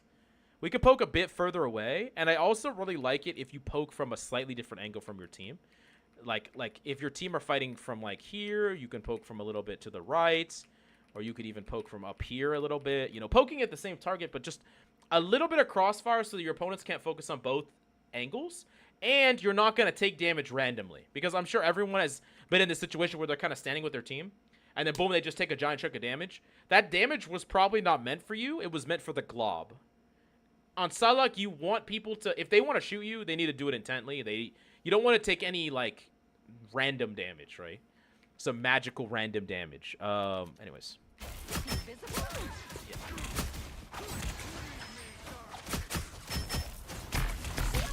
Yeah. This is real firepower! No worries. I've got your back. That's a little bit scary. This is a little bit scary. Yeah, we could have died there so easily. You owe me one. Us against the world. And in general, unless you're going for a specific type of combo play, I would try to use your dashes a bit less for damage. Like, you typically want to have multiple dashes so you can be flexible with, like, escaping and mobility. I wouldn't really recommend, like, dashing through the front line. Like, your dashes just don't do as much damage. Like, they don't do enough damage to justify that the majority of the time.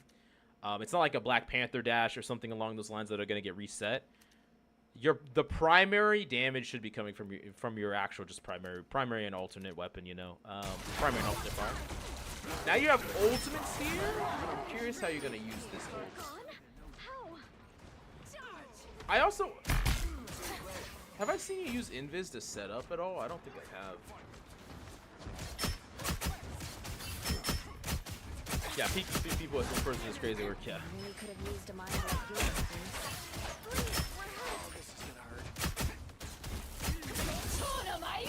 Probably gonna be big. Yep.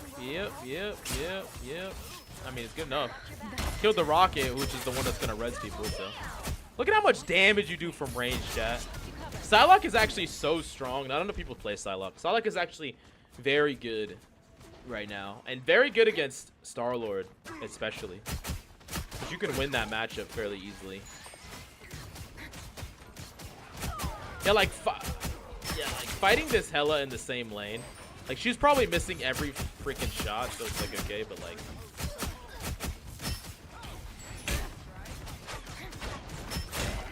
No! Oh my god, the fact that we're alive is crazy.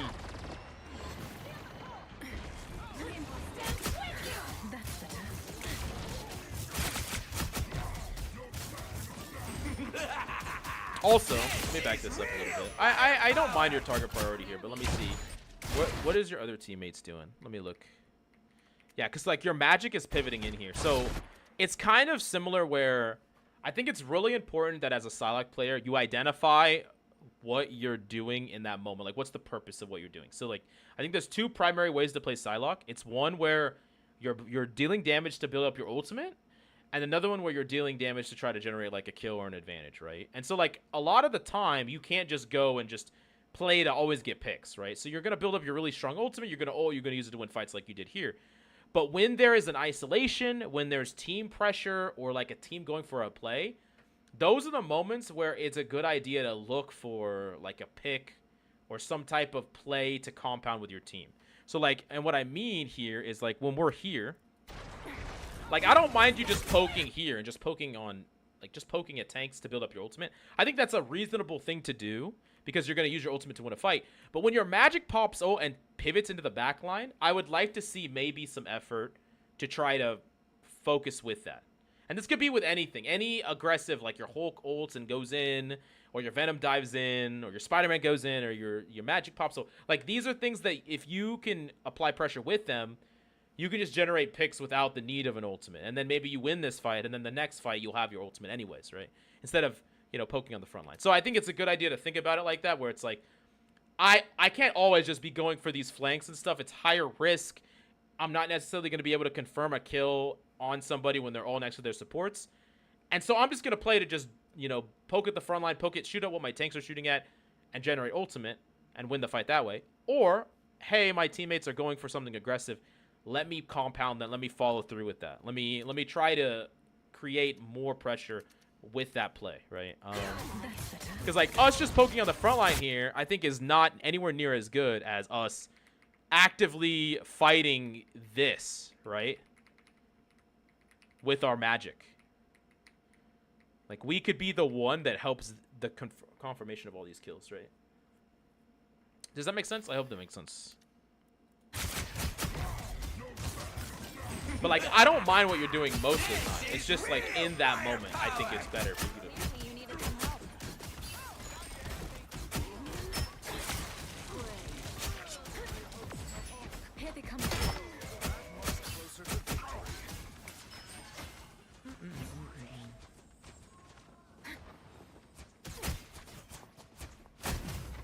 I haven't gotten very keen to use the magic team up.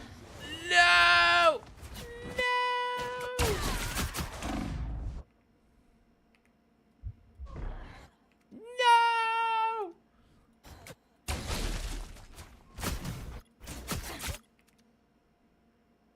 You also had 2 dashes here. I mean your ult is probably gonna get matched, but like you could have easily used like dash like dash double, like use both your dashes pre-ult or just ult from a different angle. Like once again, we're ulting at main. I'm not gonna lie, how you died here, you should have died like this a million times. Up against like a decent Hela, you would have died like a bazillion times this game. We kind of have gotten away with a lot because this Hela hasn't punished us. But like she finally hit the shot that punished us. We're basically giving her 0 respect and fighting like right in her line of sight. I have reawakened. Yeah, I was mad as fuck when that happened. Yeah. Yeah, I mean we can set up our ultimate with both of our dashes and our invis. Like there wasn't really a reason why we put ourselves in that position. Yeah. Just a bit longer. Ooh, the burst. I like that. Oh shit.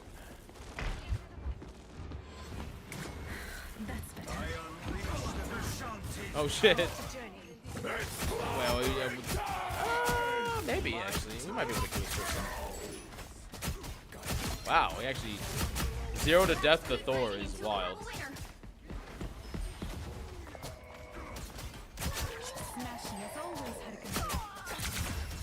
Okay. When I see teams reenact the battle of I know they are cooked, my team, oh well, let's see how good they listen and if they have ego death. Enemy team, oh yeah, free elo game. Wait, what? I think it was kind of broken on side. Glad it's going away. Oh, you're talking about the recall? Oh.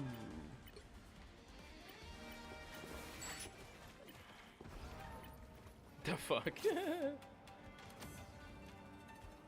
I'm lost? All you need to do is capture the mission area. What you lost about? And ask any question. I didn't even want to try to say that word. I'm not gonna say it. It's exactly how I just research the battle. I don't know if I want to research anything on stream. Step aside. We lost your shield. I don't know. I got no trust.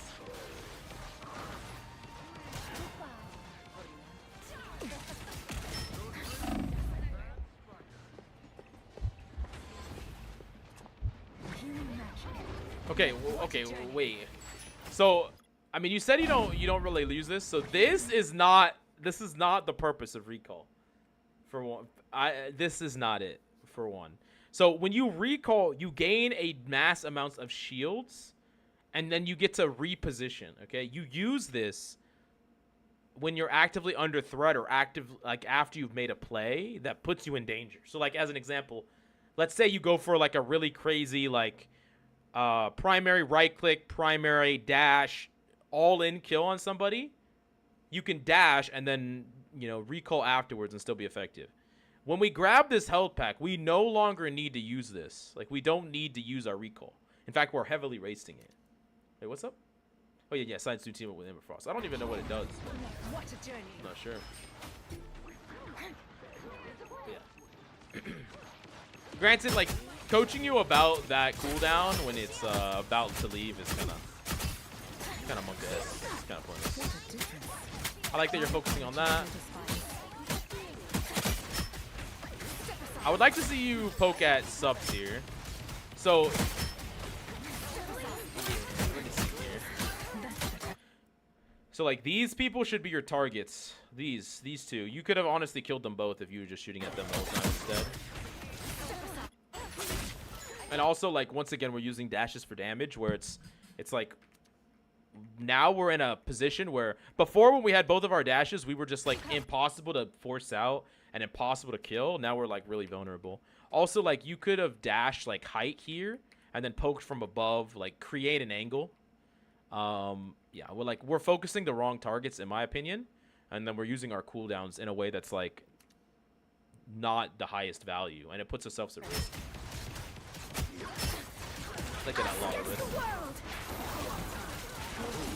It's spider time! Don't win this fight, right? When do you play as Star-Lord? I said you swapped to Star-Lord. Okay, what are we doing? Wait, they don't get a retouch, right? Surely not. Wait, did we actually lose? Wait, this is actually so bad. Oh no! No! Oh yeah. Okay, let's back this up. So, chat. After you control this objective, right? If you are someone that is like a Psylocke, or a Magic, or whatever. This is Plat Diamond. It is your job to push up past. Push up and fight this cloak. Push up and contest this Invisible Woman. Now, why is that your job? Because when you fight these people early, they don't have the flexibility to on point, right? So, like, if let's say there's a world where this cloak or this cloak and dagger has ult, but we start fighting them here, they might have to pop their ult all the way back here. And it's like, if they try to come to point, it's barely going to be effective, right? It's the same thing for an Invisible Woman or whatever. Like, AFKing on point here is how you just completely throw games. And then also we waste our recall. I think you thought that the game was over, which is just, it's not even close to over.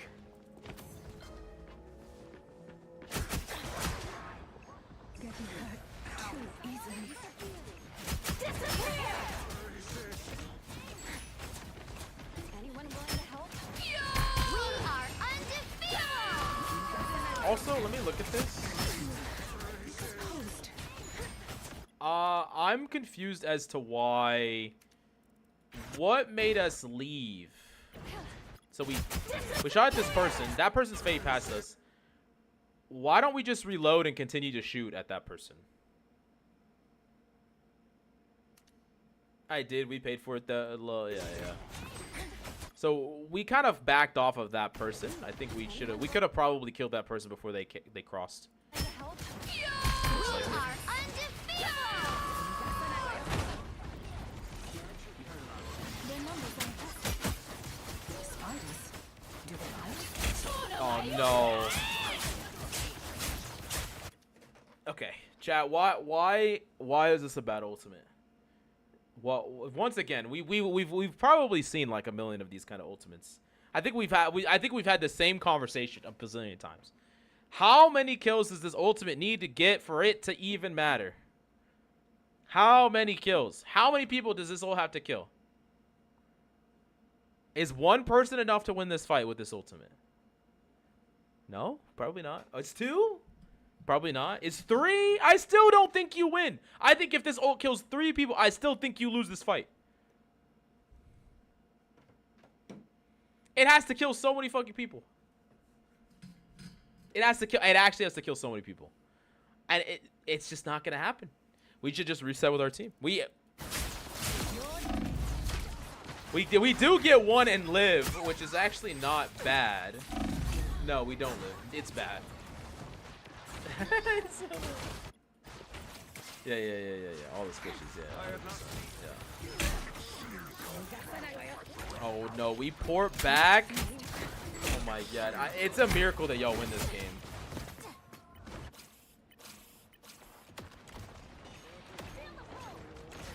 This is an actual miracle that y'all win this game. How do y'all win this game? Oh, that's the stuff.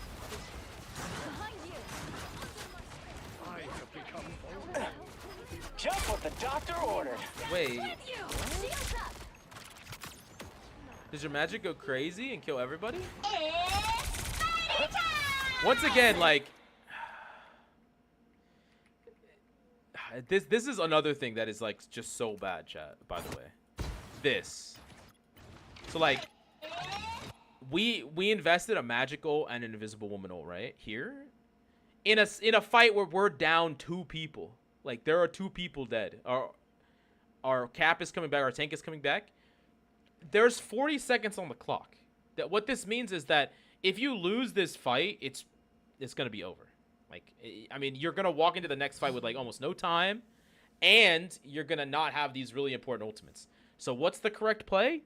Wait for your team to regroup. Take a real fight using these ultimates. When your team is all alive. Not when 2 of y'all are down and 4 of y'all are alive, right? Okay, anyways. Like, what really should have happened here is that you should have still had your ultimate, in my opinion, from the 𝐒𝐔𝐁𝐄 ult, and then y'all should have had 3 offensive ult, or 2 offensive ultimates and a defensive ult plus almost strange ult. Is what should have happened here. 3, 2, 1, blast off! This is a miracle if y'all win this. That's crazy. Much better. All these spiders can't be good. We are undefeated. Okay, they have undefeated. Oh, did you see that? Oh my god. I was looking for one of these. Oh my god, your cap dies. Oh my god, your... What? No, y'all don't win this. There's no way. Oh, sweet moves, right? No, y'all lose this. Right? Yeah.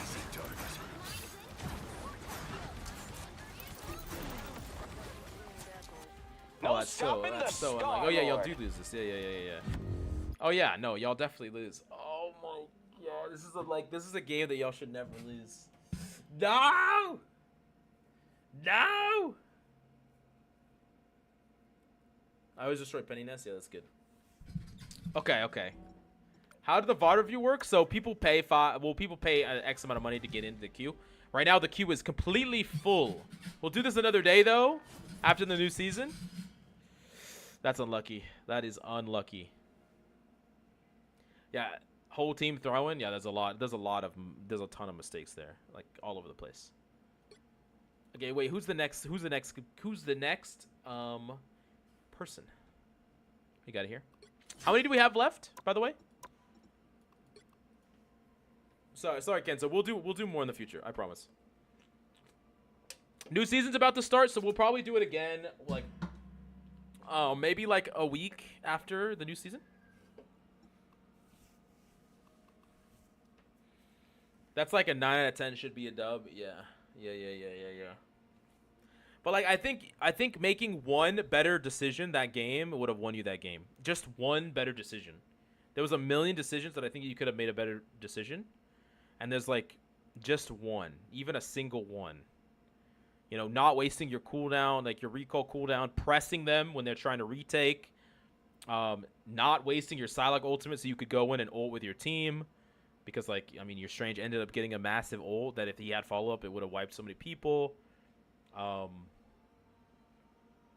know, like, there's a ton of situation. There's, like, a million decision trees there that I would have ended up with you with having the win. It's on my profile, Zaddy Nico. Gotcha. Zaddy Nico.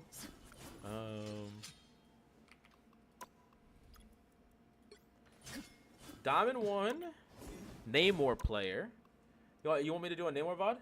Replays will be gone once new season starts. Keep that in mind. People need to save their games due to changes to the client. Yeah. No, I mean, we'll do new season games, right? Like, the next time we do this, that's why I need to wait like 1 or 2 weeks after the new season so that we can do new season games, right? Yeah. We're not going to do the existing ones.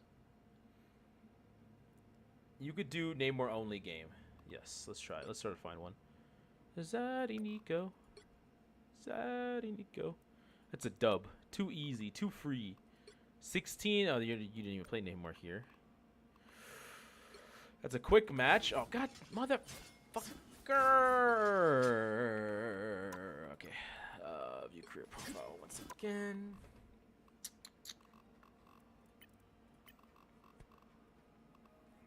This one might be a good one. 26. Oh, you didn't even play Namor the whole time. That's a loss. What the heck?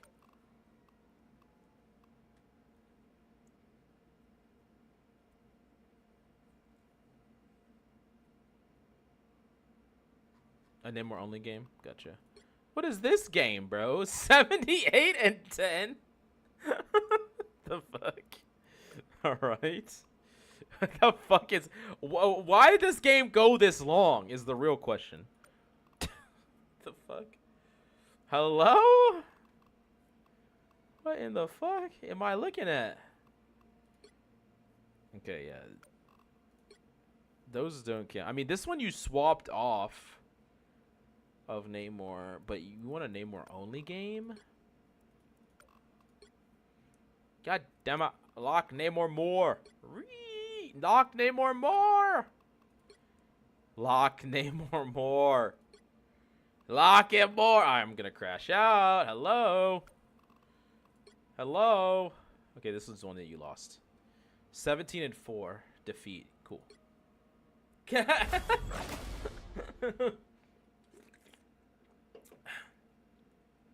Unofficial list kept in Twitch, YouTube, but we're completely full today.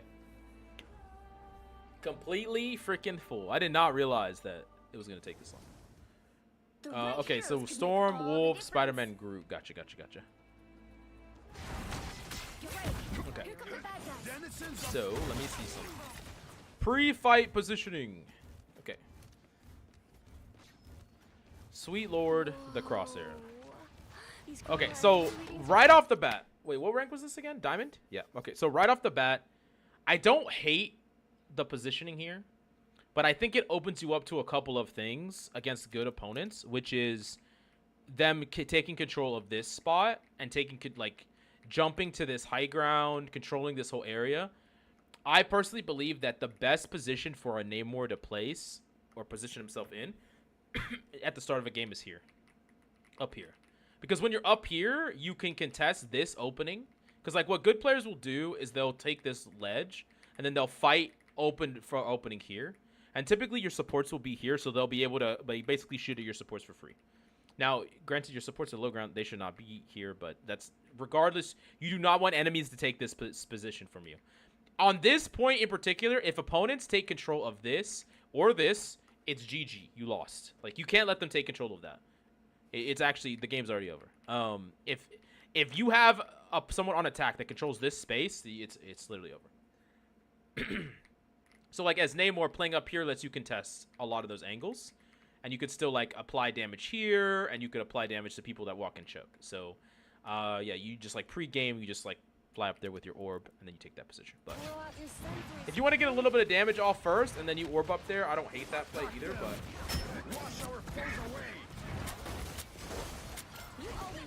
Yeah, like, they got their Hulk up there on height. Also, like, just you're creating an off angle, right? Like, instead of playing here sitting with your team, you have, like, some oversight onto the battlefield. Where you're creating, like, if the Hulk wants to jump you, they're not jumping your team. If the 𝐒𝐔𝐁 wants to jump your team, they're not jumping you, right? You're, like, playing in a different angle. Like, an off angles, and basically what off angle means is just you're playing at an angle different than your team. You're putting pressure on the enemy at a different angle. I think it's, like, a really strong angle to be at.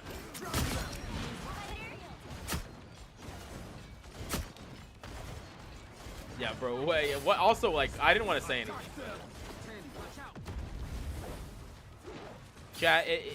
Okay, I'm not gonna make it. I'm not gonna make a joke. I'm just gonna shut up.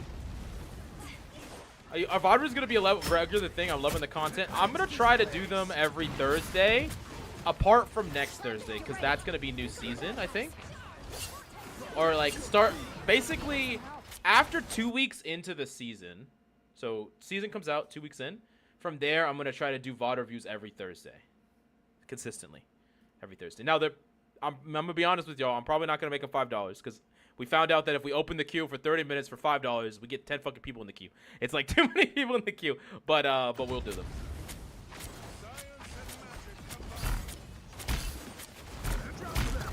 $100 to be put full in VOD in the list, right, Coach?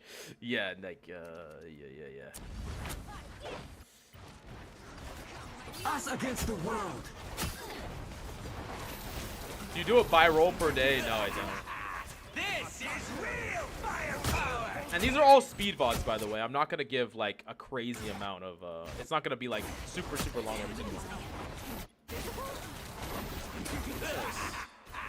This is real firepower.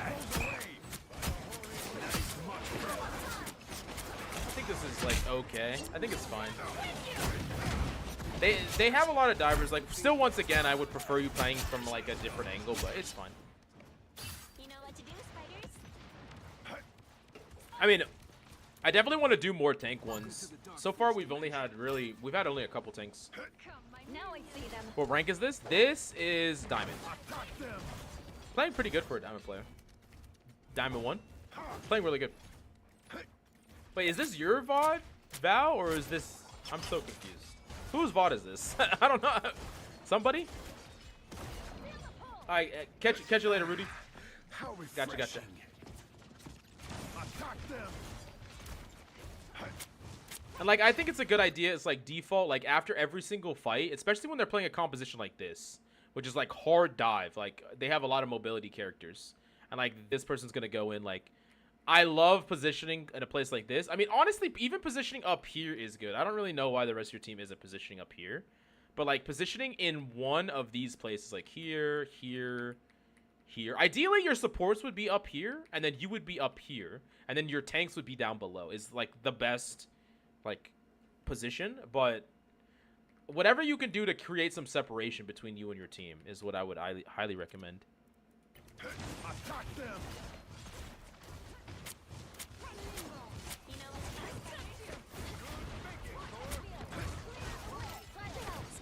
What's up, Wimpy? We're full on queue today, but we'll be doing these again in the future. Maybe we'll do a VOD review on one of your mains in some of the upcoming videos or VODs, so you can see that. Ooh. No worries. I got your back. I like this angle. Are we over Warzone yet? Wait, what? What the fuck? We've been over Warzone. You talking about Call of Duty Warzone? What are we talking about? I appreciate you, Spider-Man man, for helping me track all this.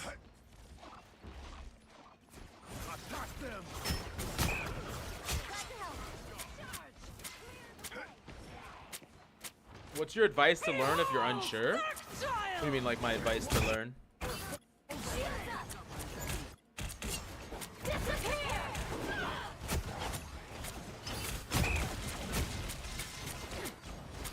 I'm very curious how you're going to use this ultimate.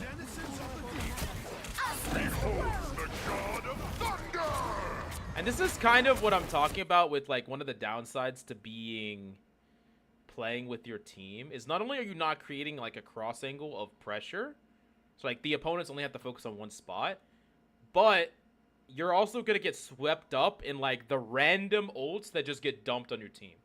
Like that's how when you play with your team, that's how you get like, you know, Clobbered and Groot ulted and Thor ulted and like just random nonsense. The magic is hitting you. Like you would not be the target if you're not playing with your team, right? Because your supports are the target. It's easy for you to help your team if you're playing away from them. Also, if you are the target, there's a million things you can do to punish people if you're the target, because you have your bubble, you're very hard to flush out, you have more HP, blah, blah, blah. Ooh, nice ults. Very close to doing a lot. So close. It's actually so close. No. I'm trying to think if there was another better situation that you could have used it in. He was honestly fine. Yeah, the fact that that ult gets 2 is going to be kind of rough. Lucky. It's close. On what I could do, like I'm a GM and just can't carry teams as tank. Oh! Tank advice. I mean, I talked about this quite a bit in the tank VOD, but it's mainly just like applying pressure to non-tanks, like focusing on squishies as much as you possibly can. Take the initiative over who you're pressuring. Like tanks are going to want you to shoot at them. Still try to find ways, angles to not shoot at them, clear out positions. It's a lot. There's a lot of little things. That's why I like to do it in a VOD format. Maybe there's someone else that's left that's still a VOD, like a tank. It's kind of hard to explain without visuals. That's why it's better to do a VOD review. Because there's just a lot. There's really just a lot. The darkness, help. But like, we just did a VOD review on a Grandmaster tank player. And the big takeaway was that they will never throw, but they will never carry. Because they don't use... They never take the initiative on trying to deal damage and getting picks. Most of the time, they're just playing way too defensively, way too passively. Like... I think a lot of Grandmaster tank players are in that rut where they never exert their pressure or their presence. Like you need to try to find ways to exert your pressure and presence without feeding, of course. You're not like running it down by yourself. But like if you're Magneto, as an example, you're looking for ways to burst someone down in the mid fight. Find ways to CC someone that is out of position. Find ways to punish their tank from pushing it too aggressively. Like if you're just someone that is just sitting there and not making mistakes but not making any plays, you're just really too reliant on your team, like most of the time. I play Strange and I keep wiping support plays to cover my team against the pressure. Yeah, I mean, but if you're constantly doing that every single game, then you'll definitely climb. So there has to be something. Like that's what VOD reviews are good. I actually don't mind y'all engaging from here if your team knows. I am ready to put on a show. Hey, look at this. Look. Feast with your eyes. Feast. I am ready to put on a show. Could you have killed this person if you were playing here with your team? I do not think so. Right. Cross angles, very strong. You just get to fight from an angle that you otherwise wouldn't have been able to fight from. Very strong, very strong. Also, here on this map in particular, where I want to see you position is I would love you to break this rooftop and position up here. Very good position for Namor. Because you could throw squids out and apply pressure from up here. Very good. Bop, bop. Let's keep going. I got your back. Honestly, like, mechanically, you're playing well. Like, I can tell that you like mechanically good. Like, I can tell. Now, that crosshair, that gotta fucking go. Like, what the fuck is this? But,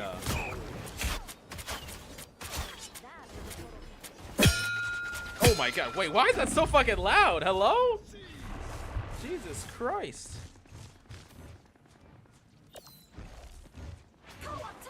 Like, I think you should be trying to get away with a bit more. Like, we're almost playing, like, almost too safe in a lot of these situations. But we're just, like, we're playing in really smart, safe positions around cover, jiggling around cover and stuff like that. But, like, you could just be getting away with a lot more on Namor, especially. You have a million ways to get out of a bad fight. Behold, the god of justice! Executioner!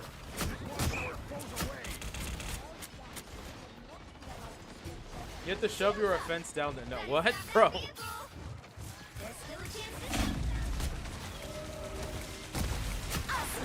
No! Oh, I mean, you got a defensive ult in response.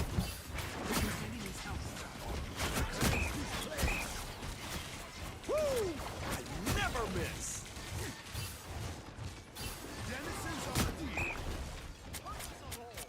No, Wimpy, I got a bazillion people in queue, bro.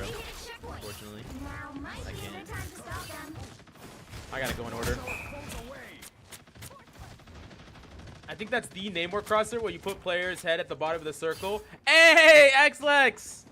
Bro, I was getting shit on by a fucking... First, I was getting shit on by a Black Widow player, right? And I was like, this is probably 𝐒𝐔𝐁. He's fucking rolling me. And then it was someone else. And I was like, where the fuck is 𝐒𝐿𝐁? I need him to snipe this guy for me.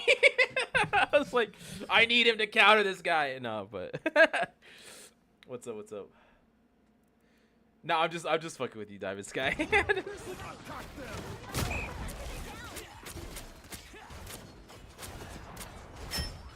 You got names? I think it was like Centurion or something like that. He was shitting on me though. Like, he was actually shitting on me. I mean, I'm a tank player, so like, I don't play any dive tanks, so there's only so much I can do. But I was like, this guy's rolling with me. Oh my god, you queue with the motherfucker, bro. I was like, where's 𝐒𝐿𝐁, bro? I need him to kill this guy, please. God damn it. That's wild that y'all queue together though. He Hawkeyes for me? Sheesh. Bro, I swear, my win rate, I have 3 characters that I can't beat in ranked, okay? I can't beat fucking Hawkeyes, I can't beat fucking Black Widows, and I can't beat Jeffs, DPS Jeffs. Those are the 3. I can't beat those. I think my win rate against those 3 characters are just fucking abysmal. If it's a good Hawkeye, you know. There's a lot of Hawkeyes that are like, whatever, but like, you know, aimers on Hawkeye, I'm just fucking. As a tank, yeah. Yeah, as a tank. It's just because I don't, sorry, so I know I'm getting sidetracked on this VOD review, but as a tank, I can't do anything about those characters if they play them well, right? Like, I can kind of contest Hawkeyes to an extent if I'm Magneto, depending on the map, but I cannot contest Black Widows, and I cannot do shit about Jeff. I mean, I can ult him, but yeah. Ooh, how's the grind going by the way, 𝐒𝐿𝐁? So I'm getting. What rank are you right now, Zad and Nico? By the way, mechanically playing very well, like a step above what I've been watching.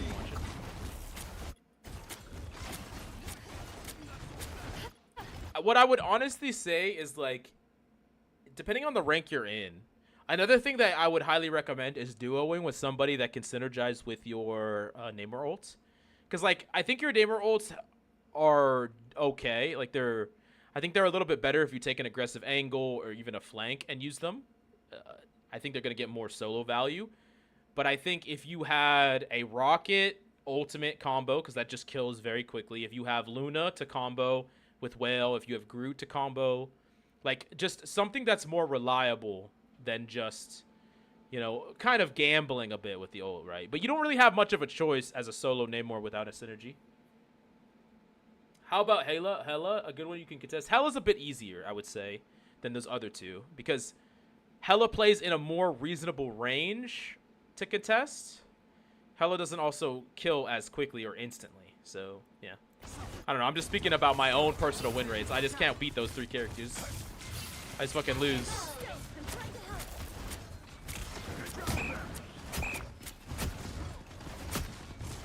Yeah, I would highly recommend duoing with most likely like a group player.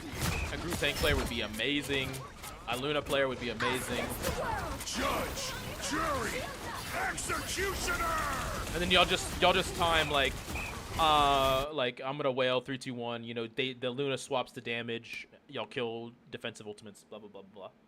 Just something more reliable. Bring in more reliability. Ooh! No! No! Yeah, remember, you're not gonna knock down Punisher in his own. He's CC. Never miss. Beholds the god of thunder. Does Mantis buff make Namor ult kill? I don't believe so. Mantis damage boost is not that much. It barely increases anything. Let me see, what happened here? We popped out, right?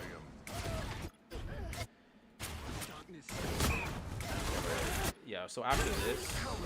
So now, something that I would recommend here. Something that I would recommend, okay? This is a little bit of a ranked trick. Maybe not as applicable in scrims or something like that. But in a fight that y'all are losing, or probably gonna lose, right? So this is the fight where you're probably already lost the fight, most likely. You either already lost the fight or you're gonna lose the fight. It's very difficult for you to reset to. Like if you go back to your team. Like you basically have 2 options. You could walk out here and just try to go back to your team. The other option is to try to play for something higher risk, higher reward. And the way that you do that is like you could literally just like walk this flank, wait for these people to walk in a little bit more, drop 2 squids on the back line, and then try to get a kill or 2 in the back line. Because like you need a higher amount of value here in order to actually win this fight. Something higher risk, higher reward. Like it's a higher risk for sure, right? Because you're leaving your team, you're flanking, you're taking an aggressive angle. But the reward is you might turn a fight that you lost, right? Like that's the reward. The reward is if you instantly drop 2 squids and right click somebody, they die right away, and then you have like a pretty reasonable chance of killing a second person, right? Hey, what's up, Asian Pikachu? Yeah. Does Luna's damage aura increase damage only if it's activated before an ally sends it, or does it increase as long as it? I believe it's as long as it touches the. I believe it's as long as the whale hasn't hit yet. If the Namor's damage boosted, increases the damage. Chat, correct me if I'm wrong. I'm 90% sure.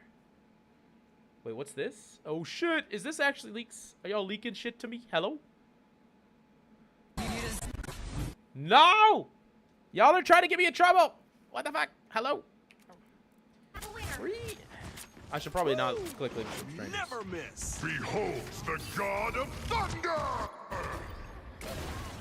Hello, trolling. Okay. All right. I think this is enough from the Namor gameplay. Yeah. Yeah, never click a link in chat. Yeah, agreed. Agreed. I need to send someone else to click it first. Wait, why did I leave the game? Hello? All right, I'm trolling. All right, what's the next code? What the fuck am I doing? Yeah, we reacted to the new vid in stream. On stream.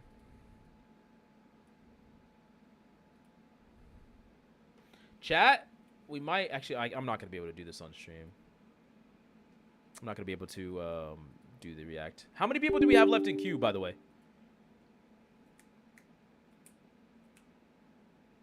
Tank saying the code. Tank said the code. I main Thor, but I sometimes play Mag. Okay, yeah. Gotcha. 3P Tank is next in queue, and then I think he said he's a tank player. No such nice. thing, bad student. Hey, Only bad Nairo Mechanico. What's up, man? Hello. Welcome in. But the links in my chat take me to hot singles in my area with Emma Frost thighs. Nice blank. Ay. I love VOD review coaching like this. Helps me open my eyes to the little things I'm not doing. Let's go. Yeah, we'll try to do these more. A lot of people like them. I gotta find the right balance between, you know, gameplay and coaching, you know? I don't want to do coaching all the time. Coaching is Those of y'all who have coached before, coaching can be mentally exhausting if you do it all the time, you know? Because you just have to think a lot about different things. Coach Mills to save rank play by educating the masses. Okay, wait, where's the code? Where's the code? Hey, Depth of the Soul! What the heck? Let's go! I appreciate you guys. Let's go. Coach, I switched to PC and I can't hit a wall. I'm making an aim guide right now. We got you. Queues are closed. Yeah, unfortunately, Agent Pikachu, queues are mad closed. Another vote for these VOD reviews. You're right when you say that the visual review helps a lot to demonstrate specifically what success and failure or ineffectivity looks like. Yep, 100%. 100%. I'm gonna do them a lot more. Don't worry, guys. I know a lot of people want them, so. Where is Coach reacting to VODs like JD Redick trying to say good things about Brock? Oh my god. Have y'all Warfeather, have you seen Angry Coaching? Is that the guy's name? Is his name Angry Coaching? It's like a guy that like ice the screen. I don't know. He just says shit like that. Where is the code? Guys, hello? Wait. 3P Tank. Wait, what's your name in game? I can just search you up. How many more VODs are left? I have no idea. Good question. Can you put down a note for Rudy? Yeah, I got you. I mean, I'll remember, but I'll write it down. Rudy VOD Ode. Holy donut shop. Holy moly donut shop. What's easier to rank up with Stranger Mag? Whichever one you're better at, man. Whichever one you're better at. I know that's like a non-answer, but that's the real answer. Wait, this is it? Holy moly donut. Oh, shop. Wait, what? Bro, you can't have a name that long. What are you talking about? Okay, okay. Okay, I was like, huh? Thor. Let's go. How many more VODs are left? I have no... Oh, 3 people in queue after tank. Remember that Rudy cannot do it, so it might be 2 people? Holy moly donut shop. Holy moly donut shop. Bro, what is that? Bro, did you try to play every hero in this game? Every tank? That's a crazy... That is some wild shit, bro. Okay, this is what I'm curious about. Is we had 3 losses in a row, so we got to pick one of these. I already noted that, coach. It's 3 people. Oh, fair enough. Fuck, so many people. Okay, let's see. Let's do this. This one. Let's go. Awful coaching. What's up, vibes? Okay, Psylocke, Magic, Groot, and Bucky is banned. Alright. Right heroes could make all the difference.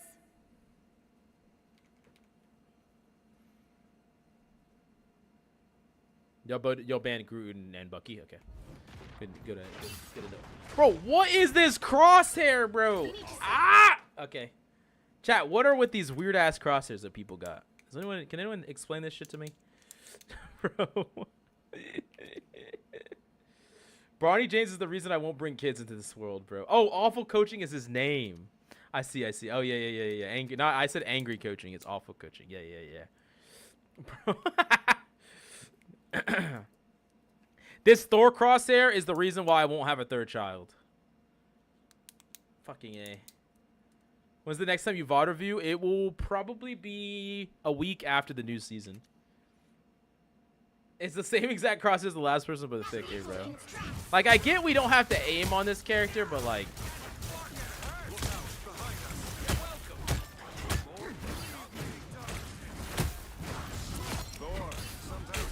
I don't mind the mark on Venom.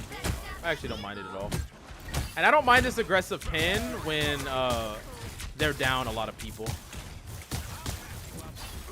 I would say, I don't want you to overstay your welcome, but...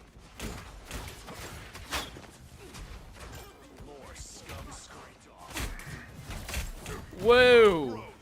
Okay, now we're getting a little too aggressive here. Still want to play on the natural terrain of the map. Like, We don't really want to fight up that early. We want to fight. Yeah, I mean, y'all know this L. This L right here is where you typically want to fight the first fight. That one hurts.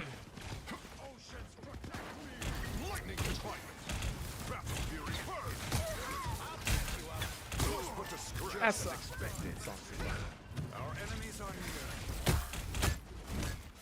I actually like the way you're playing Thor here. Just kind of poking in, applying some pressure. I am ready to put on a show. Some extra pressure baited that out. Now you need to you should leave though. Now that you baited that out, you should leave. Yeah. And probably contest height. Isn't there someone like right above y'all? Oh, it's just this Venom. Like being up here and forcing this Venom in when he doesn't want to go in, you can fuck up his cycles. Or he has to leave like before he wants to leave. Okay, we baited out the next ultimate, which is good.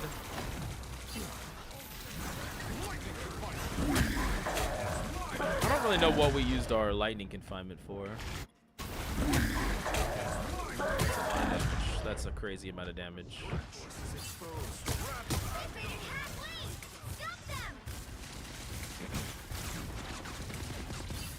Okay, you know they use both their support ults, so I'm curious what you're gonna do with your ultimate here. You heard the Venom coming. Like, it does slow the Venom, and it does do some damage to the Venom, but keep in mind that it's against the Venom, it's gonna be pretty marginal because the Venom doesn't give it, he doesn't care as much. Nice. Kind of scary if you grab Mega, but yikes! Yikes! I actually love this fight because you just can't lose it really, unless someone else joins because you're a light gain. Yeah. Like I don't necessarily hate it, but Judge, jury, executioner.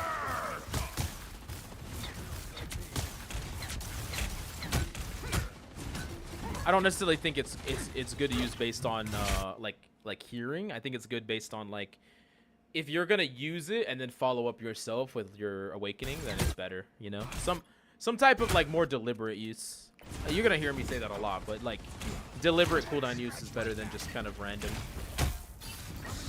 Behold the god of thunder. So, how many people are alive on your team? I believe it's like only you and this Namor, right? Or it's this Rocket too. Yeah, I mean, once again, like I know we kind of sound like a broken record today, chat, but these ultimates we can't go for. Like, play safe, wait for your team to regroup. Once your team is back in the fight, then we try to go for an ultimate play, right? We don't try to ultimate play randomly in the neutral. Like, it's just going to be very difficult for you to ever get any value with this ultimate if we're just going to randomly, randomly use it. Like, not to mention, like, we don't have enough people here to follow up. The mag is 100% going to have his bubble. Like, he's going to have his movement cooldowns. Like, we want to wait.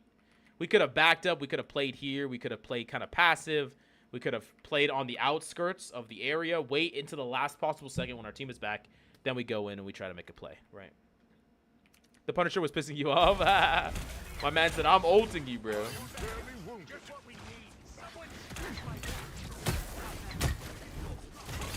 Like, we still can't fight here. We shouldn't keep committing Awakening here. No. No.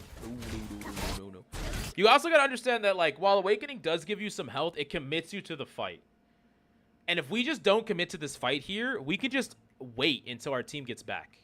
You know, like, we go and grab this health pack. Then we kind of fly over here, and we maybe we can test this guy a little bit. We fly under here. We grab this health pack. We fly over here to this high ground. We're not committing to anything, and if we're not committing, then we don't invest Awakening. Now, the only reason that I would say you can invest Awakening at all here is if someone isolates themselves against you. Like, let's say you're playing, you go all the way over here, and let's say you go and grab this health pack over here, and then that Punisher, like, grapples at you. Sure, invest Awakening because it's an isolated fight. But while we're waiting here, waiting for the regroup, we can't commit. We can't commit. We're just going to get ourselves killed. And then now we're dead as our teammates are about to be back. And so we're basically, we had one fight, like one team fight here, and we're not allowing our teammates to get another one. We're not getting a second team fight in all of first because we're about to die. Free fight. And that's what we get res by Rocket for some reason. I don't think we are, huh? Nope. Yeah, because like your teammates are gonna show up. Like your teammates are finally like almost here, and like now would be a good time for us to like initially touch. Like we should fight. Like if we're gonna do anything, this should be the first moment that we try.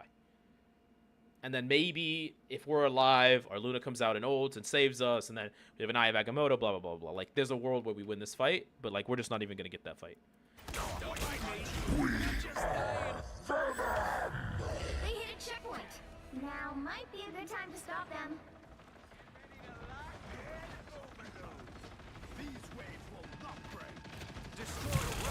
Don't worry, next season you can ban and go through. True. I don't mind doing this though. Some good old long damage poke into the contest station. Yeah, like that. That's an orb use I really like. It's like an orb use like that's gonna be directly followed up by you know?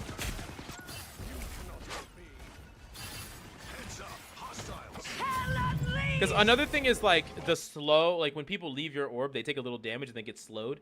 That slow also makes it easier for you to hit your lightning, right? So it's like it's a little bit, but it all works well together.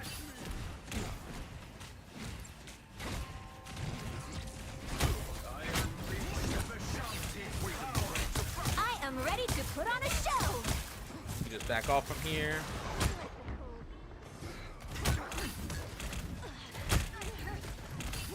Yeah, we don't want to fight this. We want to back off of this. We want to leave. Yeah, your Strange should have backed up way further as well. But like both of y'all should have backed. Like the second they pop Luna ult, W is the only key that y'all should be pressing. Or S, I mean. W is the only key you shouldn't be pressing. Fucking A. Can you put it down a note for him? Gotcha. Gauss? Gotcha. Gauss VOD. Yeah. Like, both of y'all should be backing the fuck up. Like, far. Like, literally giving up all this space. Fighting space where they're using an ultimate is just not... It just doesn't make any sense. Like, leave. Completely leave. Completely. Yeah, like, he should have backed up way farther. Maybe he was trying to help his teammate here. But, like, he should still be backing up. Like... He took a step forward. You can't even take a single step forward. Like, not a single fucking step forward. Not one. Not even a little mini step forward. No. You should be backing up fully. I am strengthened. Hey, Teeny, enjoy the amplifier. You can actually kill 2 defensive ults with this. No. No.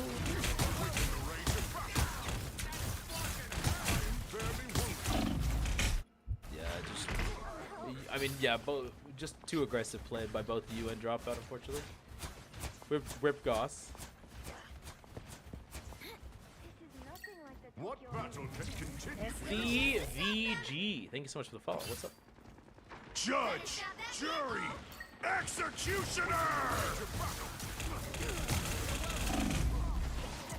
No! No! No!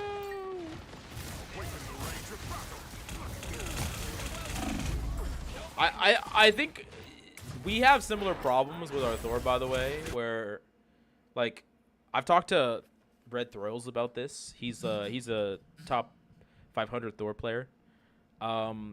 Committing to Awakening is something that we should both be doing less. Like, but like looking at your gameplay, you commit to it far too much. Like, there's a cost to Awaken, and the cost is you are stuck. You can't run, you can't move, you're not mobile. So, like, if you're getting caught out and dying too much, which I think you are, you're just committing to Awakening way too much. Like a lot. Now might be a good time to stop them. My Luna was trolling here. She never ulted. I mean, yeah, she's definitely trolling. Wait, what even happened here? What even happened here? They hit a checkpoint. When did she Now ult? might be a good time to stop them. I mean, she ulted then. Oh, but it was like... She should have ulted, like, way earlier. I am ready to put Okay, on yeah, a she was show. definitely kind of trolling there. Was actually trolling. Sorry. Yeah, Bones. They hit a checkpoint.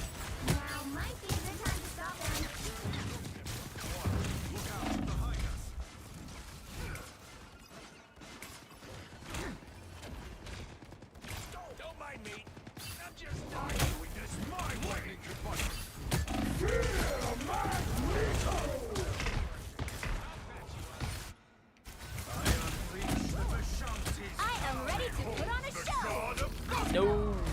not gonna do anything. Yeah, you probably already had that plan in your mind, so it's hard. It's now or never.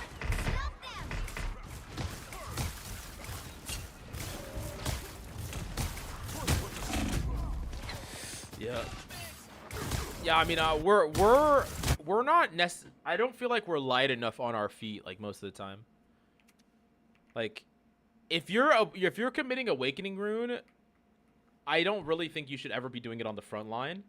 You should almost always be doing it against an isolated target or further back where you're safer. You're either like committing Awakening Rune here and throwing it distance where you're safe, or you're committing it like right on top of a specific target. But if you're ever doing it like this, where you're committing it in front of multiple enemies, you don't have any, like, you're just basically just sitting there as like a meat sponge and you can't run.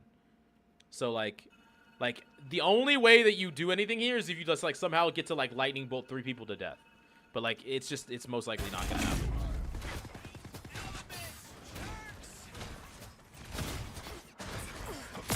Just stay lighter on our feet. Like we committed Awakening Rune again, which I feel like it's like we just shouldn't be committing Awakening Rune in the front line. Just so risky. Like if we commit it again, we could just die. Okay, we didn't commit it. I see. This is different. I like this. This is okay because we're behind cover. We're more passively positioned. Like those are like the two main ways you commit it, right? On top of somebody that's isolated, or like in a safer position, like on your backline, right? Like this. This is a good safe position. We have a habit of like thinking we're invincible when we pop it. And then also, like, what you do instead is that you float around a lot more, and you go for, like, the animation cancel primary a lot more. Which I don't think I've seen you do once. Correct me if I'm wrong, but I don't think I've seen you do that once. I personally need to do it more as well. But. Well, I guess I can be alive. Let's see what happens next. What rank is this? This is in Diamond, right? You'll need a top-notch team to win this one. I like that use of DM Diamond gun. Does an animation cancel with Thor? Yes, Thor is. Primary, right click primary. I mean, it's just like a little combo.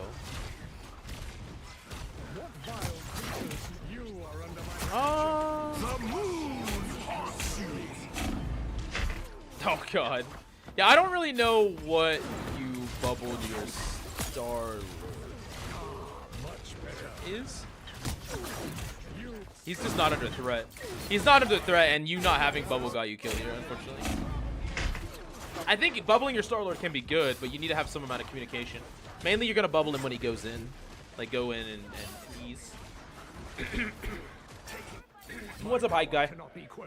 Oh god. I've been yapping for too long.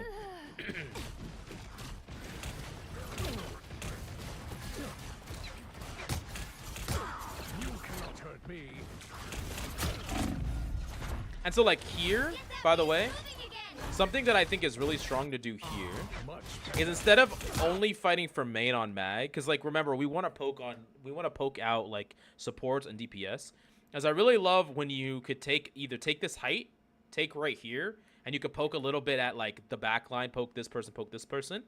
You can take a left angle where you poke a little bit over here, where you're like poking from this side, and kind of flushing out these closer guys. Or you take a right angle and you poke from here and poke these people back, and then eventually you can move here and poke from this angle and force them back even further. You're just kind of creating some more angles on mag instead of just fighting only from the direct center. Is something that I think is better for you trying to get angles on the people you actually want to shoot at and not the Magneto, right? The enemy tank. Any drinks is fading? Nah, I think my voice is fading. I still got energy. But my voice is fading. God damn. God. I like this though. This is good, really good pressure. Really great pressure, actually. Really, really good pressure.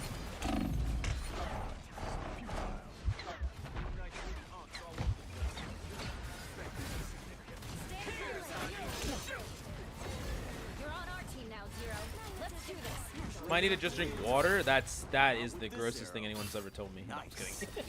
You're probably right. I need to drink some water. Let's push way up here. No. Not cart. Let's push up here. Let's push up here and go and fight what our thing is fighting. Nice. We should be up. We should be up. You need not fear. Might as well kill them all.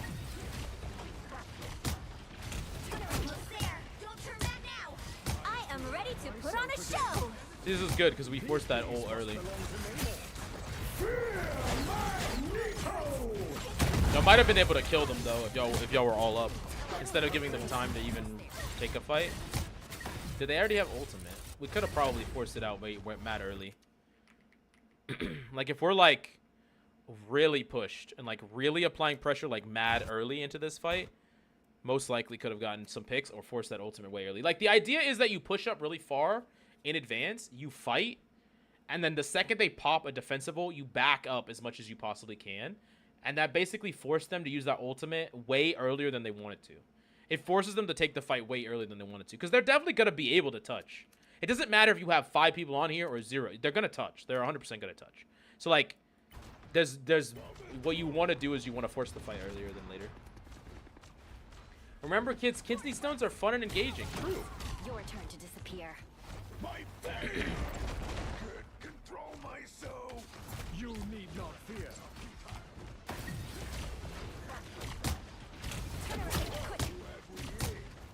I am ready to put on a show. Oh, they were caring about the venom. Meh.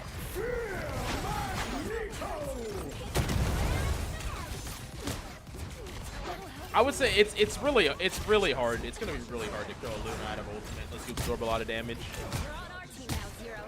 It's very difficult to do.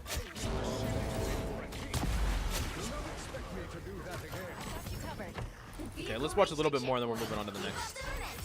Almost done with the whole damn VOD. Anyone willing to help?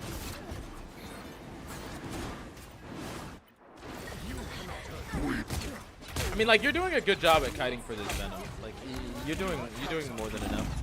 You're doing really good. I think your Magneto play is actually pretty clean overall. I think I had more problems with your Thor gameplay because you just, yeah, put yourself in danger a lot and died pre-fight a lot. Good job. No, drink water. God damn it, chat. You act like I don't drink water. I actually drink a shit ton of water every day, chat. Bad student. Hey, the Lament Carbon. What's up? What's up?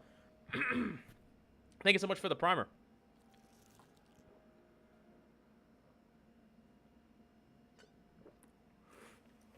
I basically drink energy drinks while I stream, and then the second I get off stream, I drink like 2 things of water, and then I just drink water for the rest of the day while I chill. I only drink energy drinks when I'm on stream. Of course. Okay, who's next? Oh, Blank is next? Oh, Blank. Is it just Blank?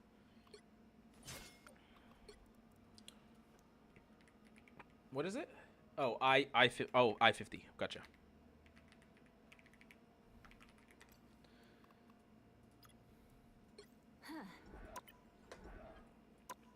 Oh, shit. Okay, what's this one? Invisible Woman and... Luna, Invisible Woman. Luna, Invisible Woman. Okay, we'll watch this one. How many VODs have been conquered so far? Almost all of them. Almost all of them. Oh, I see. Well, the mouth was dry, so I thought water would be better than another energy drink. Fair enough. Okay, wait. Be right back. 2 seconds. This was my attempt to rank up to C2. It wasn't fun. Gotcha.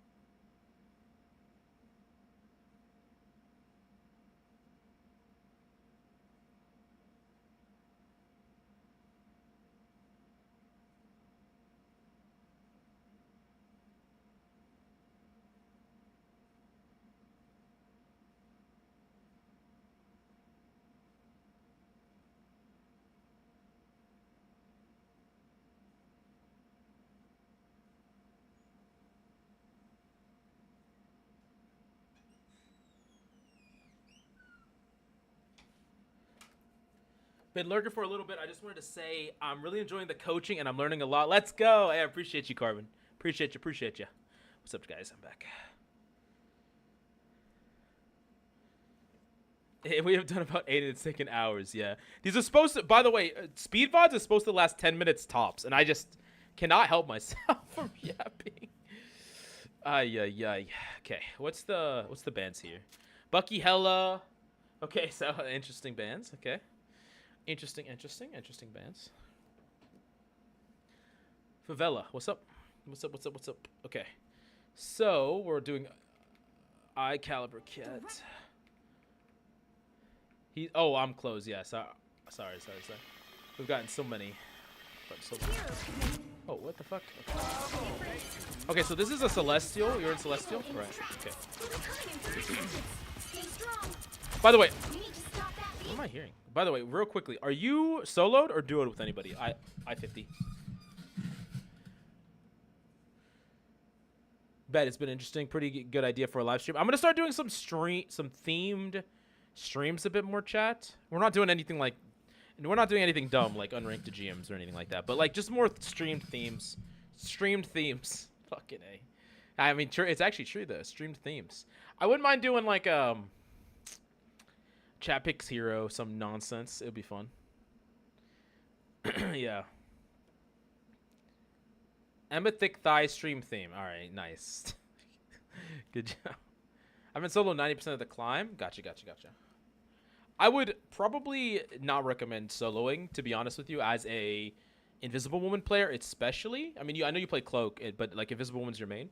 Because duoing with the DPS player in particular, I think is a lot of value.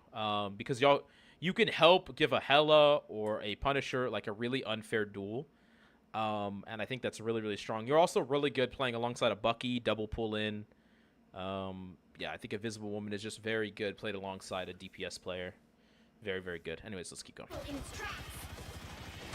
You can create a lot of unfair fights, like just a ton of really unfair fights.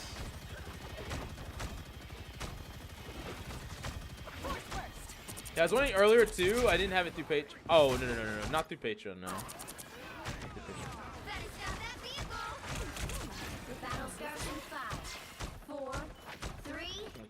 Where's your Punisher at? He's right here. Like, yeah, like this Punisher especially is someone that you should be trying to shield as much as possible and create angles for him to like just constantly shoot in. It's where you're gonna get the most shield-based value is on him. Feeling fantastic. I'm good to go. Also, they have a Wolverine, which is someone that you're going to want to be looking to directly counteract. Wait, let me back this up here. I think we might be paying a little bit too much attention to the front. Let me see this right here. So where did the Wolverine? So, like, here? Like, what happens right here? You made up. Does he mess up? I think the Spider-Man just completely messes up. So, something about Spider-Man on Invisible Woman is after he uppercuts a target, you can instantly shield them and protect them from the Spider-Man follow-up. It's something that you should look to do all the time on Invisible Woman. Like, you basically can protect your team from almost any dive if you're just aware of it. So it's a good idea to like right now the Spider-Man kind of fucked up and just died, but in a world where the Spider-Man ever uppercuts a teammate, you can just save them. Like, ever. Like, 100% of the time. Every time.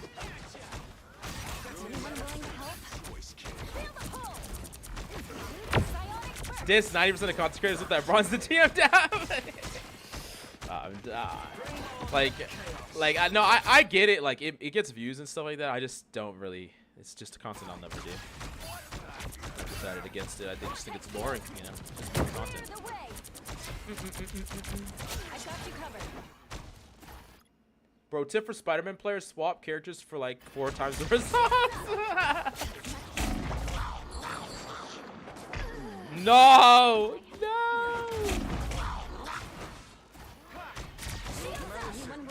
What? Wait, what did we? Why do we even invest? Why do we even invest Loki in this in the first place? I'm not gonna lie, that makes no sense. That makes no sense. Kind of just a weird fight. I'm not even gonna blame you for that. That's just really weird. Except for Wolvie. Don't swap to Wolvie or Coach will solo Bucky OU. This is a good time. Tell Rough Man I got Man I got beef with him. Nice.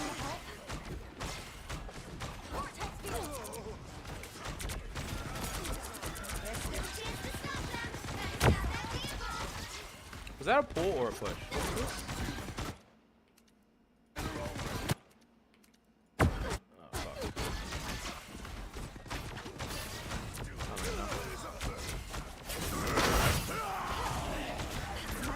Us against the world. Kind of a wasted jump. I'm not gonna lie here. I think maybe you're just trying to get a vantage point on this. Us against the. Yeah, like you got to know that up against characters like Spider-Man, even Jeff, like the moment you waste that jump or you use that jump, you have to be really, really scared. Because like you dying before you get to ult here probably costs this the fight. Like you are individually the most important character on the entire battlefield right now. Because the fight's going on and you're the only one with the defensive ult. If you die before you get it off, it's 100% your fault for this. So when you invest jump, you need to be thinking about popping ult extremely soon, or you need to be positioned very safe. Like those are your only two options, because you literally could just die. Like, and if you die, you don't pop it, and which it does happen. You kind of like, if this fight is lost, it's because of you. Unfortunately.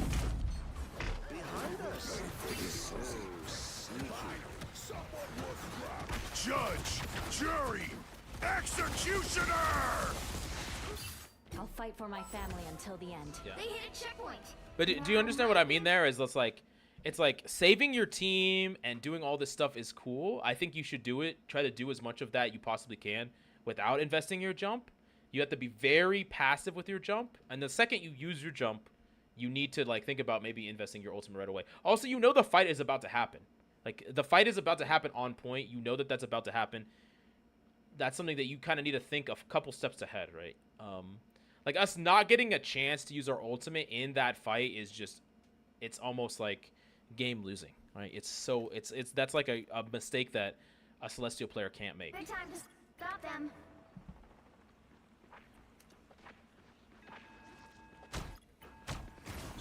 Because that's the standards are much higher here, like in Celestial. Like I know, like if this was an Eternity lobby, like everyone would be mad, like everyone would be pissed.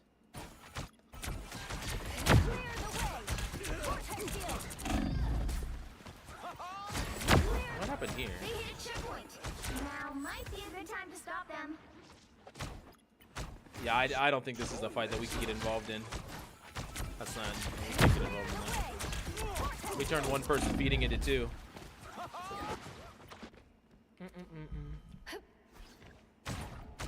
Banning Spidey is good for your gameplay insanity. Nice.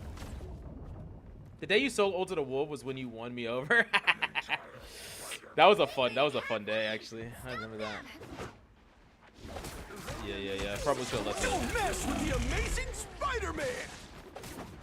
Yeah, we're just really not getting a chance to do anything in this game so far. But this is kind of what I'm talking about though, is this like the fact that we didn't get to ult here means that we just like we would have built, like if we just regrouped normally after we lost this fight, by the time the cart got here, we would have built another ultimate. So like it's like we just deleted an ult, like a whole ult, a whole fight, a whole chance. Like we deleted all that stuff. Your dog is suffering. Invisible?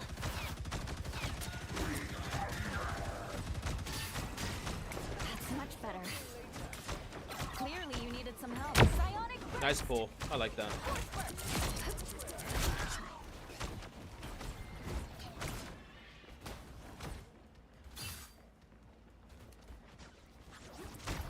Yeah, I like that. Exactly. Boom. I like it.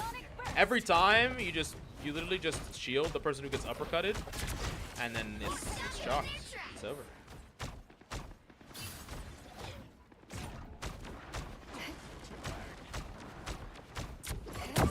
Are we not recalling the shield? We can recall the shield, right?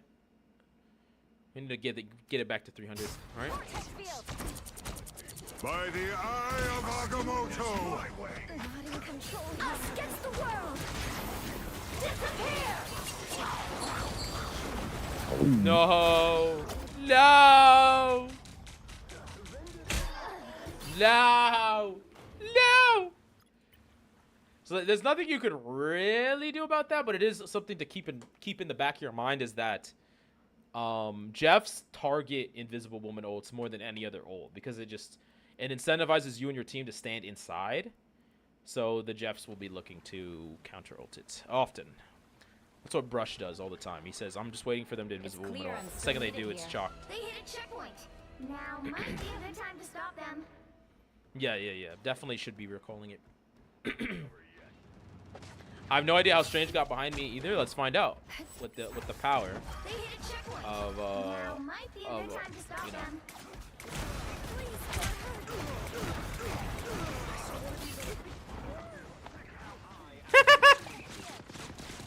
Well, there was clearly no communication because someone knew that this was happening, but it wasn't you, and it wasn't your Loki.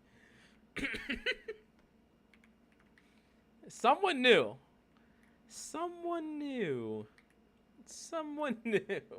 Moments before disaster, yeah.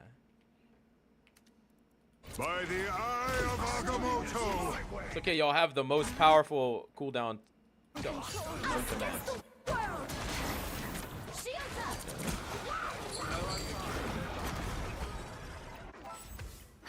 They hit a checkpoint. Now might be a good time to stop them.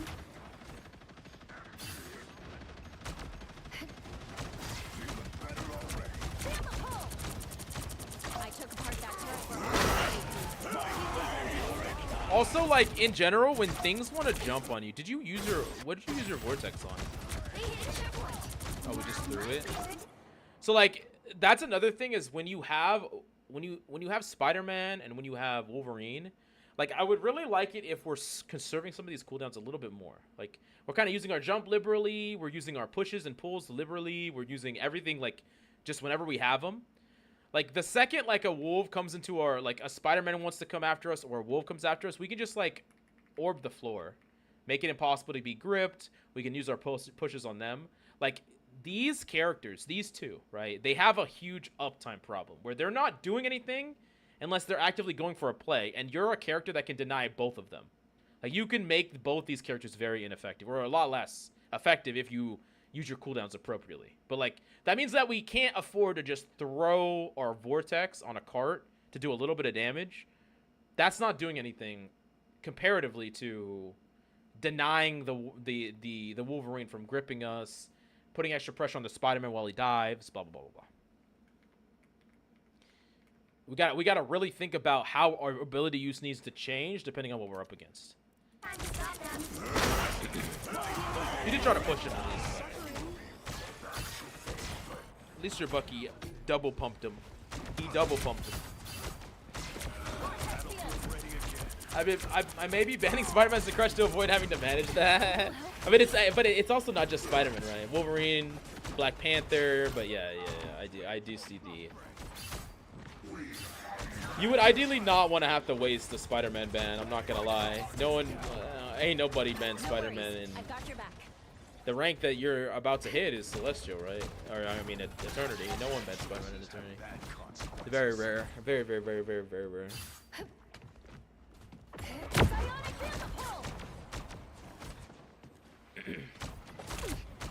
Now, console could be different.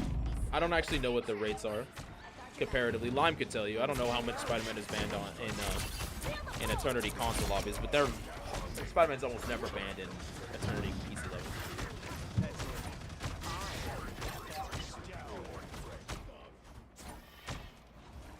But it's actually, I still think it's pretty stupid to ban Spider-Man. It's like Spider-Man is like a pretty niche character. He's not actually picked all that much.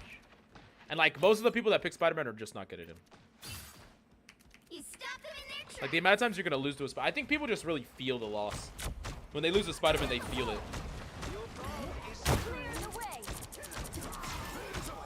Spider-Man is someone you don't want on your team, and Spider-Man is not one you want to fight. That excuse me, right, Coach? Yeah, of course.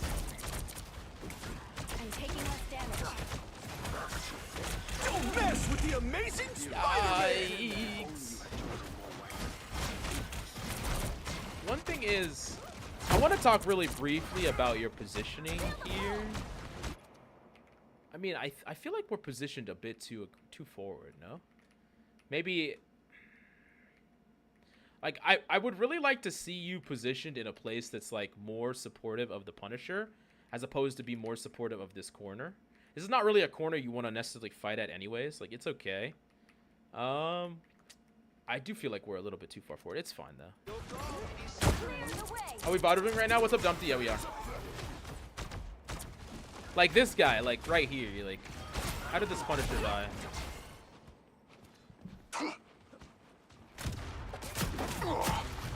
Like, in my opinion, that angle is an angle that you should help this Punisher contest. This right here. Like, I know, like, from this POV, it looks like the Punisher's feeding, which he kind of is. But, like, this is also a person that will never, ever die here if you're here. And will most likely just sauce on the Spider-Man, right? Or maybe the Spider-Man does ult y'all, but I think there's ways that y'all can outplay. Oh, he's so lit! Nah, he probably just lives. Wolf's bubble stops Wolf's kidnap. Don't think it stops Spider-Man's uppercut. If you look at Marvel Rivals' YouTube page on their community post, they literally said he's now more banned than Wolf. Yeah, but like that, isn't that crazy though, Lime? Like that has to be nuts. Like that makes no sense. I feel like that's just people's feels over like what's actually good. Banning Spider-Man more than Wolf is just like, it just doesn't make any sense. Like I don't think that makes any sense at all.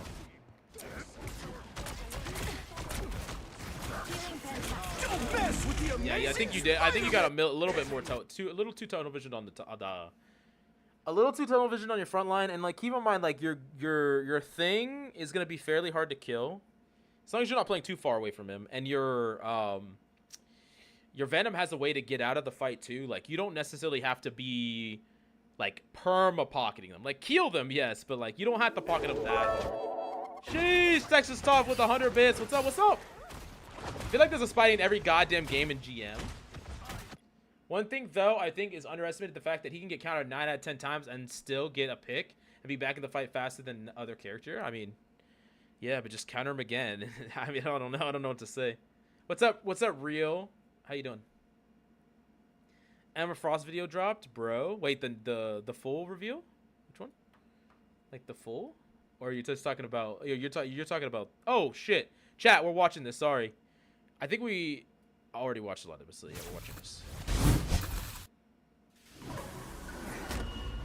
The White Queen's reign begins.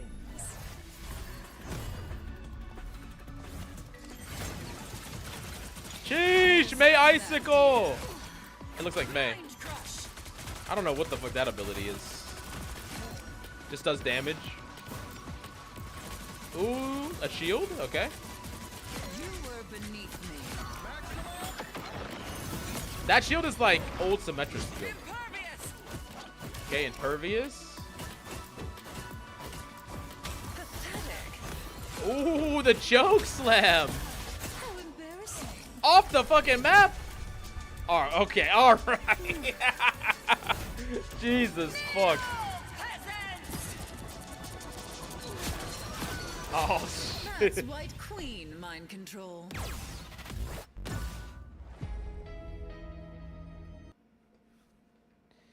White Queen mind control. Anything to not say Snow Buddy mind control, huh? What the fuck? Emma trailer dropped. Yeah. Yo, what's up? Jiggle physics. I'm gonna be an Emma main now. Thanks if I gotta play tank. Tank shortage solved. Coach, what are you laughing at?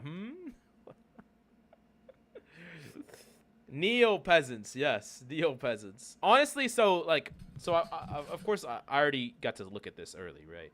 Because I'm a cheater. But a couple of questions I have about her kit that are not answered yet. Okay, there's a couple of questions. For one, there's this, which is like a meter that is charging up. I don't know what it's for, but I know that as she does damage, the meter charges up. Not sure what that is for. Now this seems like something that is popped down and just will do damage to things nearby. It's doing a lot of damage to that fucking group. Now there's this shield that is like a deployable shield that can break, but can be repositioned. I think this is a very potentially strong cooldown. Like, having a shield like this, I think could be really, really good. It depends on how much health it has, of course, but... Wait, did that break? No, this down below has nothing to do with the shield. So I'm not sure. That does look like it does quite a bit of damage. The fact that you can reposition it is crazy cool. It does break it. Impervious, 5 seconds. 6 seconds. 6 seconds total. You do quite a bit of damage. Like, that's actually a big chunk of damage the swings are doing. And then the grab plus the CC into the wall kick. Crazy strong. It's like a 400 HP shield down. Kick them off.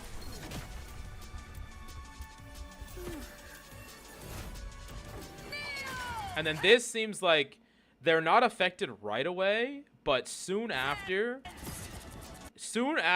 like, so if they don't get out of it in like a second or less, they're just literally gonna walk in a straight line. That's White Queen mind control. Yeah, she does. She has 𝐒𝐔𝐁𝐄 shield, yeah. Good thing I only put the jiggle. All right, bro. Good thing I only play tank then. Yo, I like the new maps. Yeah, this is sick. This is sick. This is so cool. I'm hyped. Chat, so my birthday's on the 13th. I might do a 24-hour stream on my birthday. I don't know if my wife would. Do you think my wife would get mad if I did that? I gotta ask. That'd be fun though. Thick thighs save lives. 100%. 100%. The new map looks interesting. 100%. Wife might not approve. I guess I gotta ask the wife, huh? But yeah, no, 100%. This is so sick. Nah, the jiggle physics on the thighs is crazy. Can't believe she has a damn choke slam command throw. The game will live for a long time. Feels great to be a Vanguard main. Mind crush. This is the greatest day of my life. Her leg proportions is crazy. She's such a diva. Vanguard is going to be the most played role now. Her ult is Snow Bunny mind control. Body slamming the Captain America is vicious work, not gonna lie. Prostitutes, our time has come.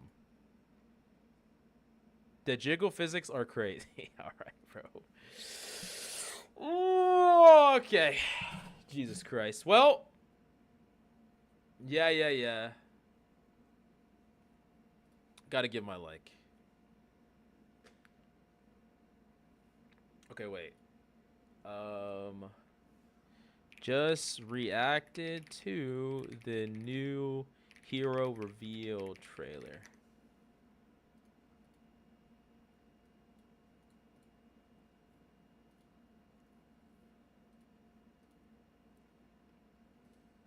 That's crazy. That's crazy. Okay. First female tank that you can see. So yeah, tank problem solved. Yes, 100%. Okay, I think we're done with this VOD for the most part. I really think most of it is... Wait, why is this not going full screen? Most of it's just cooldown. Like not changing the way that you're using your cooldowns, I think is like primarily the problem. Like a couple of these deaths, I think were caused by wasting ability usages, not conserving abilities to deny certain dives. And then not recognizing like what's important about a team fight, which is like making sure that you guarantee pop your ultimate. It's not like nothing else is more important than that. The one last VOD to do. Okay, so just inked. Inked! Okay, last one. And then I have to make thumbnails for these videos and get them out like pronto.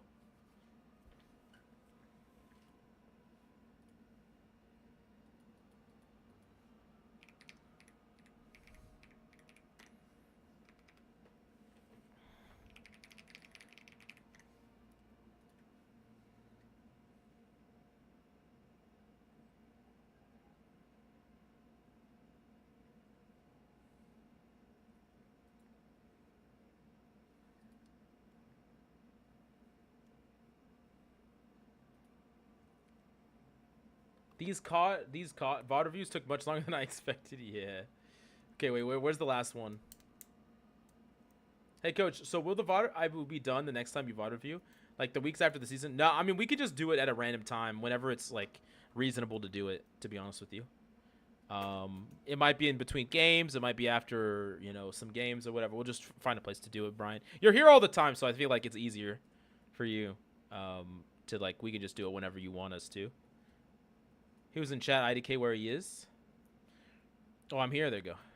I will try to be more mindful of cooldown usage. I definitely could see where the first fight kind of turned into them snowballing us after seeing my play. Yeah, I think it did cause a lot of snowball. Like sometimes one major mistake can kind of turn into like just a whole bunch of like non-fights, and it can change the entire game around it. You know. Professor Inked, is that like, is there? What's your name so I can look you up? Oh, you just did? Am I trolling? Where? Bro, what? Oh, Professor Inked. Okay.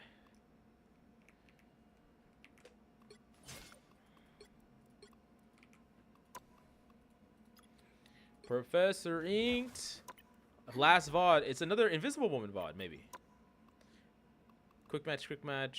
These are competitive lobbies. 28. Oh, so you just ranked up into a Grandmaster. I mean, it looks like you're winning a ton of your games, bro. Like a crazy amount. Like, how many did you even lose on this page? Let's look competitive. What, bro? 1, 2, 3, 4, 5, 6, 7, 8. Bro. You were losing some games in plat somehow. What's up, J-Bird? How you doing, man?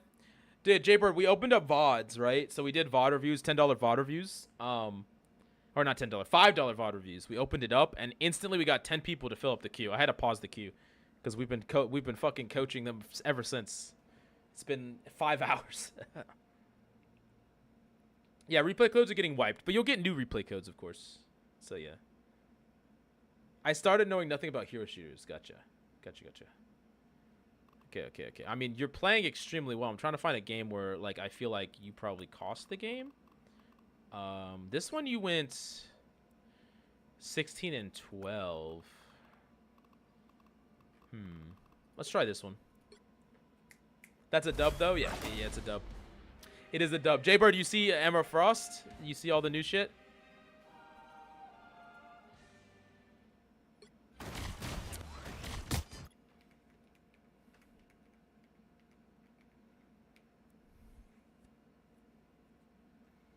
No, dude, check out Emma Frost, bro. It just dropped. Like the new trailer for her just dropped of her abilities and stuff. Professor Inked. All right. Okay, what kind of crosshair am I looking at now, bro? Yeah, new hero. Yeah. She's tank. She is tank.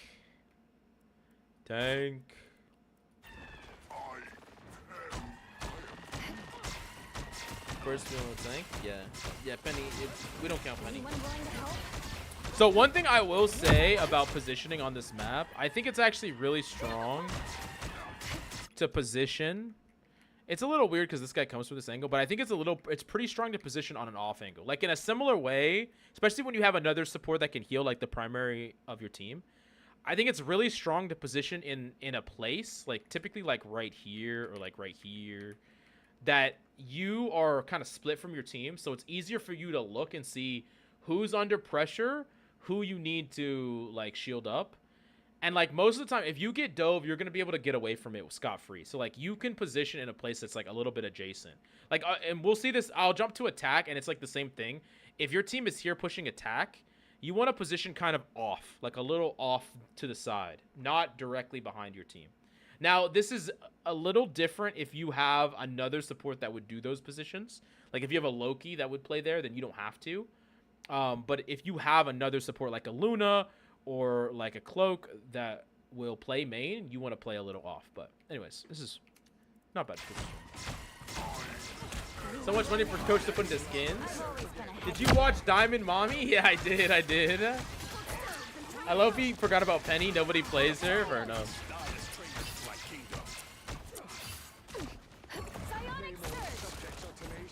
What was this? Was this a push or a pull?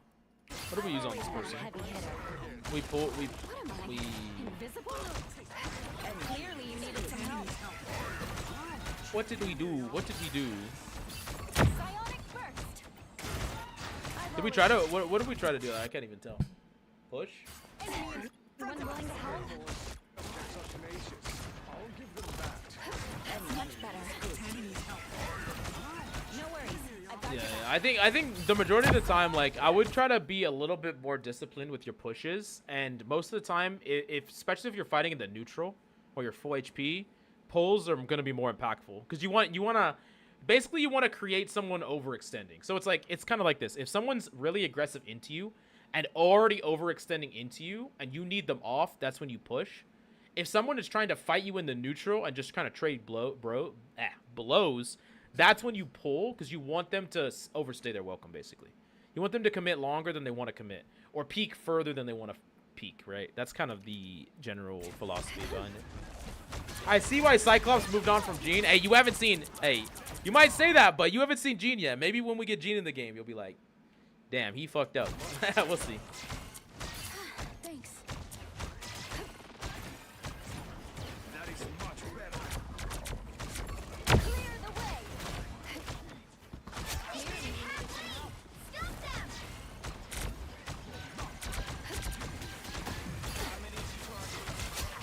Hope you're communicating. I guess it doesn't matter. She's so far away. It just doesn't matter.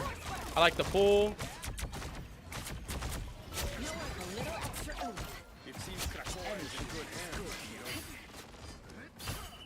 Gene top 5 baddie in that verse. Sheesh. I don't know. There's a lot of baddies in that verse. I don't know about that. Cyclops is a horse.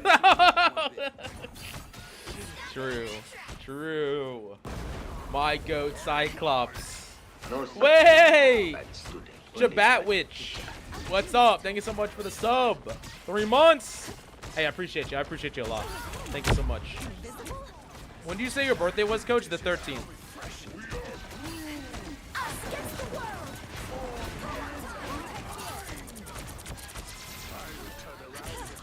Like overall, you're playing really well, by the way. Like you've basically won like 80% of your games and then just stopped when you hit GM. I don't feel like you've hit your natural ceiling, by the way, yet. Oh my god, I can't believe you're alive. I cannot believe you're alive.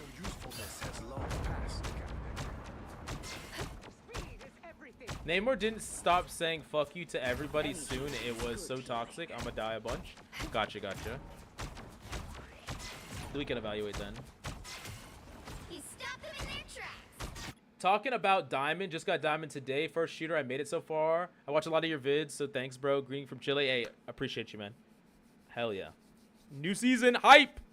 I'm just plat so far, but I'm sure I'll learn something from this Nodders. Been watching YouTube vids. Hey, welcome in, welcome in. Yeah, Namor's gonna get Gamma, yes sir. Got MVP on 2 games with bans. Ban Groot, I'm the thing. Let's go! Behold the god of Can't push him, brother. CC immune. CC immune Thoro. It's weird because you think you would be able to push him like you can Doctor Strange's ultimate, but yeah, Doctor Strange is not CC immune. Thor is. I am ready to put on a show. I've always been a heavy hitter. Dude, what even happens to you? Please. I've always been a heavy hitter. I am ready to put on a show. I think there's a world that there might be a world where you can I am ready to put on a show. there might be a world where you could wall the storm and then use it to keep yourself alive. It's pretty optimistic though. Probably not. Man, you were so close. You were actually so close to an ult. So not gonna Behold the god of thunder! I am ready to put on a show. That's like such a small margin. I tried with the shield. Yeah, I see the vision. I wonder how much worse or better Gamma Squid will be. Well, automatically, I think it's gonna be worse in the fact that you have to run Hulk and Luna. I mean, of course, it matters how strong Hulk is, right? But Hulk and Luna, I mean, not Hulk and Luna, fucking Hulk and Namor, because I don't feel like those characters synergize particularly well. It's really easy to slot in Luna and Namor in any comp because Luna's just so fucking strong. She's good all the time. So we'll see. We'll see. It depends on how good Hulk's gonna be next season. And then, but if Hulk's too good, then it's just like, all right, well then Hulk's just gonna get banned, and the synergy is gonna get banned as a product of it, you know. There's still a chance to stop them.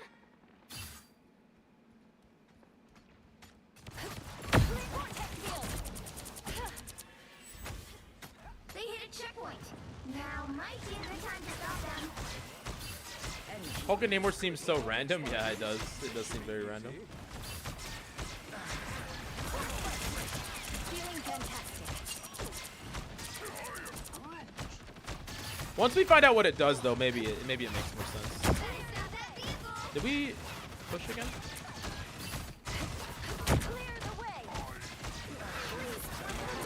I honestly think, like, really, when you're fighting in a neutral state like this, I don't even think you should be using your push. Like, push is just an ability that creates spacing, like, in a negative way for your tanks. Like, you only really want to pull, or you just don't want to push at all. Unless they're aggressing onto you or in space that you don't want them to be in, I would not push.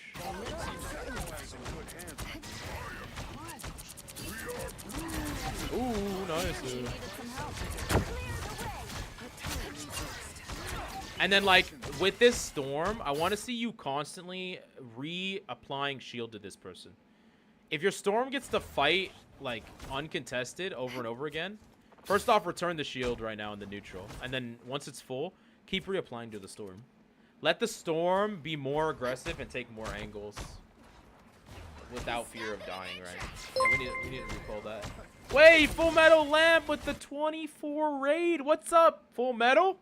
Yo, yo, yo. Full Metal Lamp.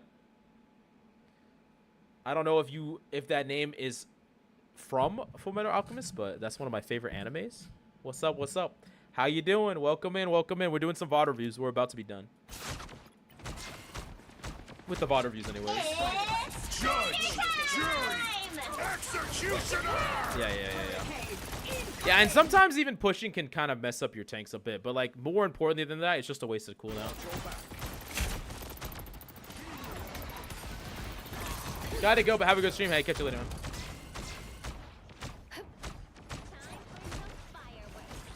It only takes one penny mine to kill since he's so damn skinny. Who? FML? They just dropped the white cream review. Yeah, we reacted to it. It's so sick. Brotherhood. Of course, Brotherhood. What the?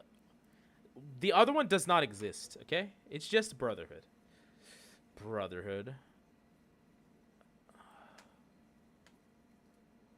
Oh, Full Metal Lamp? Oh. God damn it. Y'all are throwing shade. I see. Coach, are you grinding some games after this or just making thumbnails and getting off? I'm making a thumbnail, and then I might play on my DPS account. I don't think I'm going to play on my main. I don't think my mental is right now. How refreshing. But I'm not getting off yet. I don't think. Unless the wife tells me to.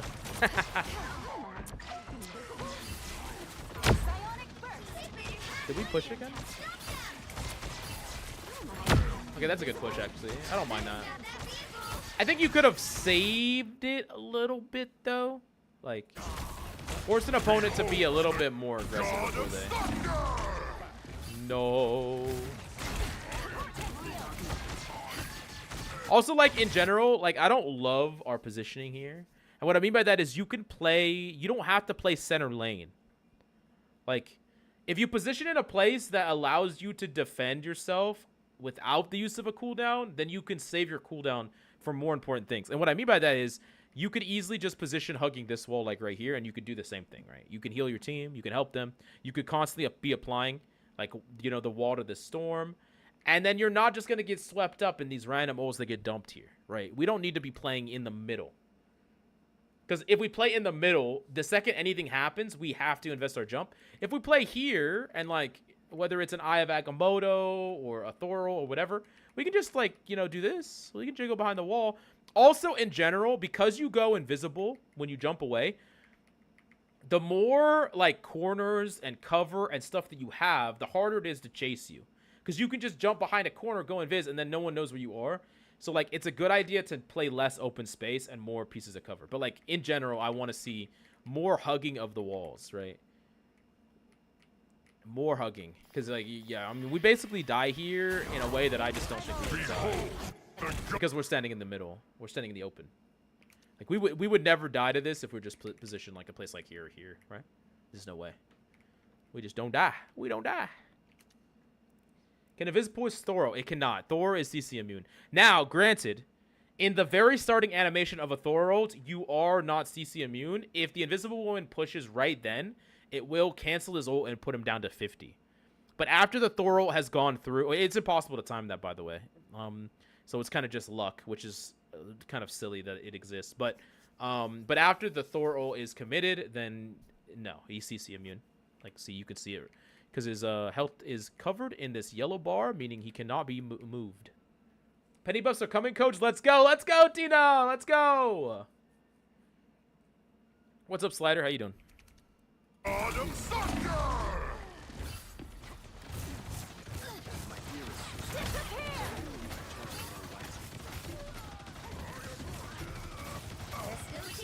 Yeah, your team might have gotten wiped anyways, but you should have definitely not died to that ult.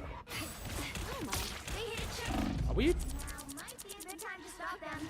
Anyone willing to help? They hit a checkpoint. Now might be a good time to stop them. Yeah, this right here is already a mistake where we should have either respawn, like changed spawns and went with our team, or we should just be walking here. Like, you should know that their entire team is alive and you're dead. You should not be walking forward here. You're just gonna stagger for no reason, right? We should not be revealing ourselves either. Like, this doesn't make any sense, right? Our team is not here. In fact, our team should probably change their spawns and go to the other one. No one should be walking out of this spawn. And you should not be engaging this fight. Just read subs to YouTube chat. Haha, sorry. Wait, what's up? Most of the important thing about these games, Professor, is not letting it kill your mental. And bowing, sometimes it will happen, and that's okay. Yeah. Okay, wait, keep it going. Anyone willing to help? They hit a checkpoint. Now might be a good time to stop them. Yeah, because, like, we die here. We really shouldn't die here. And also, like, this tank coming out of this spawn is also a throw. And this person coming out of this spawn is also... Like, all of this is throwing. Every part of this is throwing. On all sides. I bet you your tank dies, too. And so does your other support. Most likely. They should die. Give Loki a prize. Yeah, okay. Yeah, I mean, it's just silly. And, like, this person... I've seen... I reacted to it on stream.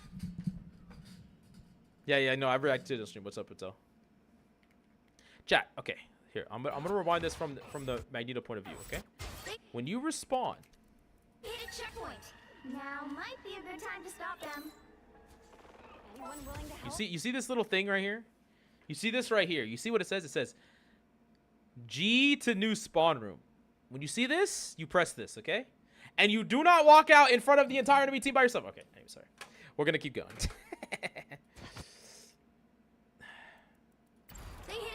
One of these days we'll do angry VOD reviews where I'm just mad the whole time. Maybe I should do that with Eternity players or like high rank players. I'll just like literally yell at them. That'd be great. Good entertainment. No, it's okay, Brian.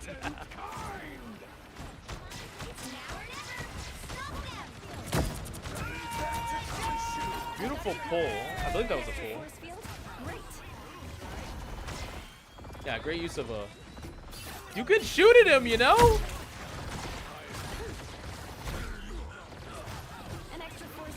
You know you can kill this guy, right? I don't think you knew how much health it is, but you could have killed this guy. Oh, no. Yeah, I like it you just watching there.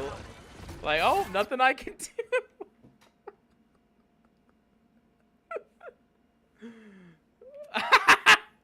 I don't know if you knew his health total, but that's so funny. You think I can make it to Eternity by season 2? You gotta lock in, grind some games.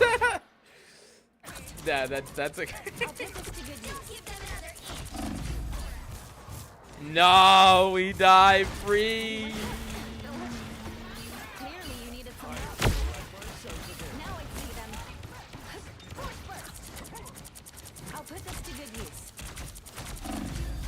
No, it's That's actually so close. But like, you know why you got snowballed here, right? It was a combination of you and the other two players not going to the correct spawn and trying to fight there and staggering. Like, y'all didn't have a real fight in all of third. And y'all really didn't have a real fight in all of second either. And y'all had one real fight in first. Like, y'all lost this entire map off of one true team fight. Like, seriously. Like, not even a real team fight. Like, y'all had one real team fight. That's it. One of the plays of all time, yes. What's up, Art Boyo? How you doing? Yeah, sorry, the exclamation mark coaching command doesn't work in YouTube, which I need to write down. My manager and I need to fix that. YouTube commands. Let me write that down. just felt like raging after first. It was screaming and staggering. Yeah, Coach, you can easily tell when she pushes or pulls because her arms are also push and pull depending on which one. Ah, gotcha. Gotta watch the arms. The arms. Yeah, I mean, yeah. One of the best plays of all time. Okay, I think this is the end of this. Great to see staggers happen even in the higher ranks. Yo, they happen everywhere.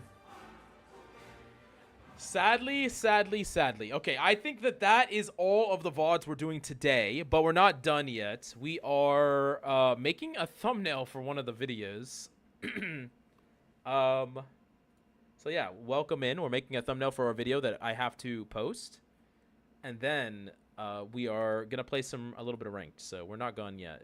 This thumbnail should take like 2 seconds.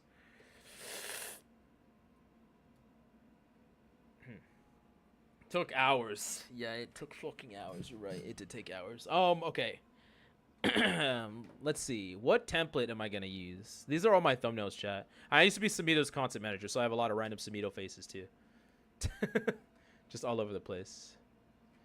I'll probably just use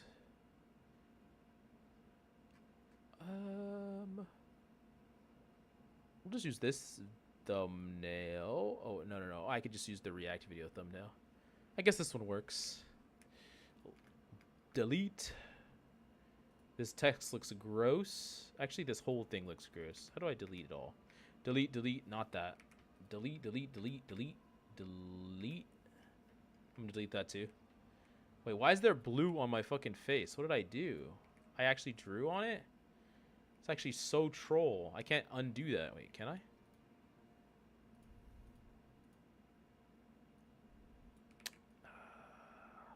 I actually can't. Wait.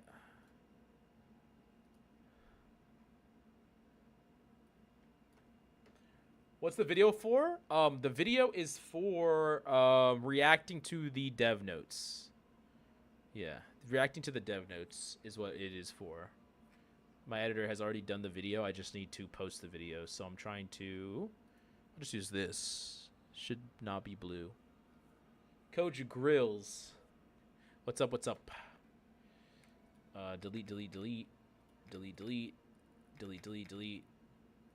Delete.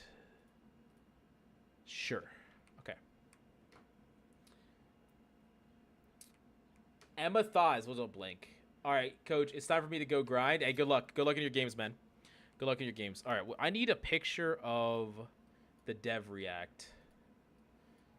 This is what here for those of you who are interested. YouTube thumbnail downloader.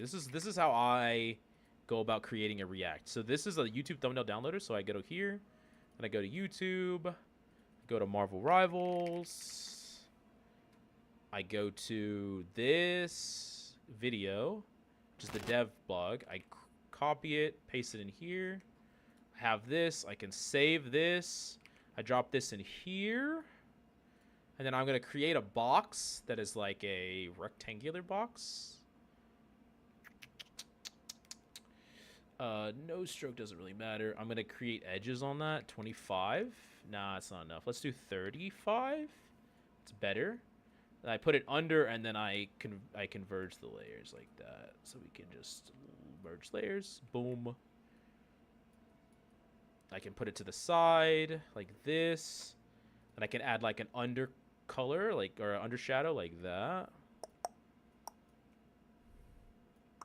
Now the problem here is like, while I like the idea of having that on there, I don't know if it showcases. Like, I feel like I should have a thumbnail that's like, you know, heroes up and down. You know, like buffs, nerfs. You know. Oh, maybe I do like this. File open. What if I do it like?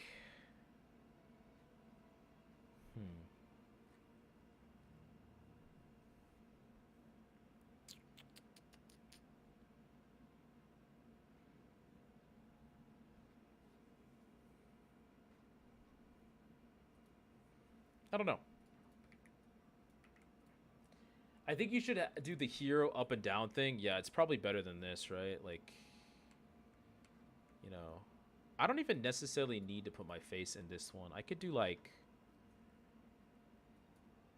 I don't know. See, the thinking about how a thumbnail is gonna look is honestly the hardest part, chat. Like, that's literally the hardest part. Like, the majority of the time is like just thinking about how it's gonna look and not buffs. And oh, dude, there's really no ampersand. Are you kidding me right now? Druk doesn't have an ampersand. That's stupid. Buffs, nerfs,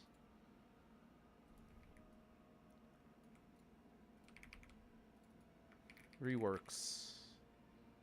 But like this, does this look any good? If I did something like this, doesn't look good at all.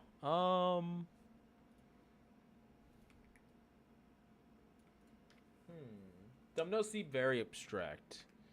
Yeah, they typically... What if I just did this? If I did massive changes? Gradients. Shadow. You don't look the same as the pic when on stream? Catfish, yes sir. I gotta catfish even more. I gotta make him look like... I gotta make me look like crazy, you know? The better the bigger the catfish, the better, you know?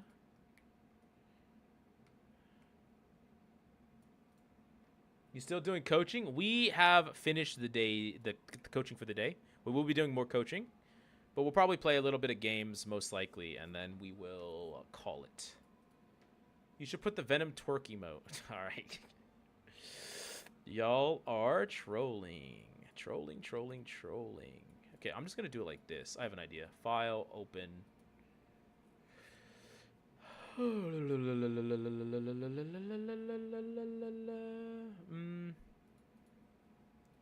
Chat, why is this so difficult? Why is this so difficult to do? I don't know why.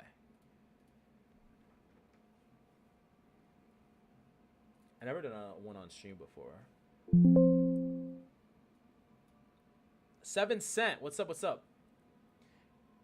My other comments on OBS plugins weren't troll at least. Wait, what was that? You should get the draw plugin for OBS. Unless you draw on stream and you'll be able to use... Oh, I mean, I have Epic Pen. Or I had Epic... Like, I use Epic Pen normally. Like, Epic Pen is what I typically use. And it works fine. Let's do Yggdrasil.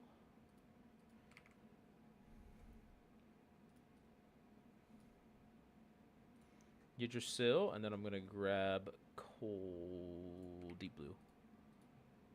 I know this is a lot of this just looks kind of like random. See, like that already looks like, you know, it's already something.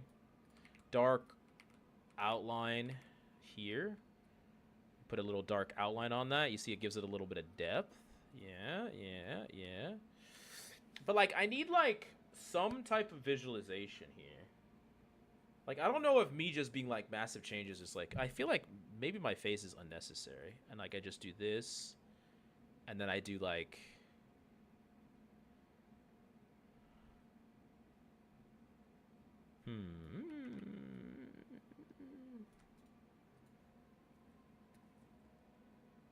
God damn it. I think that this could work, but I just need a way to signify that characters are getting changed.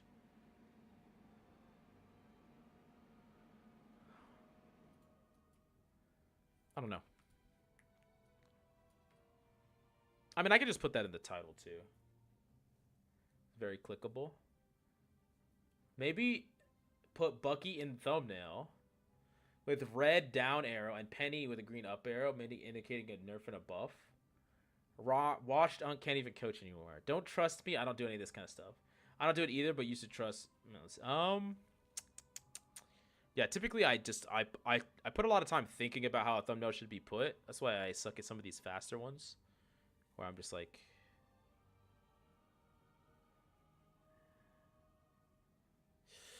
ah, man, I could just do like this, massive changes. What if I did like this, and then I did, let's open up.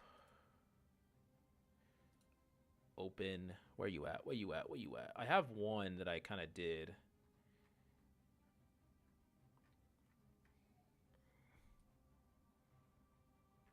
This, like this. I kind of already did one similar. So it's like, what I could do here is I could grab, yeah, like Moon Knight is getting buffed, so I could like definitely use that. Where are you, Moon Knight? Where are you, Moon Knight? Where are you, Moon Knight? You're somewhere. Where the fuck are you? Hello? There you are.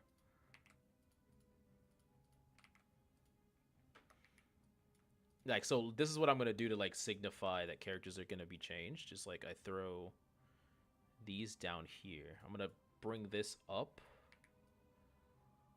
And maybe move it to the, yeah, bring it up.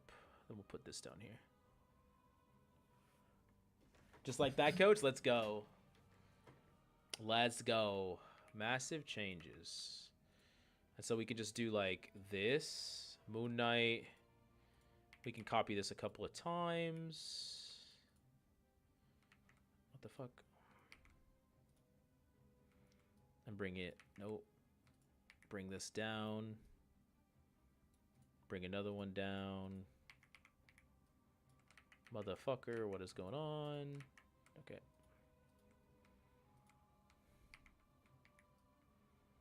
Like, I'll just do 3, I think.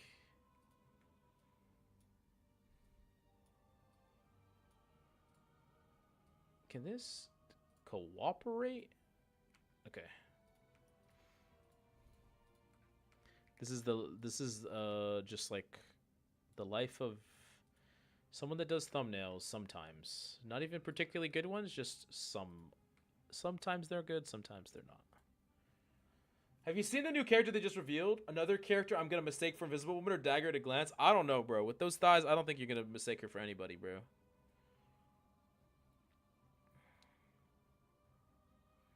Yeah, no, Moon Knight did get buffed. I just need to think about the other characters that I need to put in here. I need to put in here Rocket buff. I want 1 buff, 1 nerf, and then 1... What's the nerf that they talked about? Oh, Adam or Loki? Yeah, let's grab pictures of one of those characters. Yeah, I need to grab pictures from one of those characters.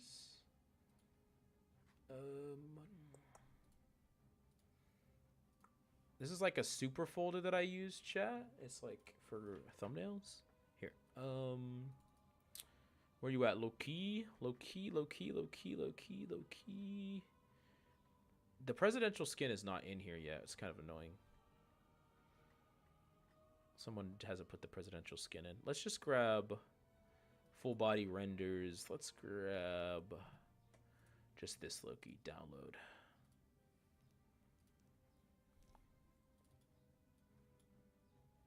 I don't want him here. So now what I can do is I can go to this, not that one, this one, delete this, grab this, replace it with Loki.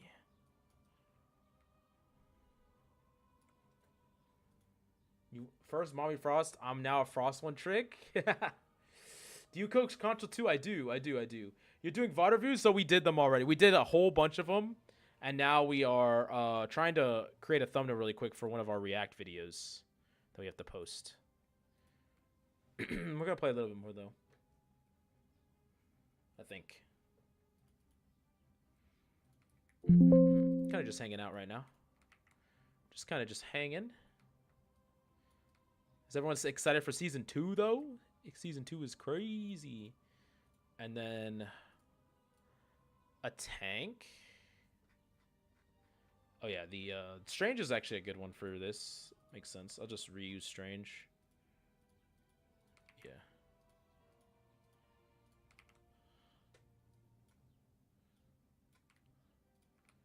That's the trick to making fast thumbnails, chat, is you just like have reusable shit that you can just keep doing over and over again. So you save a ton of time, you know? 40? Let's do is that too strong? Yeah, 30.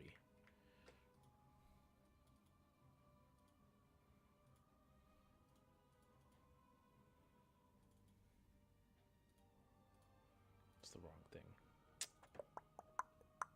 Outer glow, this 30, drop shadow, and then last one is this one.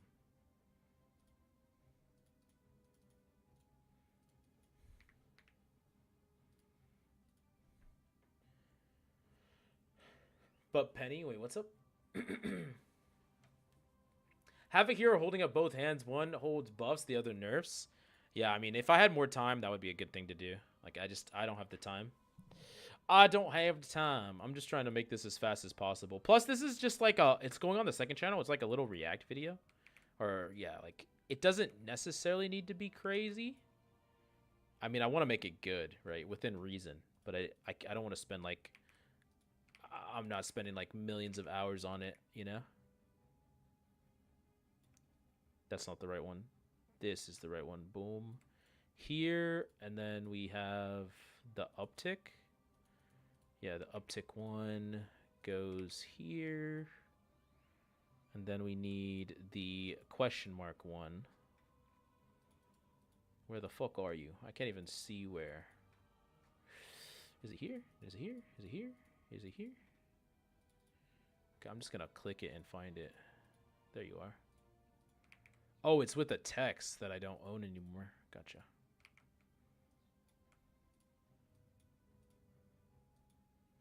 The fuck? This seems good enough. What's up, Buddhist Monkey? How you doing, man?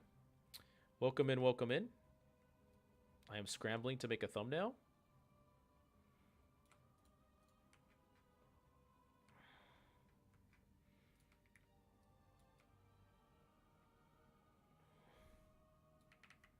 And then I could, if I wanted to, I could do this and put like some light behind me.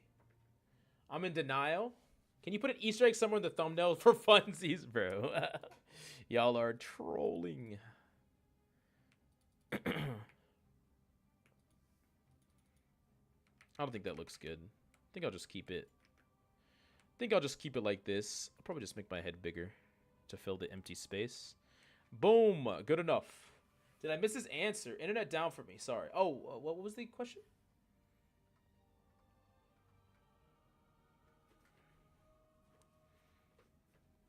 Put a little Easter egg next to your head on the top. All right, y'all are actually trolling, but fine, I'll do it. Easter egg. How do I draw this like as small as possible?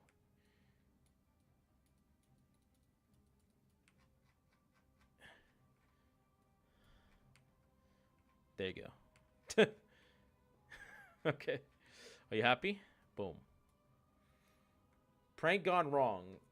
Cops call, boom, easy views. Jesus. You can't see that shit at all. There you go. Unless you really zoom in. All right. So export thumbnail. Changes to heroes.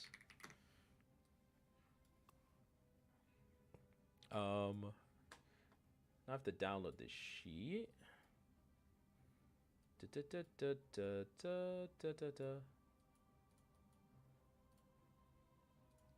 So, anyway, how's the weather, guys? Thoughts?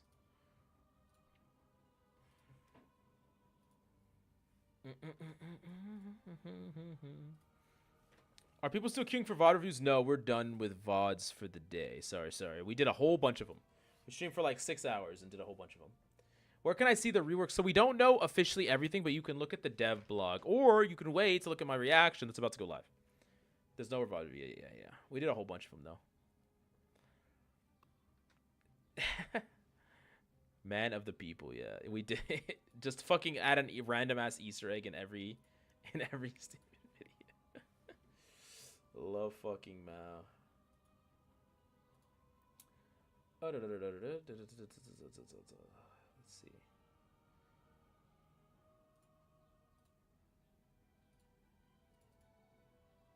Never rate again, please. This is what I'm getting on my channel. Never rate again. Some of my ratings were terrible though. This was like, oh, Marvel's Harvest to easiest to master tier list.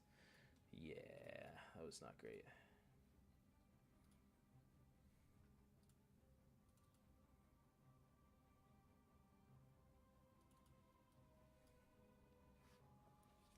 This is the second channel. Y'all can look behind the curtain.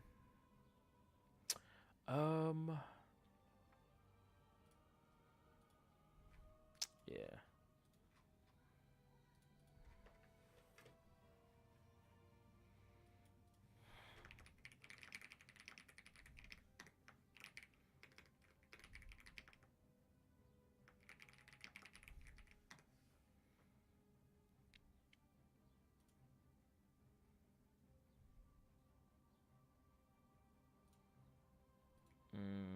Actually, that was probably a good one to keep.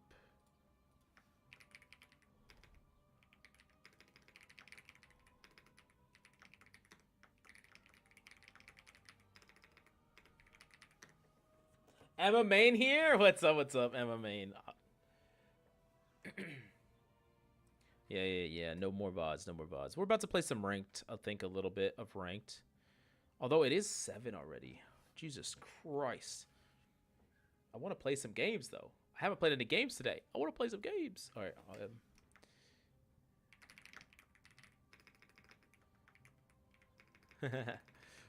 Pro Rivals Coach.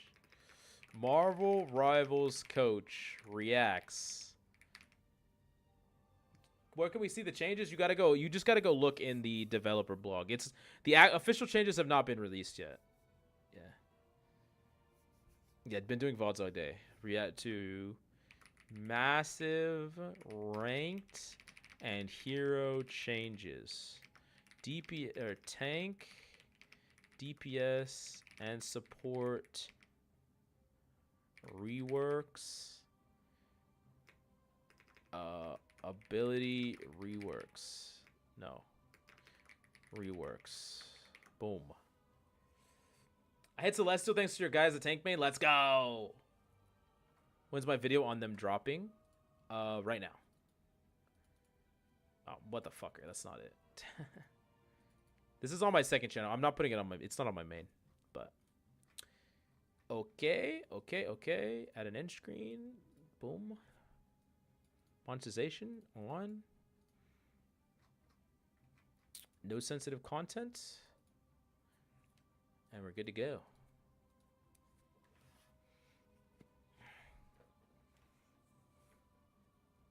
I don't know if it is. Should I put Marvel Rivals Coach or just Rivals Coach? I'm just gonna use that as clickbait all the time. Marvel Rivals Coach. I think that's good. People just say like fucking. People use that all the time on YouTube. Will the rank skin stay, by the way? I want to look really good by NVIDIA making me promise running this game on Linux without unstable frame rate. Wait, what?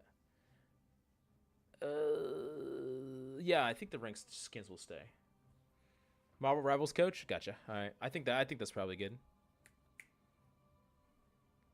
I hit Eternity nearly one tricking Jeff. Let's go. I actually lose so much to Jeffs. I'm not gonna lie.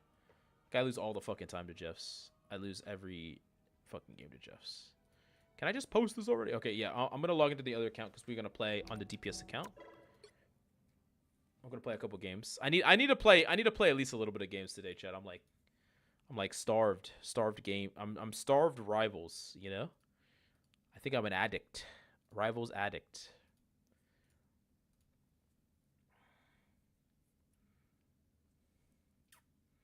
Celestial 3 tiers down.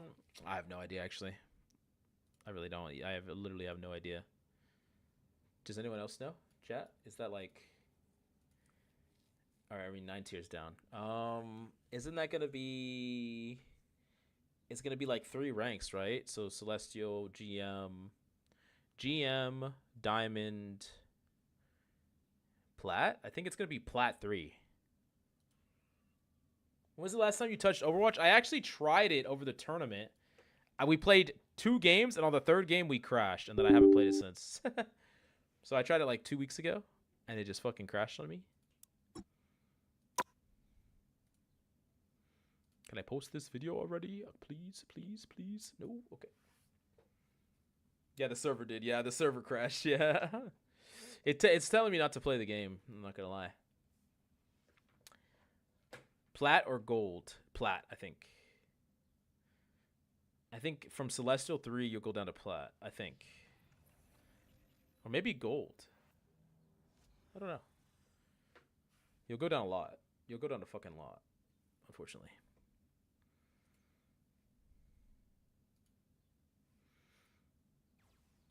$19 minutes?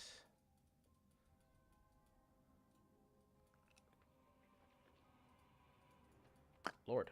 Okay. Yeah, it was crazy when it happened.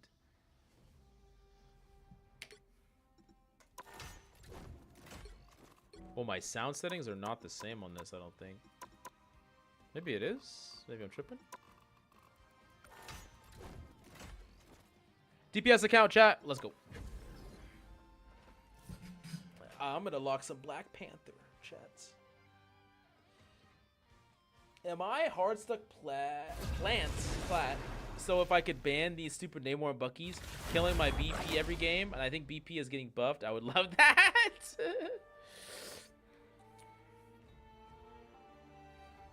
Can't wait for the cap guide.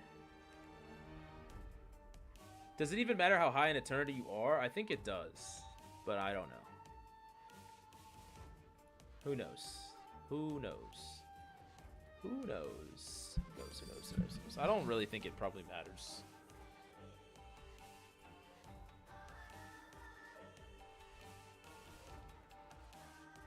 $200 points is 3 tiers? Wait, is that how that works?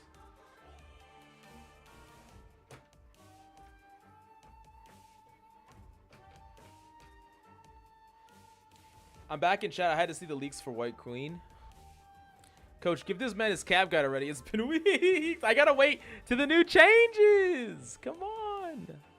I gotta wait to the new changes. I also need to find someone that will help me do it. You know?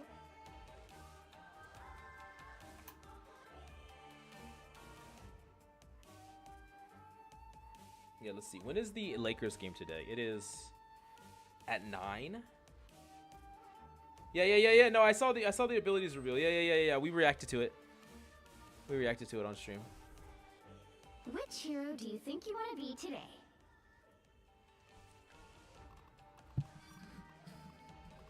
Are you ready to hunt? Bro, what is the sound here? Now, why is who am I gonna banish from this match?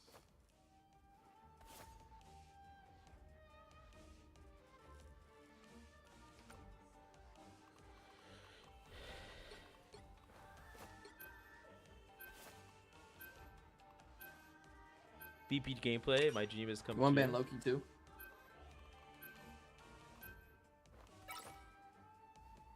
Yo, join this. Hell no, I'm a ban Magic, bro. Ooh, bro, that sucks damaging, bro. Damn, I missed to go back for the thighs, of course. It'll be posted on the second channel. Second channel, boys. Actually, if you haven't subscribed to the second channel, you're throwing. What the? Don't you hate it when your heart stuck plant? Heart stuck Groot? And if you hovered, bro, shit could have had a different outcome. But you know what happened?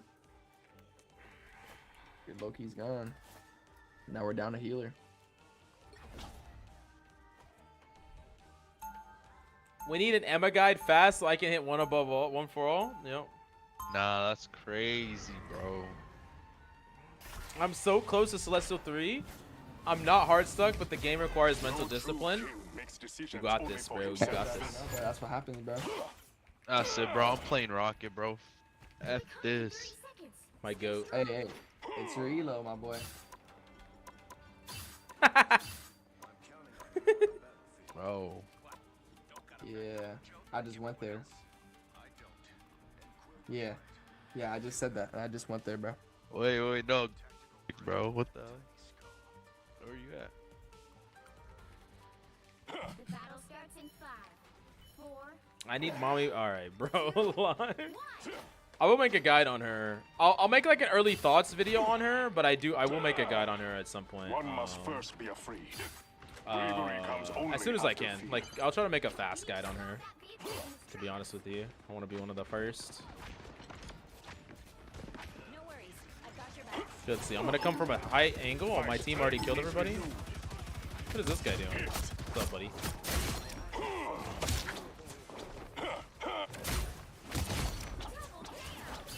Clearly, you were outmatched.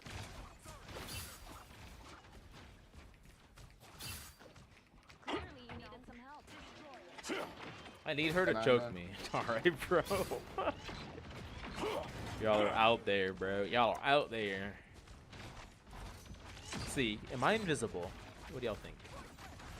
They know I exist.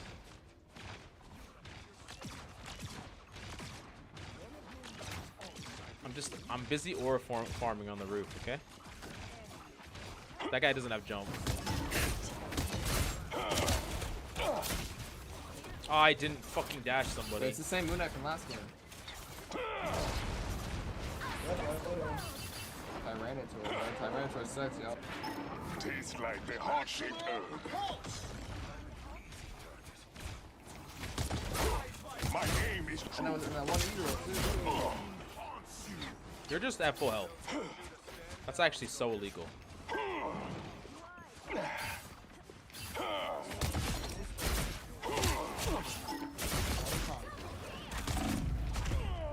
No.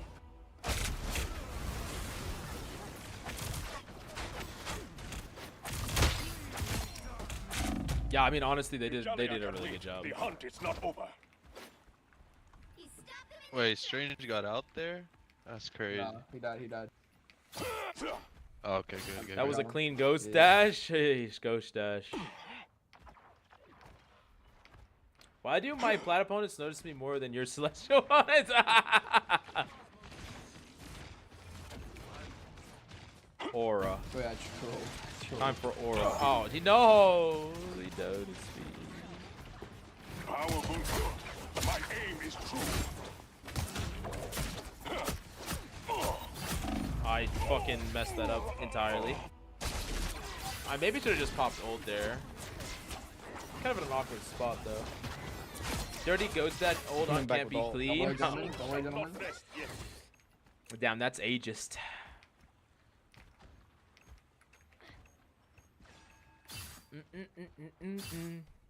Watch, bald coach coming at you with a fat 4K. You ready? You ready? You ready for this shit? Oh shit. Don't think you're ready. Oh, hey. Oh, hell no.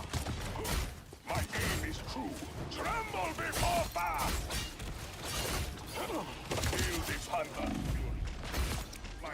Oh, hell no. Oh, hell no. Iron Man, stop beaming me, bitch.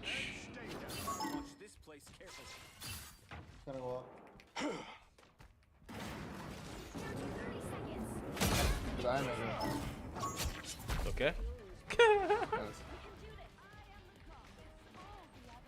It's never beating the Unk allegations. Alright, check this out. I'll beat the Unk allegations right now. Check this shit out. You're not ready for this shit. My aim is true. I should have dashed one more time. Get the fuck out of here. Oh, fuck. Oh my god, if that randomly killed me, I was so done. Where'd this Iron Man go? Oh, there he is. No way! Alright. Fuck off. Fuck off, mate. Fuck off, mate. That's...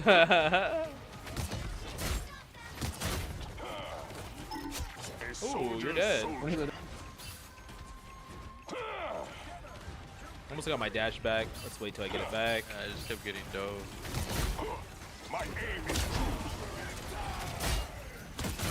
You have brought shame upon yourself. Tremble before fire. Go crazy DP. They're so weak. No. Wait, where did this bitch come back? Oh, she just came back. God damn it. Oh wait, this bitch is dead. I'm portaling. Oh, he's one. And, oh, he's one. We're here. I have returned from Dejalia. Full health, full health. What's the next in my pool? My aim is true.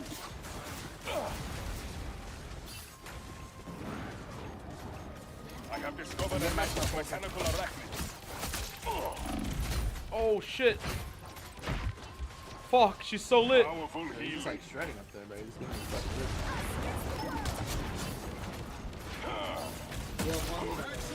Oh shit.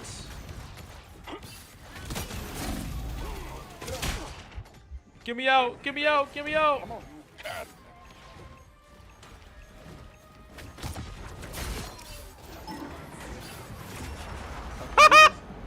We held, bro. Zero. Time to switch things We doing a up, little cooking. including which side you're on. Zayad, thank you so much for the follow. Are you ready What to a hunt? hold, indeed. Top-notch team to win this one. Go button. Guess we had a Spidey. I don't even know. I am Black Panther every game. We lock in the Black Panther. God, I miss playing. Coaching just makes me want to play, bro. Go Venom, Cheech over. I was getting ready to type nice try. No faith. I am king of No my fucking people, faith. God of our gods. Read the patch notes. What the fuck are these moon changes? Wait, the official patch notes are out? Wait, where? Where, Tina? Like they just came out? 30 seconds before you attack. Get Wait, Wait, does that mean like Subaru? Website? It looks like it says like Subaru. Like, can you send me the link? still around. Everything will be all right. Okay. Nah. I don't mean it that way. What does that mean? This mean a lot to a lot of people. That just says Subaru. That just says Oh Subaru. shit. Okay, I have to react to this off stream and turn it into a video for the main channel. See, I'm gonna do that literally right Sabu. after this, because that needs to be a main channel video. I'm not gonna be able to do it on chat because I need to prepare it for my editor, because that's a main channel video. That's really good. Bro, I got Hulk 2 in the air, bro. Yeah, they are out already. Yeah. I'm not gonna put it on the second channel, so I need to react to it a different way. Unfortunately, chat. If I can just wait for my boy to engage. Fast, guide my spear.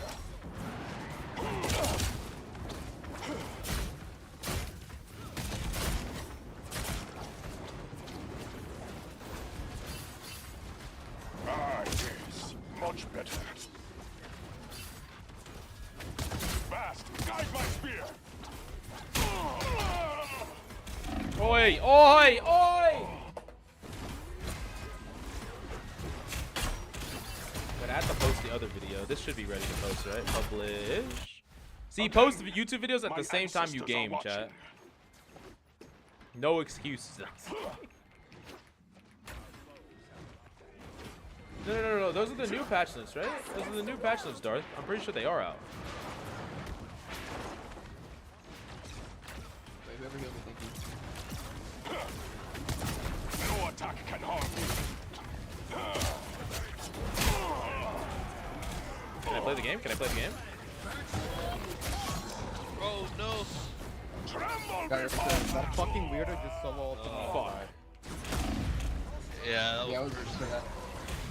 That shit got me tight. Tremble before fire. okay. Lesson learned. Let's try something different. Wait, for real? You got proof or no? Oh god. Like how tight? If like Very. like for like a friend. And like a friendly man. Ready to put on a show. My strength is renewed. Fast, guide my spear.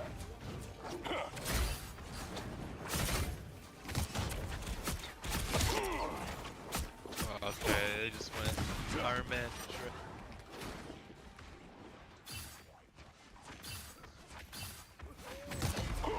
My aim is true. Victory belongs to Wakanda. They only have one. We're gonna go super.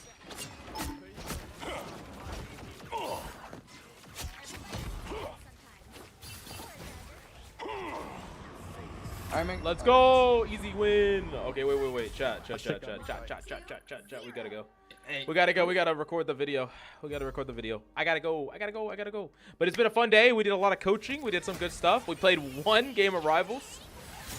We can't come back tomorrow. We might be able to be... We'll probably be back tomorrow late to play Emma Frost with chat, okay? Can I answer your question? What question? Did you have a question? What would you rank BP overall in a tier list? Right now, he's probably C tier. As it stands, he's probably C tier. Yeah. All right, catch y'all later. Peace. Good night. Bye.